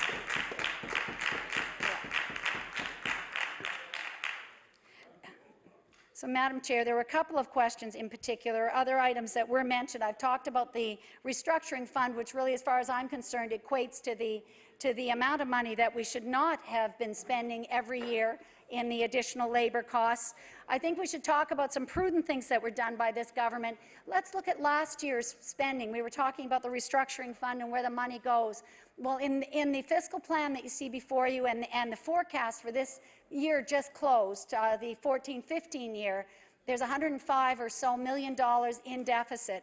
Well, that includes a very prudent amount of money that was put in for Boat Harbour. And I know there's a number of members in this House that represent Pictou, and I know they're on the other side of the House. But I'd like to speak out and let you know, let the members know, that there has been provision made for the cleanup of Boat Harbour, that there has been previous money and more money's been put in. That's an investment in the future. That's a recognition that previous governments knew it was coming, knew there'd be an obligation, but didn't make any provision for it. So it's in the past year. It is, but you have just seen it now in the forecast that was brought forward in the budget. And that forecast number includes $30 million more for the cleanup, knowing that it's a responsibility, knowing that we make provision for it in advance. It's been done. And I think that that's a tremendous investment and a tremendous thing for the future of that area. We know the problems that exist in Pictou. We understand it. The Minister of Environment particularly understands it. It's close to home, and he's visited it many times. And he knows we have a commitment to the First Nations in that area, as well as all the people of Pictou County. So I think it's really important, and that should be really well noted, that there's been provision made for important things. The member opposite had spoken about what she called wasteful spending in the first year. Well, I don't consider that wasteful spending. That's an investment, again, in our future, in our environment, in our past obligations. The pollution in that area began in the 1960s. Because of an earlier government signing away and saying, we'll take care of the pollution. Don't worry if you pollute our harbour. Don't worry if you mess up our waterways. Just carry on. That was an earlier government in the 1960s. Well, we've made provision to try and make that right, and this is, as far as we know, the right amount of money to do just that. And another thing that was mentioned by the member opposite was the Home for Coloured Children. Well, what an embarrassment to leave that and leave a group of people that the previous government wanted to go to court. Provision made to go to court. Why not settle? I'm sorry. Well, I will say the member opposite is questioning whether or not that was wasteful. She said she didn't say so, but she said it was a big spending year. A big spending year on items that had been neglected by the previous government for 4 years. Yes. That's what I said last year in the budget. I said we're recognizing the costs of government the way they really are. We're not prepaying universities. We're not hiding fees. We're not changing the payment date for people on assistance. We're not playing games. We're showing it exactly the way it is. And it showed a big deficit. It showed $278 million. So those are the costs of doing business. But it is hard to make changes, and it's hard to turn the course of government. And that's really some of those items, of course, are hot-button items or items of concern to us because we believe we've done the right thing. And that's what I think the members can hear today. That being ahead of schedule by a year is a good thing. It is a good thing to get a year ahead of schedule to be at a balanced budget because the previous finance minister wasn't able to get ahead by a year and came into an election year and into the return to talk about the successes of their government with a tiny surplus that was not sustainable. Even if you knew it was done with the best intent, and I do work with the people who prepared that budget, I may have some different things to say about it, knowing the rigor that they work under, but it's the same as I said about $22 million. It doesn't provide any resiliency. It doesn't allow you to weather the storms of what comes up, quite literally. If there's flooding, if there's demands, I talked yesterday about if the mink industry starts to lose money and you have to compensate or provide stabilization funding, as it's called. All those things can wipe out a $16 million surplus or a $22 million surplus. So that's why it's a good thing to try and advance this as quickly as possible, to get to the level where we are not adding to the debt and we've actually created enough of a cushion, enough of a surplus that you can be resilient. So that's very, very important. So, one thing about demographics before I go to the NSLC, and that is that, Madam Speaker, the problems that we're facing with demographics are not unique to Nova Scotia. They're being felt around the world. And I was quite surprised a number of weeks ago to see in the Globe and Mail on the weekend an article that talked about Germany and the exact same things that we're talking about here in Nova Scotia. It was really a surprise to me. A much larger country, obviously, many more people, but they were talking about the decline in their working age people. And the title of the article was, "What Happens When You Run Out of Taxpayers?" And what happens when that number of taxpayers declines? What happens when you don't have the numbers that are paying in today, approximately 600,000 people? So how do you handle that when there are not enough people in that cohort, that age group of workers? And what we have in our province today is that in 2013, more people were over the age of 65 than were 0 to 17. That's just the point at which we've crossed. We know there are more deaths than there are births. It means there are fewer children than there are senior citizens. And those children 0 to 17 we would expect would be the ones entering our workforce at some point in the next, say, 10 years or 5 years, or after they get their training and experience and whatever it may be, that the course that they're choosing. But what it means is that we are obviously in a demographic challenge. But the very same thing is happening in European countries. It's happening in other provinces. Perhaps we're a little bit ahead of the curve because of having slightly older population. But it's going to be a common thread. And when we talk more about taxes and what we can do in the future about taxes, one of the big things is the underlying need to shift our taxes, that we can't put all of the services that we need paid for on the backs of the working people, because there won't be enough of them. And those that have stayed here and are working will have to have higher and higher taxes in order to continue to pay that same share of the burden of running the province. So we have to look at a way to rebalance and decide if there are not others who could pay. And I think yesterday in the House, the member opposite had spoken about the wealth that's transferring hands and the older people in the province, that I believe she was talking about them having more wealth, that the seniors are not everybody is living below the poverty line. Let me put it that way, that there will be a huge transfer of wealth as people age, and that a lot of the people in our province have got funds. So is it wrong to ask that they might pay a higher amount of consumption tax or pay in another way to provide for the province? Right now, I don't know if the members of the House know, but our largest single component for taxes is personal income tax. And it gives us somewhere around $2.1 billion for personal income tax. And the next closest is HST, which is under $2 billion. I'm just looking because I think there was a nice graphic about that. But at any rate, it actually shows us that personal income tax is the single largest way that we finance our province, the single largest way. So the working age population is very important, and looking at demographics is important. And it isn't just because we want to have a good young population, a growing population, a place that welcomes immigrants. It's because we need people as well to just keep this province afloat and to help us with all of our attendant costs that go with it. So just looking at where, this one actually doesn't show us where the money comes from, I don't think. Yeah, I guess it does. 29.1% comes from income tax. And from the federal government, 34%. Now, that is larger, but that's not our own source income. We talk about our own source income in a different category. But the federal sources have shrunk at one time, and I think going back to the late 90s or early 2000s, it was close to 50%, I do believe. So we've actually got a greater reliance on our own source income than we do from other sources.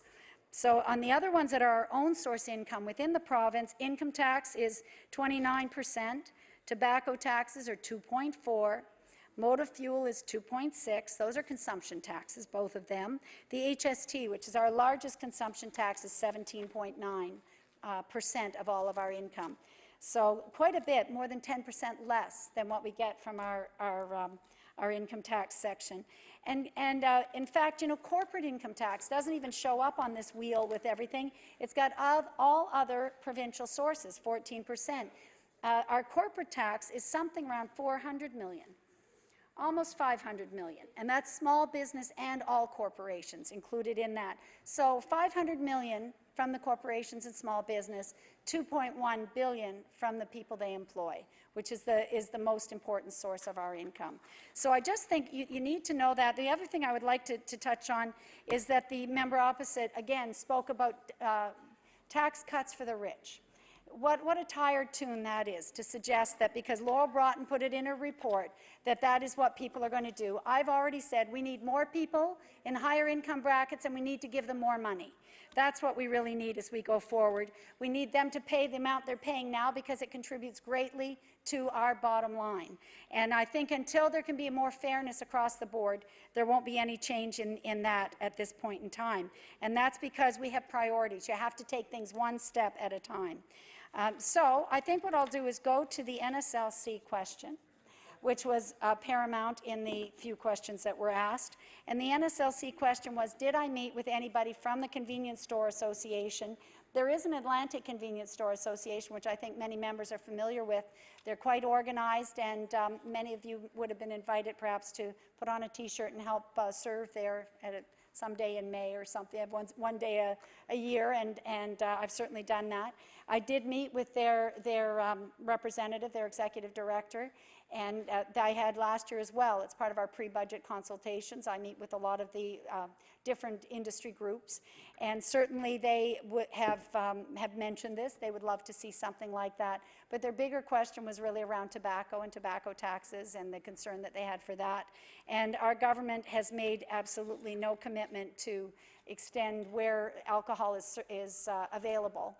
We're not looking at that. We're very conscious of the Department of Health and their concerns about having good, strict controls on alcohol.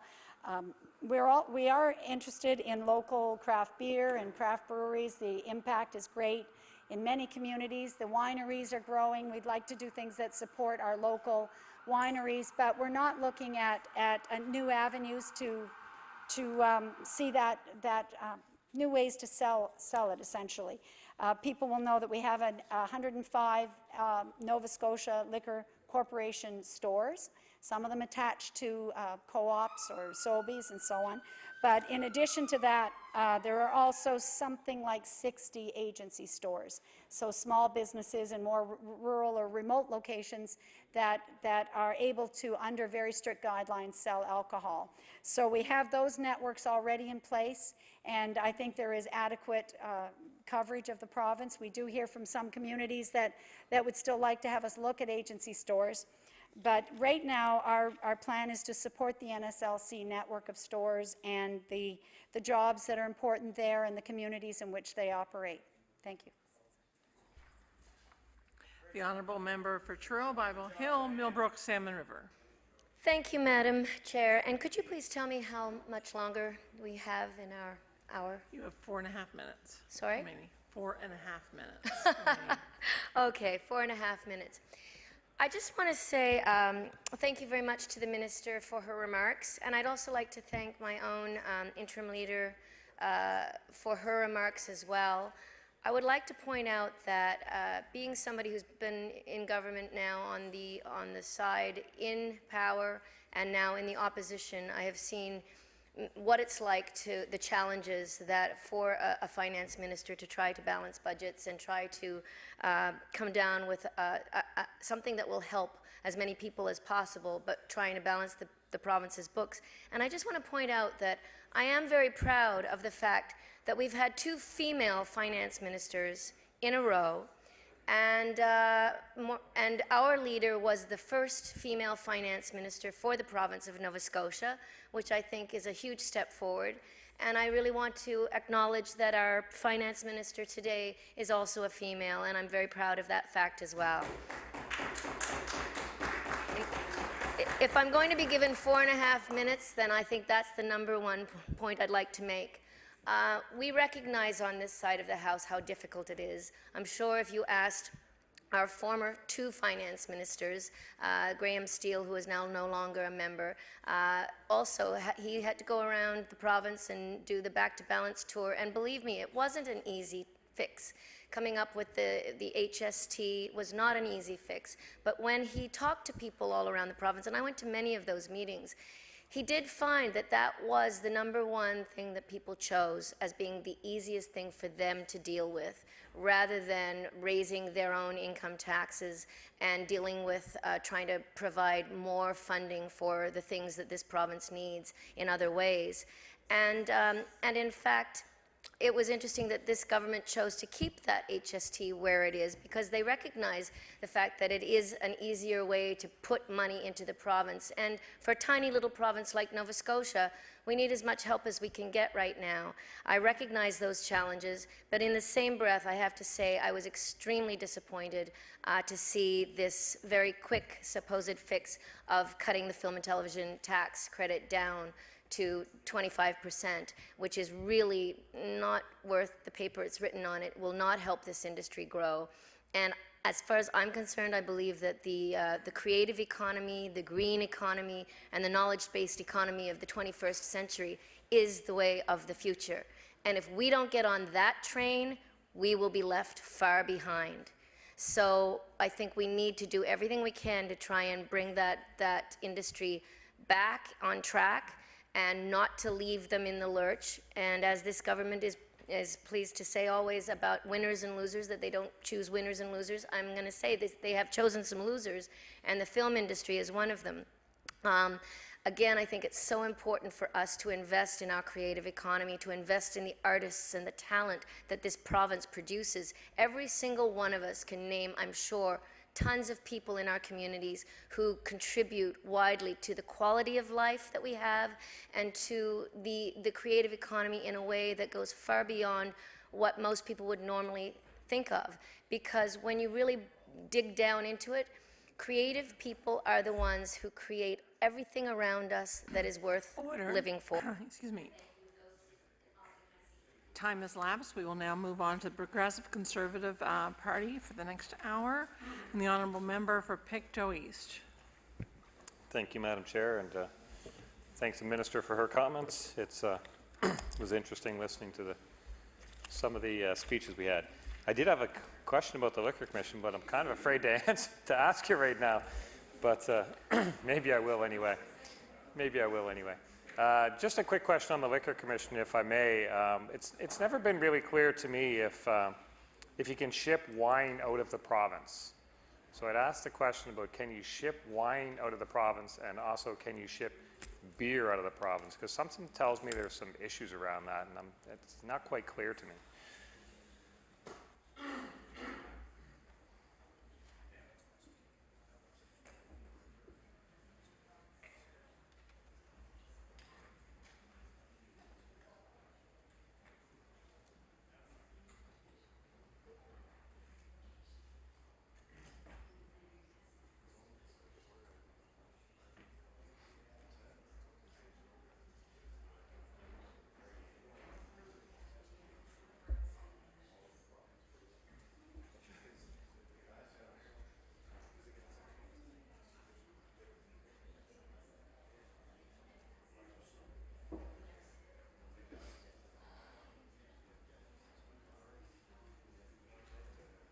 The Honourable Minister of Finance. Right, thank you. It occurs to me that maybe the member would like to ask another question while we're looking for the answer to that one, just so we don't waste time. Thank you. Actually, I'd like to ask the Honourable Minister if she'd like to have a short recess or a short break. We're over 2 hours into our supply before we proceed, and that'll give you the opportunity to get somebody here. Wouldn't mind. Actually, we weren't expecting that, but I think if we could have a short break, just 5 minutes or so, would be good for all the members. So we'll resume in 5 minutes. And then we can perhaps have an answer for you as soon as we get back. She's coming downstairs. Okay. Yeah, it doesn't take away from your time anyway. Well.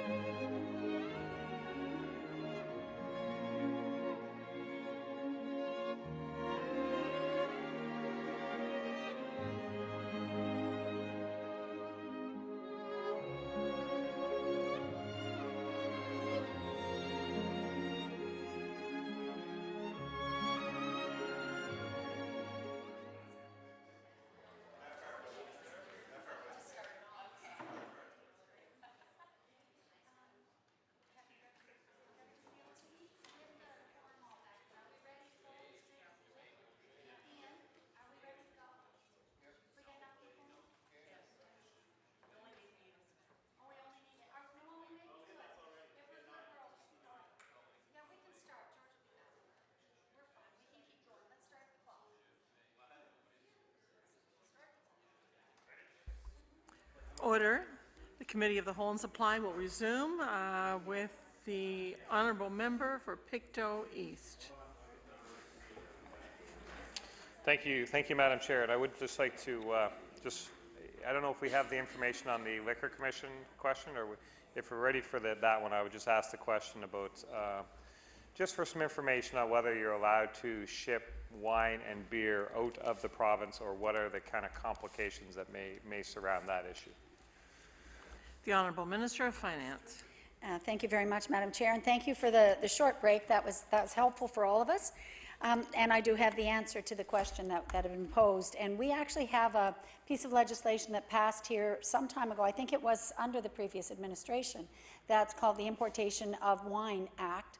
And it is about importing wine from other places where you could actually import a case of it. For example, if you were in British Columbia, went to a winery and enjoyed the wine, you could have a case of it, or however much, shipped here. And we have yet to proclaim it. There are some delays on the regulations to do that, but we have got the intent to do that. But the difficulty is that's only good for the importation. It's not good for the export, because the receiving province has to have passed similar legislation. So the real difficulty is that we wanted to show leadership, and I think British Columbia as well, because BC is has a big wine industry and a big wine growing area. So they were very fast off the mark to put the legislation in place. Nova Scotia has what we consider a very promising wine industry. I just asked, there are 18 wineries now in the province, and more in the works, I hear. So it's a growing sector, and it's becoming much more professional. There's over 600 acres, I'm told by the Agriculture Minister, that are grapes in cultivation for our wine industry, and it's really doing well. And we see it actually as a very promising sector. So we want to show leadership to be one of the provinces that says, yes, you should be allowed to import wine here, so that we set the groundwork for other provinces to do that. And hopefully our little wineries and bigger wineries will benefit when travelers are here and visiting those places, that they'll be able to import. But it's still early days, so it hasn't happened yet. The only provinces that have taken action are Nova Scotia and British Columbia. Manitoba allows it in their province, but only because the legislation that they had in place for alcohol didn't prevent it. So they didn't have to make any change. They said it's fine, it's allowed here anyway. So we really want to see other provinces do the same. I would expect Ontario would, again, because they have the big Niagara region and other wineries around the province. So it would be in their interest as well. You can go to New Brunswick and import I guess a small amount on your person. Bring a small amount back with you, but you can't order from here. You couldn't place an order and have them ship it to you. That part wouldn't be allowed. So the rules are quite narrow, and I'm speaking only about wine because beer wasn't included in this. The legislation we passed did not include beer or spirits. So thank you very much. The Honourable Member for Pictou East. Thank you, Madam Chair, and thank the Minister. That is helpful, actually. I do want to pick back up on the film tax credit just for a couple questions here, just to clarify something in my own mind now that I've had a chance to kind of sleep on our discussion from yesterday and whatnot. But I was talking about yesterday about the cost of the credit, the 24 million figure we use, and I was asking, like, was there a calculation done as to how much of that comes immediately back in the form of personal income tax revenue to the province? And I'd made the point that if all of that 24 million went to Nova Scotian taxpayers, then some portion of that will come back in taxes right away. And even if all of those taxpayers that received those wages were at the low rate, then I used the figure that we probably get, I think I said 10 to 15% of that just kind of immediately. And I heard you in your comments earlier say that would be 8% something at the low rate. It was in context of another discussion, but it wasn't lost on me that point was made. So I was saying some of that will come back in personal tax revenue. And the response was that from the department, the analysis suggested that it was $6 million in revenue back to the province. So that would have been HST receipts, personal income tax receipts, And the minister did offer to provide that schedule, and I will get that in the fullness of time. But in the context of that discussion, there was a comment made that gave me pause for thought. And that comment was that 25% of the crew on the set need to be from Nova Scotia to qualify, to get in the door and even qualify for the credit, I guess.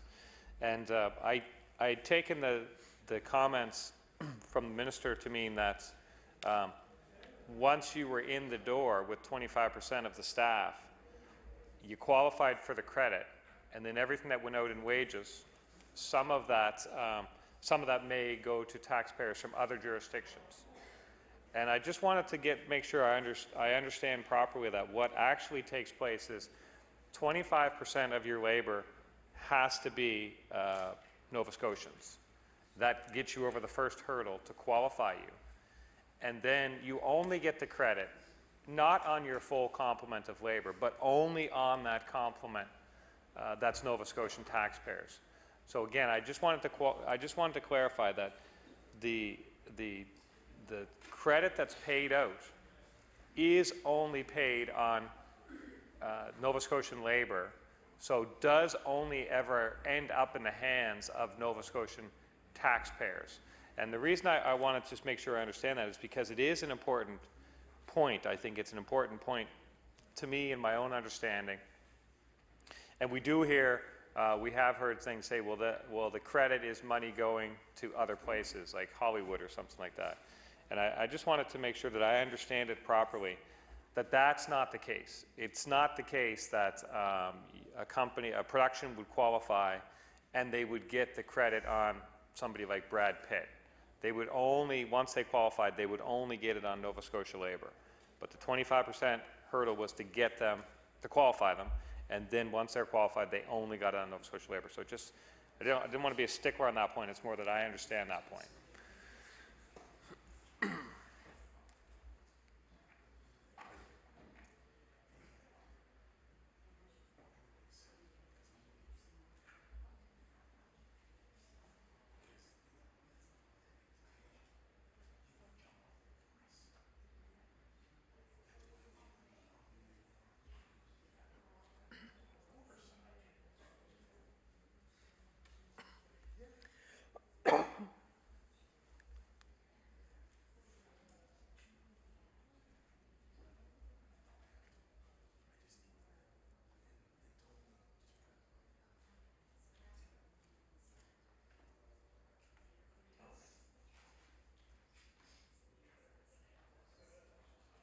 The Honourable Minister of Finance.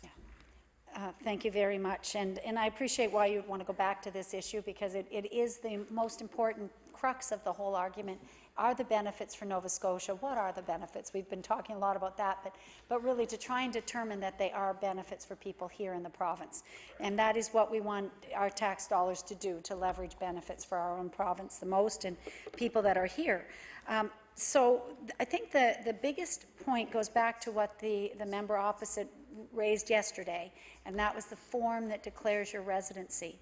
And I think in your past life as a chartered accountant, you would have done a lot of taxes. You probably still do your families and others, but the question, yes, yeah, me too. The question really is whether or not you're here for taxable purposes or whether you're going to pay taxes. And as the member had shown yesterday, the form that's filled out has three boxes you can tick. One says, I'm not Nova Scotian. One says, I'm Nova Scotian and I'm here on December 31st. That means they're going to file their taxes here in Nova Scotia. The second box that says I'm Nova Scotian is a little bit more ambiguous. And perhaps you have the form in front of you. I've seen it, but it's a little bit ambiguous. It says, for the purposes of taxes, I was in the province in 2014 or during the production, whatever year it might be. That one is a little less certain, because you could have been here for tax purposes during the year and then not be here at the end of the year. In fact, this may not be your main residence. It might be one of your places of residence or what have you. You may have spent a good length of time. You may have been here certainly for a long period of time during a production. Anyway, I think that just leaves a door open for some ambiguity. That's all I want to say. that it isn't as certain. In other provinces, because we talked earlier about what do other provinces do and how do they manage it, there is actually some information I might get for you if you just give me a moment, Madam Chair.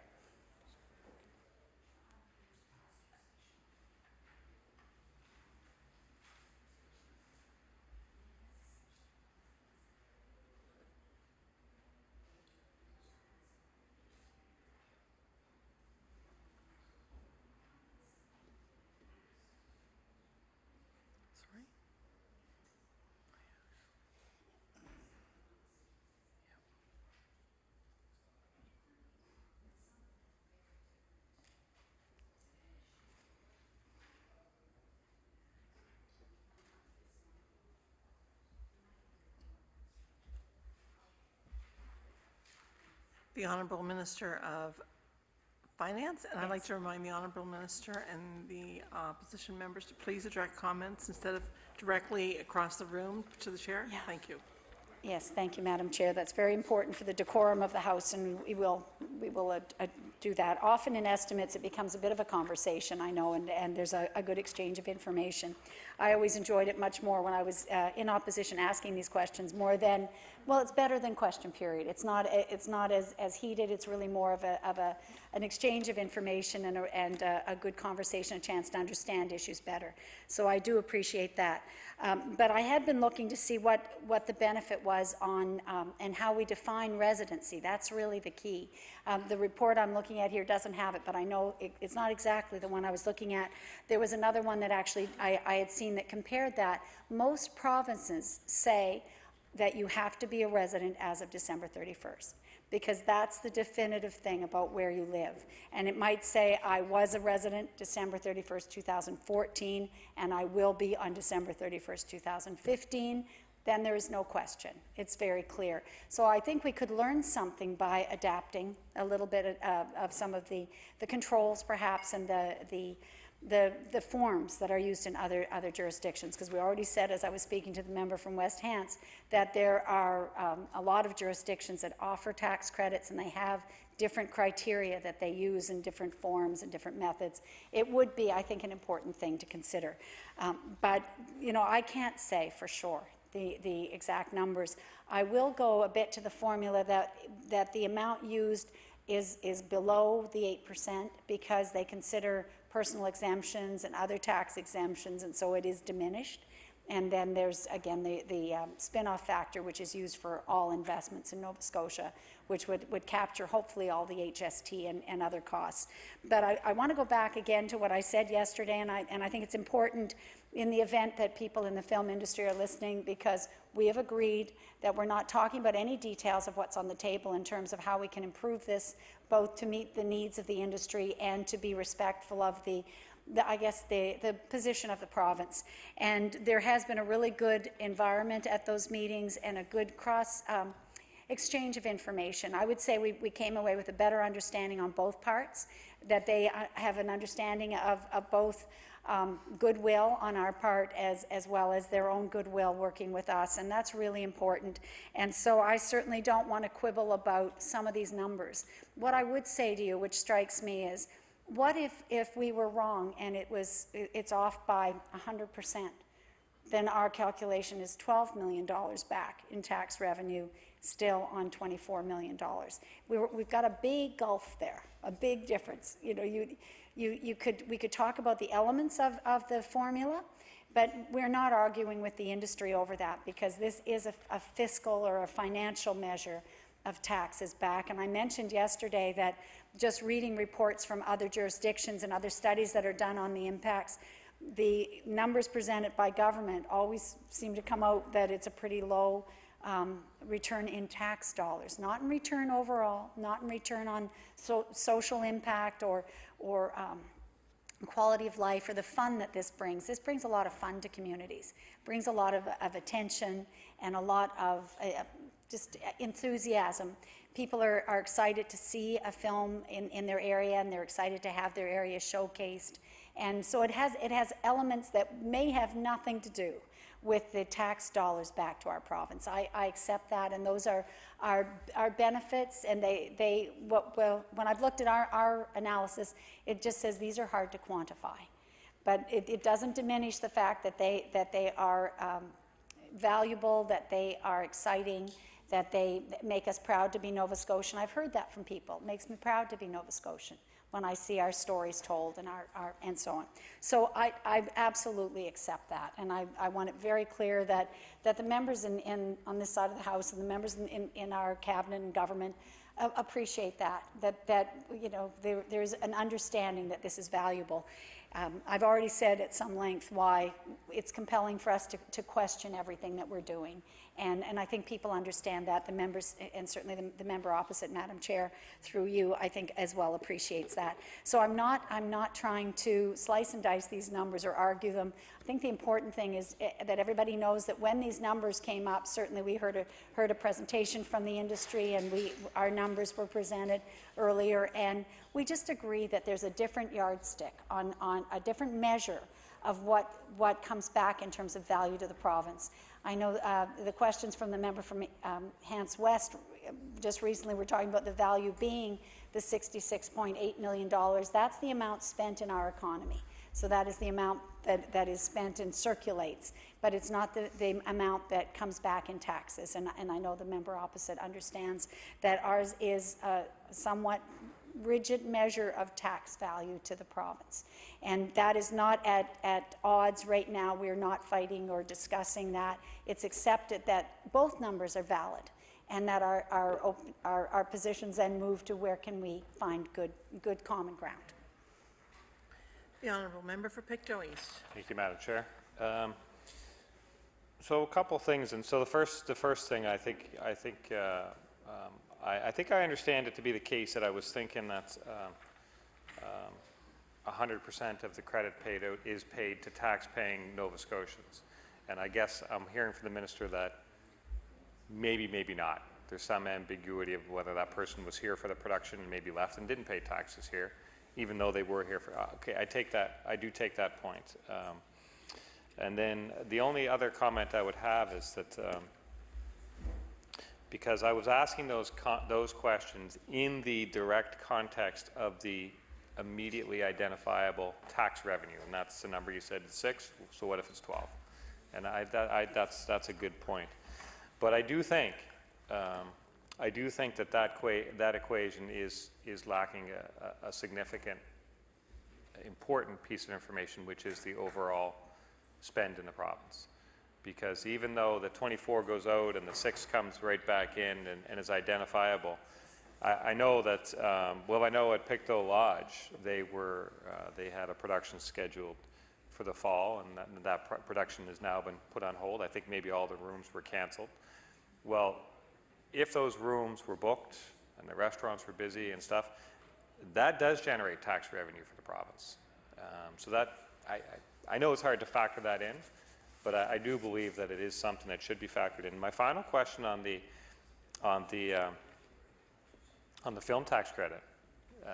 We'll move on to a couple other tax issues. But my final question on that one, and it just has to do with the July 1st date. And on the face of it, knowing what I know, and appreciating that there are many things about this situation that I don't know, including what's happening in the meetings. But knowing what I know, it would seem to me that that would be an easy thing to move on, to move that date. Now, because there's a certain amount allocated for this year. But I appreciate that the reason that that might not be such an easy move is because of the impact on next year. So there are things in the hopper for next year, and there are Part A approvals that have been granted for productions next year, I'm guessing. And I'm just wondering, and it won't be an easy question to answer, and it might be one that you're not comfortable answering, but if I would have asked, has the hopper changed given the budget? So there were things in the hopper, the budget came down. Was there some immediate changes to the hopper where people said, We are not going to film that production in Nova Scotia next year. We're not going to start it after July 1st.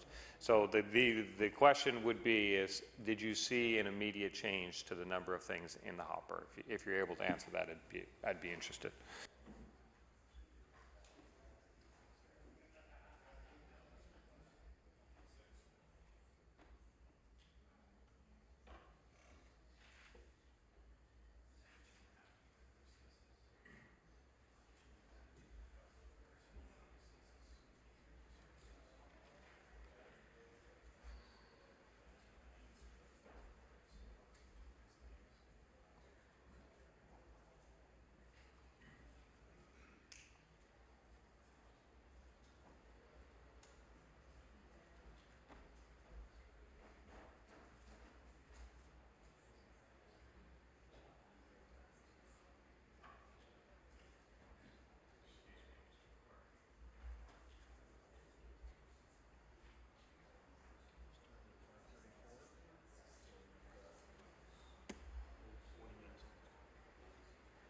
I've got down till 6:32 is what I've got for you.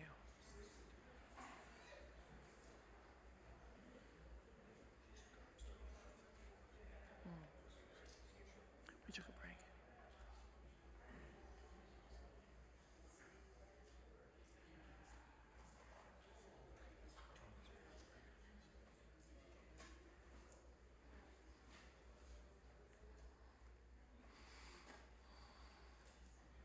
The Honourable Minister of Finance. Yeah.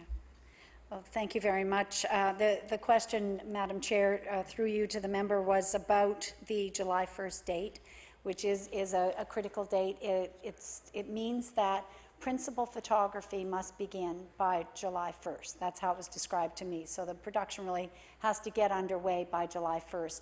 Any of those productions would already have received their Part A, I would imagine, some time ago. They would have, what I'm hearing from the industry is it takes sometimes 2 years to develop a project. And I talked about their long-term plan last night, that many of them, the bigger companies, have 5-year plans and are very active in seeking their next projects and lining up future years. So what we're seeing are the projects that have been in earlier, received Part A, have their financing in place now, and are at the point of being able to start filming by July 1st. And again, because of our climate, a lot of things happen in the summer, not everything I'm told, certainly not everything, but a lot of them we hope will be able to start, the ones that have Part A, and that's the critical date for today, and I don't really want to speak about more of that. Thank you. The Honourable Member for Pictou East. Thank you, Madam Chair. It wasn't that long ago when we used to talk a lot in this House about carbon taxes. So I'd like to try and reinvigorate a little the carbon tax discussion this evening. But before we get right into the carbon tax, the Minister mentioned in her opening comments, I think, about a tax working group. And I had a question for the Minister: has that tax working group been assembled, I guess?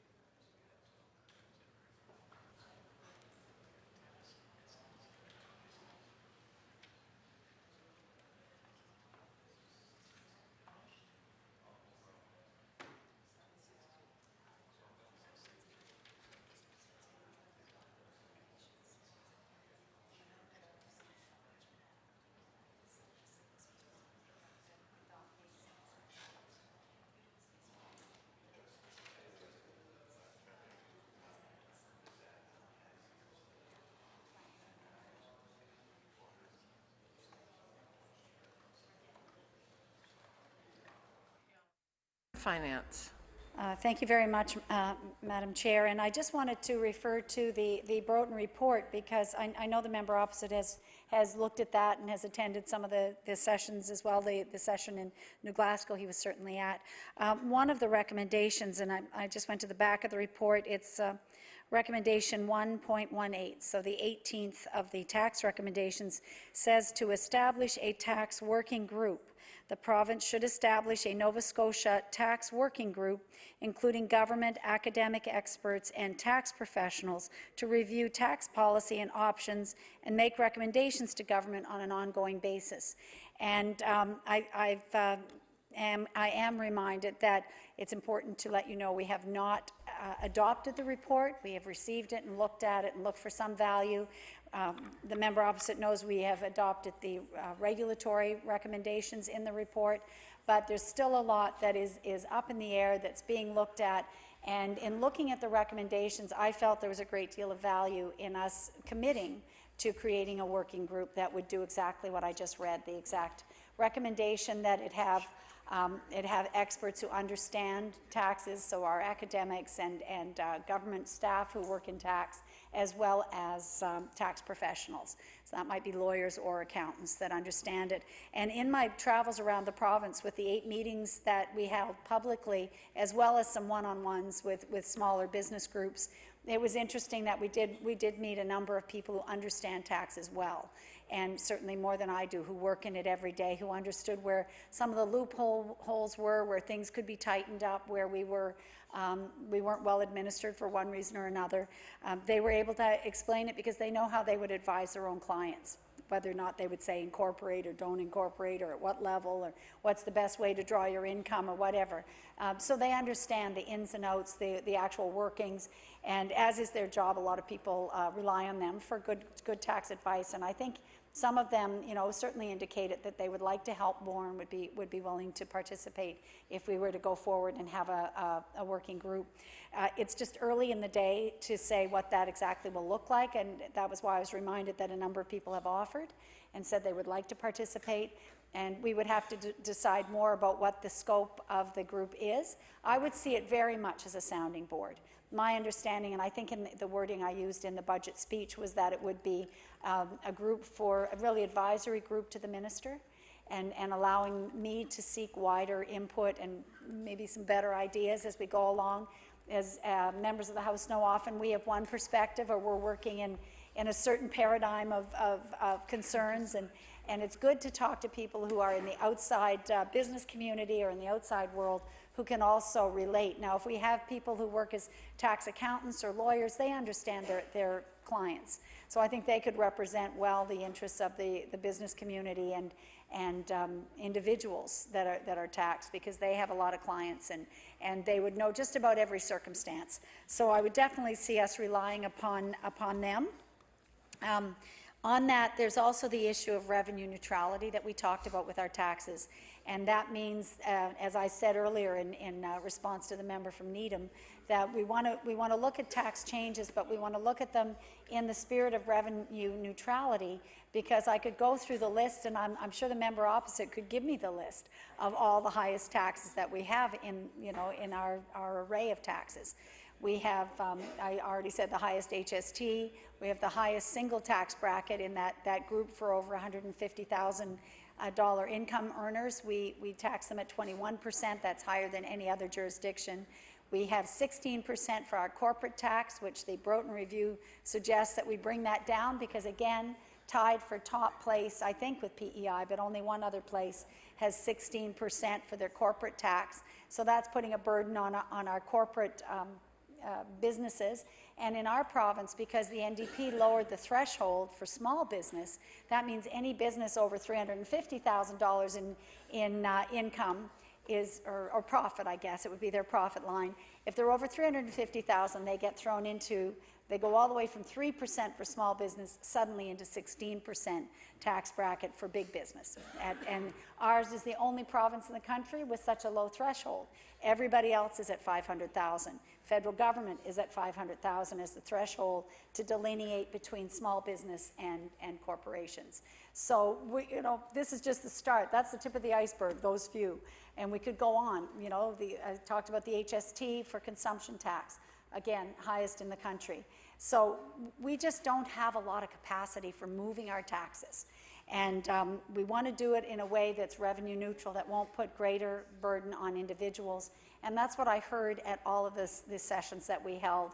At every one of those 8 meetings that were held publicly, I moved around and sat at different tables, and so did our staff, so did my executive assistant. We all took turns to listen, make sure we spread out and listened to what was being said by different people, and they came from all walks of life. I thought that was very impressive, Madam Chair, at the meetings to see. I wasn't sure who would be attracted to come out and talk taxes. Would it be the professionals in the community, the business community? I thought would definitely appreciate it.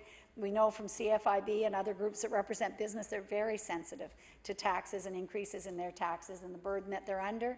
And I know from members of my own caucus, particularly the member for Shabukto, he is a great advocate for businesses and for the concern around the many taxes that they bear.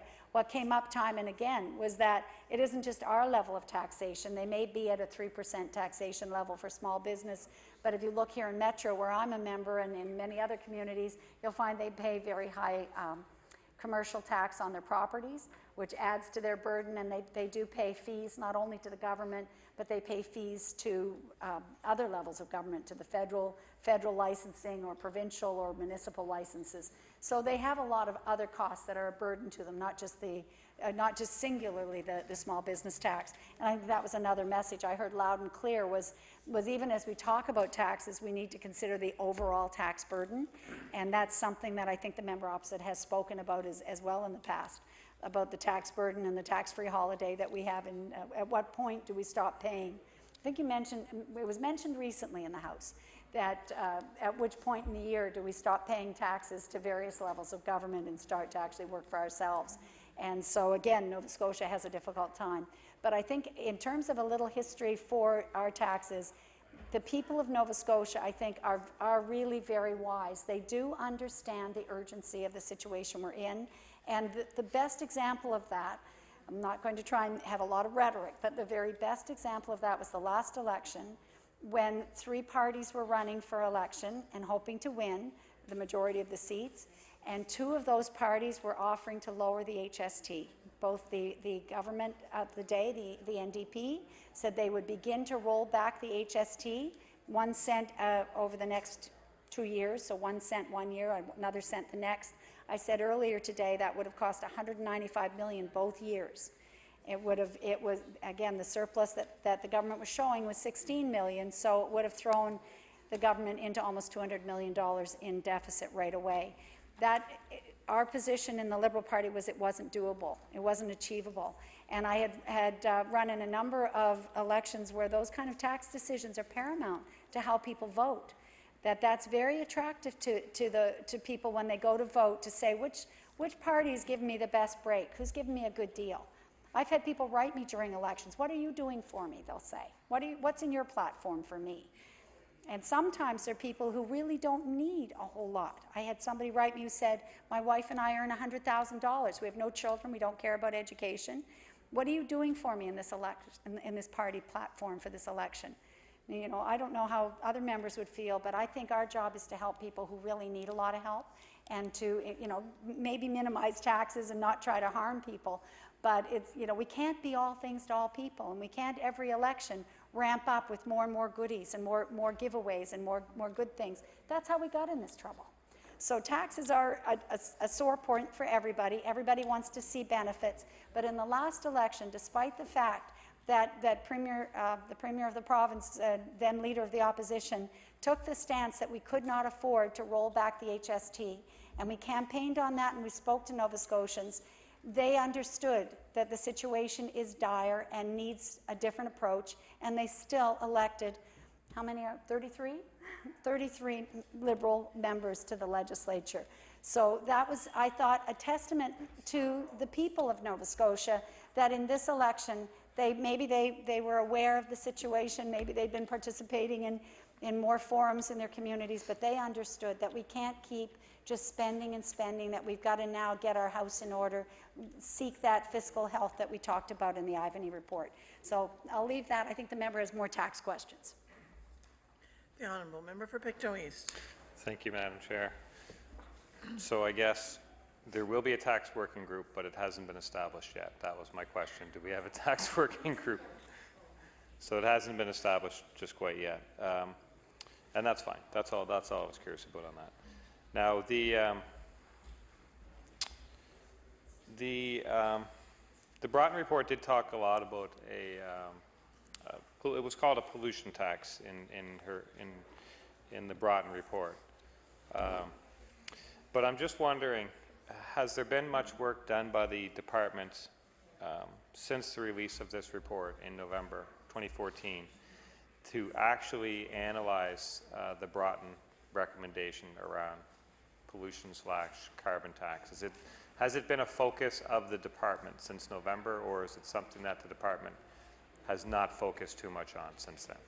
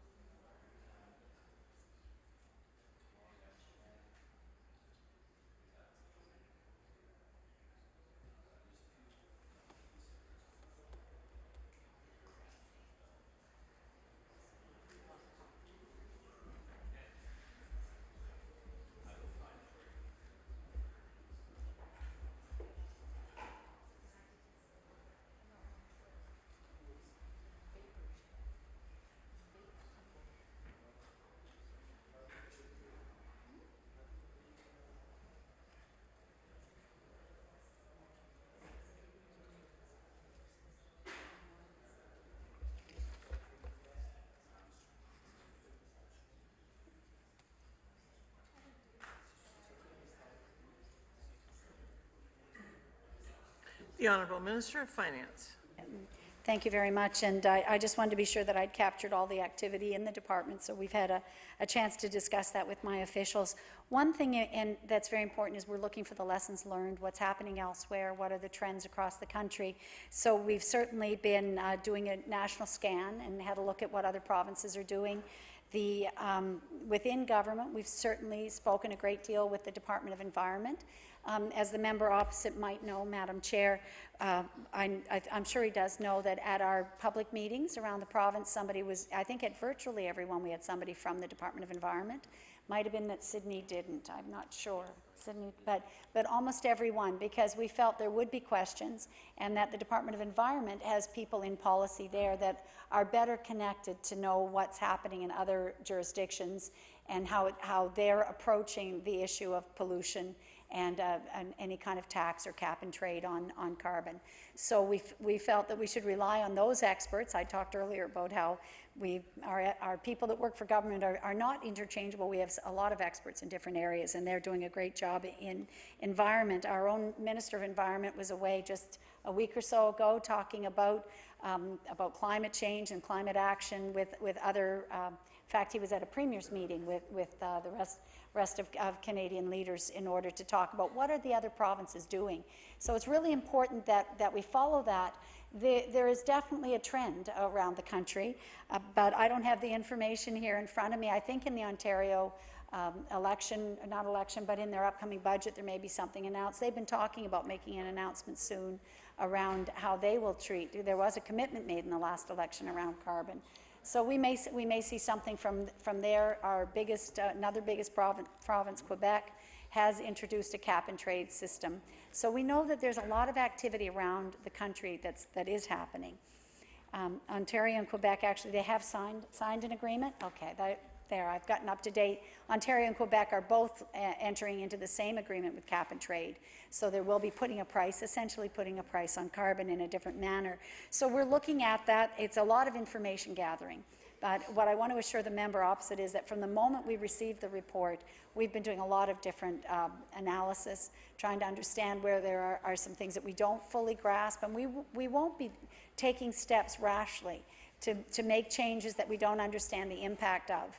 And that's what's really important. This pollution, putting a tax on pollution is one of those ideas that is a big idea, and I think it's got a lot of discussion going around the country. There's another group that the honourable members might be aware of called the Eco-Fiscal Commission, which is a national group that started up sometime in the last year because they're led by a professor from McGill University. They have regional representation. I believe Elizabeth Beale from APEC is representing Atlantic Canada, or at least Nova Scotia, on that board. They're a group of academics and people studying a lot of the issues that go around the economy and our fiscal situation, but it is looking also at the environment. So it's called the Eco-Fiscal Commission, and I think they'll be publishing some papers around the subject of carbon tax or cap and trade or what the implications are. So we're also monitoring that kind of academic study that's being done so that we are very much a part of those discussions. I wanted to mention that through the 8 meetings around the province, that was one of the themes coming out, was there was always representation at those meetings from citizens who made really sure that they were there to remind us every time that it was important for us to look at the environment and that this was a measure that they supported. And it would be I guess no surprise to the member opposite that often they were from environmental groups, from universities. They represented young people and people who have a real interest in protecting our environment. I appreciated their feedback and their determination that there were different people, but they did often represent some of the same groups, and they came, they traveled around the province to ensure that they either had people there that would come out or others. And there's quite a few groups with that interest. One of them certainly is the Ecology Action Centre, and they have one of their staff members who works particularly on this kind of climate change. I think she's the climate change employee, or the one that specializes in this. I have met her in my office as well as part of information gathering and pre-budget discussions, and had chats with her as well. And I know that the Department of Environment's been talking to their counterparts. So to sum it all up, it's a period of information gathering, understanding it better. And even in my introductory remarks, when I talked about this, I said we've looked a lot at BC, but we do understand that our economy is very different. The way we generate power is very different. We don't have a lot of hydro where British Columbia does. And we need to understand how their success could be replicated and what it would mean, because we're not going to see the exact same situation because we're two very different economies. Thanks. The honourable member for Pictou East. Thank you, Madam Chair. In your analysis and information gathering, did the department run numbers on what the revenue might be for the province of Nova Scotia if the BC model for carbon pricing was implemented here in Nova Scotia? So was there any analysis that took the BC model, laid it over our situation, and produced what type of revenue that might be? I'm just wondering if that, just as a general question, has that type of analysis been done, or is it that level of detail that the department's looking at?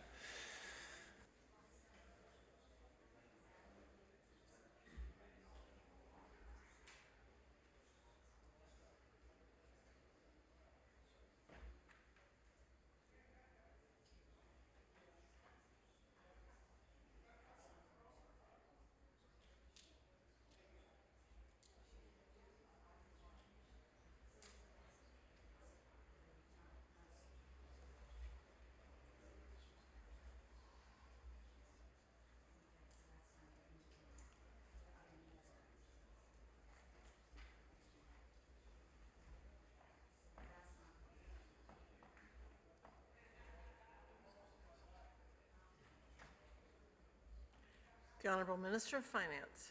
Thank you, Madam Chair. And we were just reviewing, actually, having a look at the Broughton report as well to see where that was at. On page 54, there is a chart in the Broughton report, and it's a model of Nova Scotia adopting the BC sort of style of carbon tax. But what was described to me was it is not fine-tuned. It doesn't consider all the factors. If we were going to do it again, I think I spoke about how quickly this report had to be done. 8 months was pretty amazing to get it all done, and a lot of support from our staff and experts in the department. But at the same time, a lot of it could not be done perhaps to the depth that we'd like, and that's why we have been busy trying to do more, particularly around the impacts on lower income Nova Scotians and how any of this or this whole basket of changes would affect lower income Nova Scotians. But that report, or that page 54, gives probably an indication of how it would model, but it doesn't have all of the industries just exactly modeled the way it probably would be. And to answer the member's question, we have not redone that at this point in time. It has not been done further.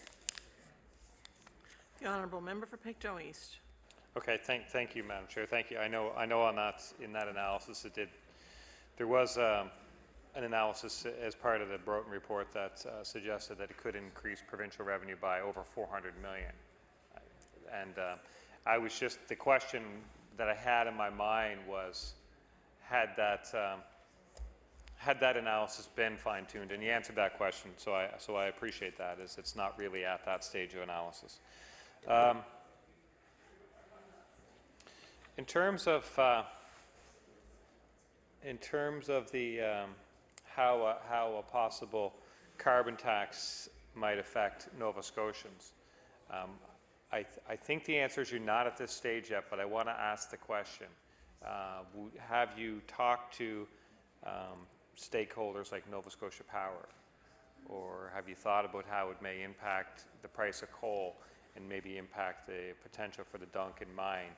So the general question would be, in your review and your analysis and your, I guess, consideration of a carbon tax, are you at the stage where you're getting to that level of detail as to how stakeholders would be impacted? So I'm trying to get where you're at on the assessment line of go, no go.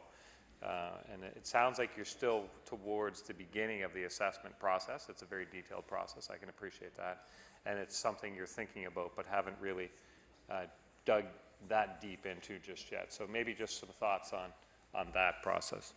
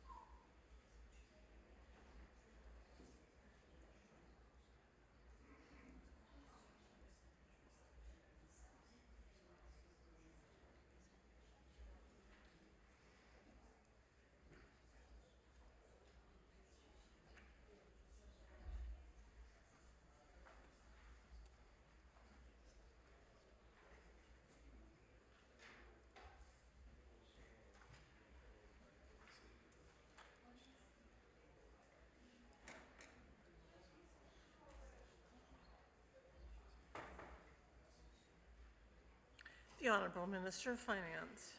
Thank you very much. And the short answer to what the member is asking, Madam Chair, is that we haven't had any discussions with Nova Scotia Power.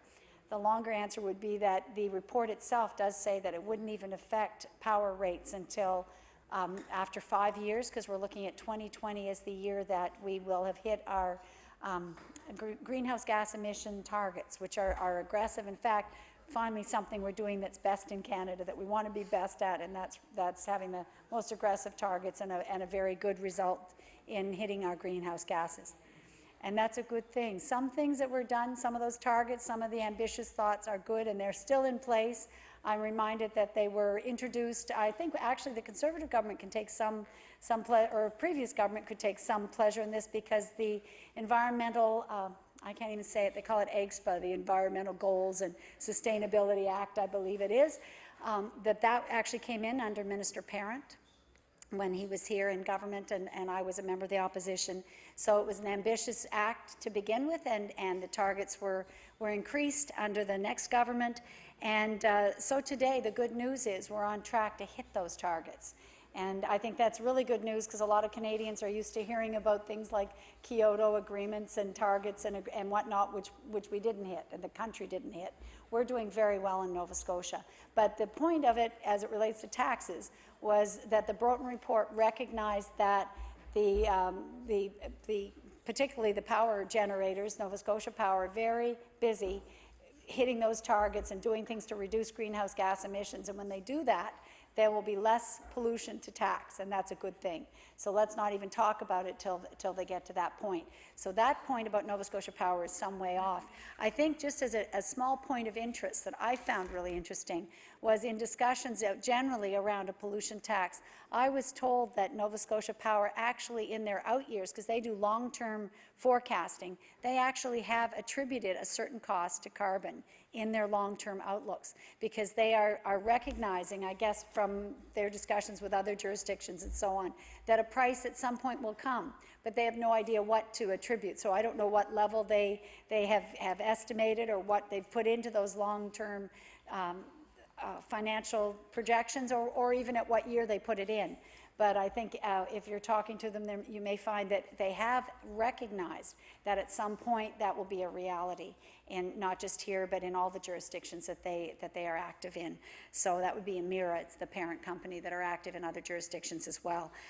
But to speak to how we're approaching this right now, I think the important word about all of this is it's a bit premature for us to be talking to any of the companies or power generators or people that create a lot of greenhouse gas, only because we haven't thought about the framework and the approach, and even government's approach. And I said earlier, the Broughton report has not been accepted lock, stock, and barrel.